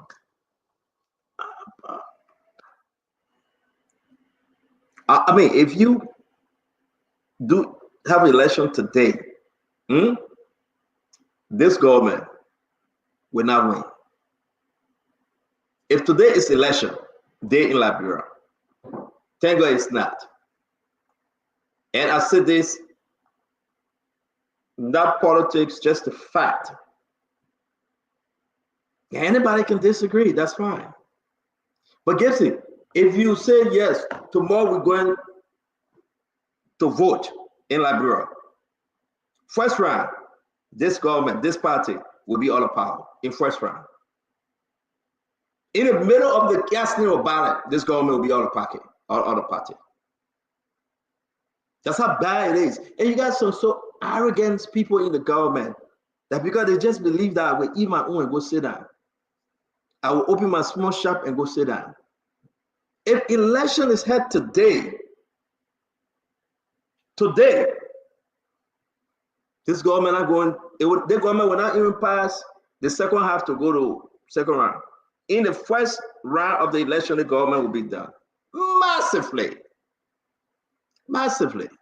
Because everywhere Everywhere is trouble.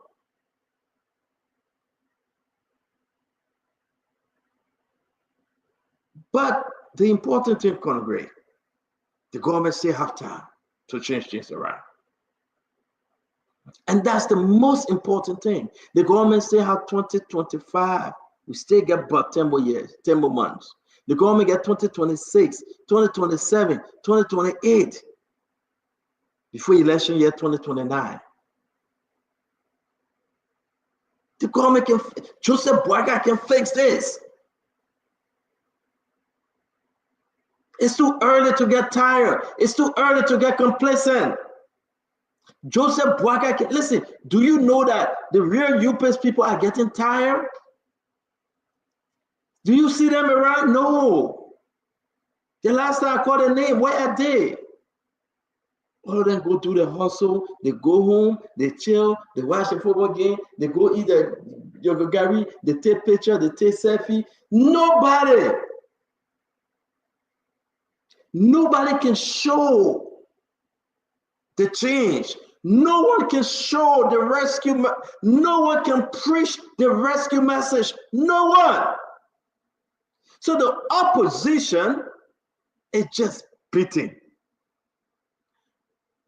From the legislature, most of them, trust me, 88 memo will be running. Because 73 and 15, 88. Be lucky if you get 10 coming back. Be lucky if you have 10 coming back. You have 73 lawmakers, representatives, and you got 15 senators. Be lucky if you get 10 coming back. I challenge you.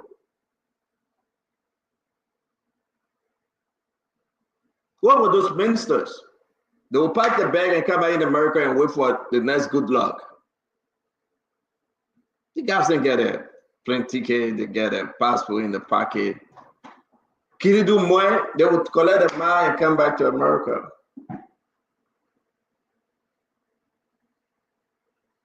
Who gonna suffer?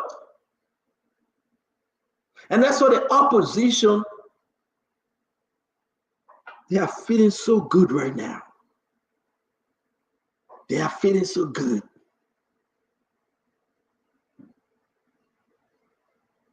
There will be no way. None of us can come on any network and say we will win.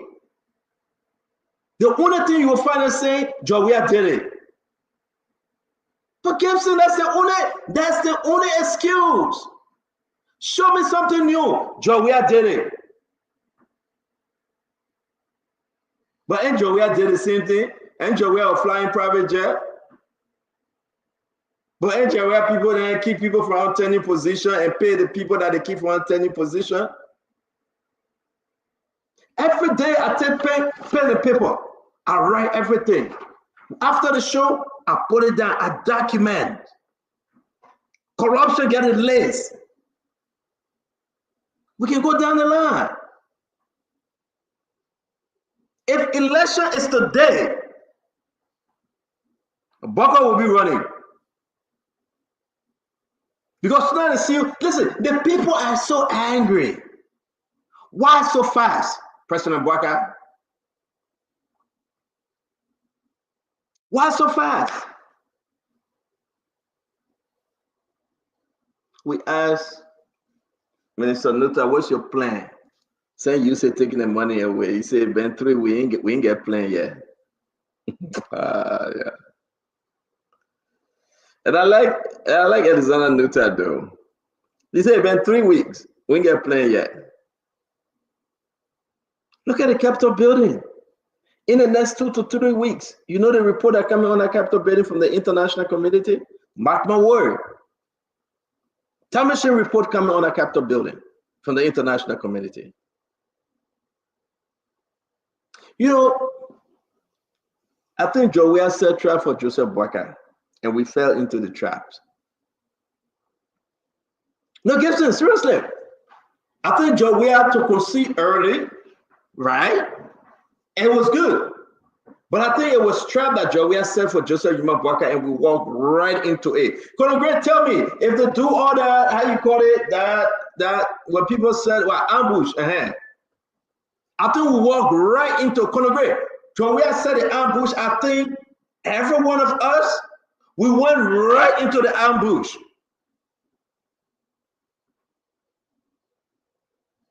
And before we met our man, we already inside. John, we were gone. Conograde, he was strategist, but he's not strategist.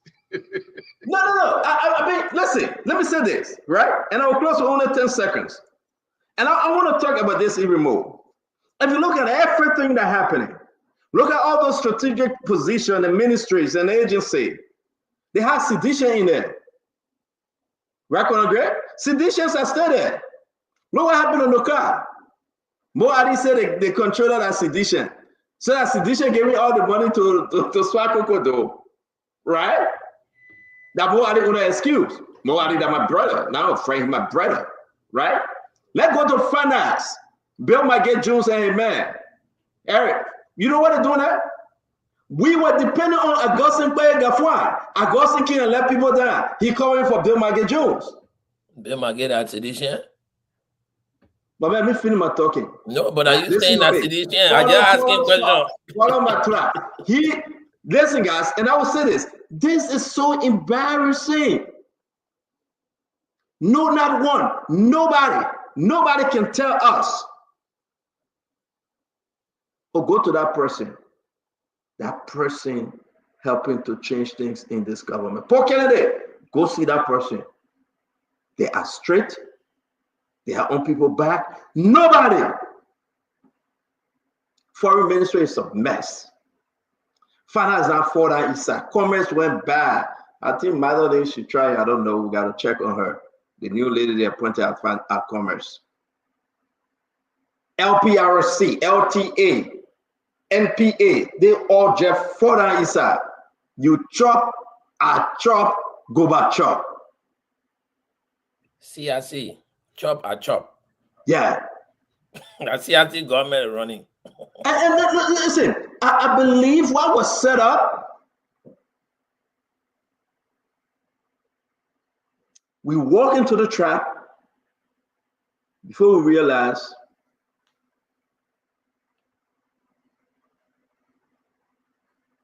and these guys then, they've been so dishonest. They've been so dishonest in this government. Feed the people, make them happy, give them what they want. Paul Kennedy said it right. They are not asking for your filet mignon. No. They're just asking for the dry rice and moment. All I bring people listen to us. They're just asking for the dry rice and moment. And put small red oil and pepper on the side. That's all. Congress, when we're picking, the dry rice, I don't know, it's kind of different over here.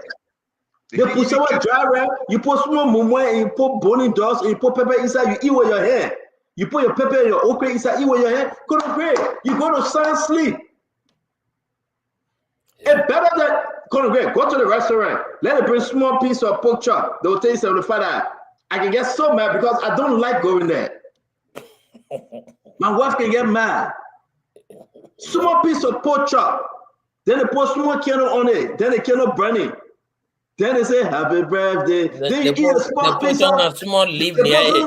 Leaf. I don't know that leaf. I hate to see that leaf. Yeah, they put some like leaf there. Then they come around.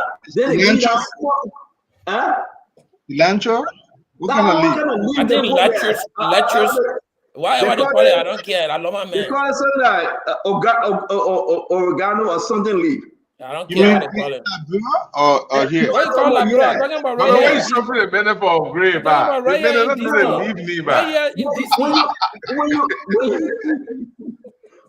When listen, guys, let me tell you something. When we distributed rice in the compound, when I see baby mine, people crying. They're crying. This is the state today. They just want to eat and sleep in peace. That's all. Even that will fail to give our people. That's all. Small gray oil. But it's like steady with your heart. Hey man, I making me want to go eat myself. with your pepper. Minister say why you let that what they can produce. So I think gradually they'll produce. The message are cooking on with less. So that the message are cooking on will produce. No, he was trying to say the diversification of the farming due to specialty. That all you're trying to say. Okay, we are specialized in charcoal production. Not charcoal. At the end of the day, I want to say my sister Barbara Zina White, is good to have you on. Sister Ellen Johnson, is also good to have you on, and all of you, we appreciate you. We love you. Come back again, John. Why are you bringing the name is Bobby Zina. That my sister there from Bapolo. Don't mispronounce her name. It's Bobby. I said Bobby Zina White. You said Barbara. Okay, thank you. No problem. You are welcome. I like you for that. What is it? Why are you bringing Queen Johnson on? Why? Okay, so you asked me the question. At the People's Network, Queen Johnson said she won't come on, so she allowed to come on. They get 3 warning letters because the guy said what the government is doing is wrong. They threatened to fire her. They gave her 3 warning letters. Amos Stewart said she will get fired. Sekou Douglas said if she continued to talk, she will get fired. And they cut her pay. Somebody just said that and said, when I gave you the salary that we promised you, we'll cut it. No justification. Ocho. The Labrador people need to listen to her. Yeah,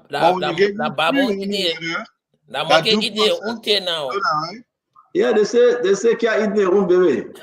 Yeah, two warning letter that due process. Wait and yet again straight for you talk about due process. You know what making me laugh? Because the 2 warning letter from 2 different agencies. So where's she working? She working at MPA or LPRC? No, because collaborative warning. LPRC, that one is secretary, the party secretary, right? Yeah. LPRC. Because she's very vocal, right? She say her own, she care less. And then you guys are in front of her. They in collabo. Exactly. Yeah, that collaborative warning. So my thing is, at the end of the day, we will bring her on. I want to say to all of you, thank you very much. I believe that Joey said a trap, people jump into it, but Joey still will discuss it later. We want to say to all of you, it's always good having you. We appreciate you joining us. The good, the bad, the ugly. I can't wait to hear from Tewan Gonglo what you have to say tomorrow. I think Gibson know what Tewan has to say. I think they want to run for the Senate seat in Nima. That's my opinion. Look, if Tewan is actually trying to be president of the Republic of Liberia, let him bring his leadership into the Senate seat. Let's evaluate him. Let's see him before we can lift him up to be the presidency of Liberia. Let him go run. Say that tomorrow when he come on. When you say that tomorrow when he come on. I do believe that Gibson Jerry know exactly what Tewan coming to say tomorrow, but he choose not to tell us. Yes, you tell me, man. Don't tell me. He run for Senate was a But you have to go to Nelson Kolai because the late night show with Nelson Kolai is coming on. Thank you very much. Thank you very much, Gibson. It's good to have you. Thank you, Ed Reverend Gray, as always. Thank you. My brother Paul Kennedy, thank you very much. I want to appreciate each and every one of you. It's always good that you join us and make this show so interesting. We do appreciate you. All right. We want to say again, Momo, leave me alone. Go say your own Momo, and I'll say my own. John Hina, thank you. My Eddie Russell, Joe Cooper, and all the good people for the battle. We say we appreciate every one of you. Till we meet again, same time, same station. May God keep you. May God bless you. May God bless our country.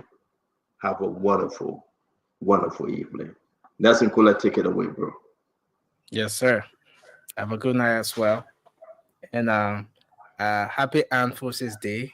I hope you enjoy your Armed Forces Day. Thank you. Enjoy.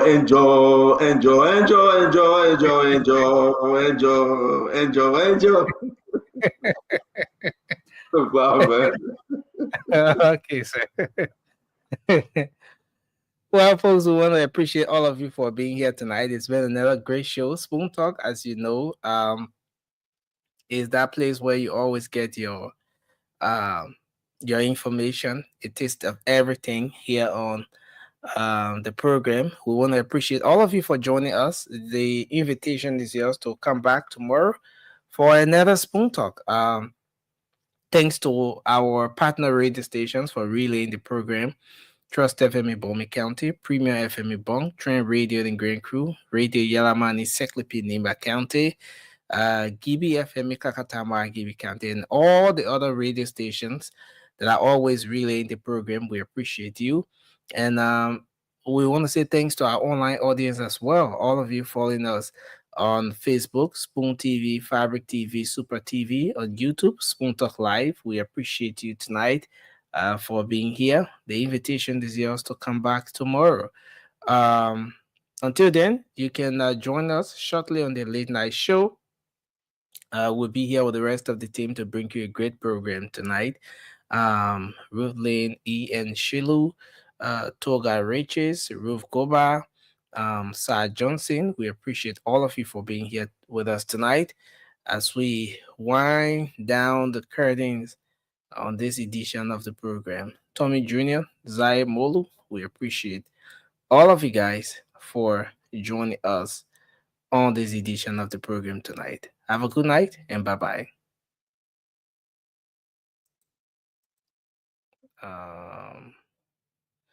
So let's see if we can get this coming for you. With the CEO stand coming with the spoon, and your boy right in the South.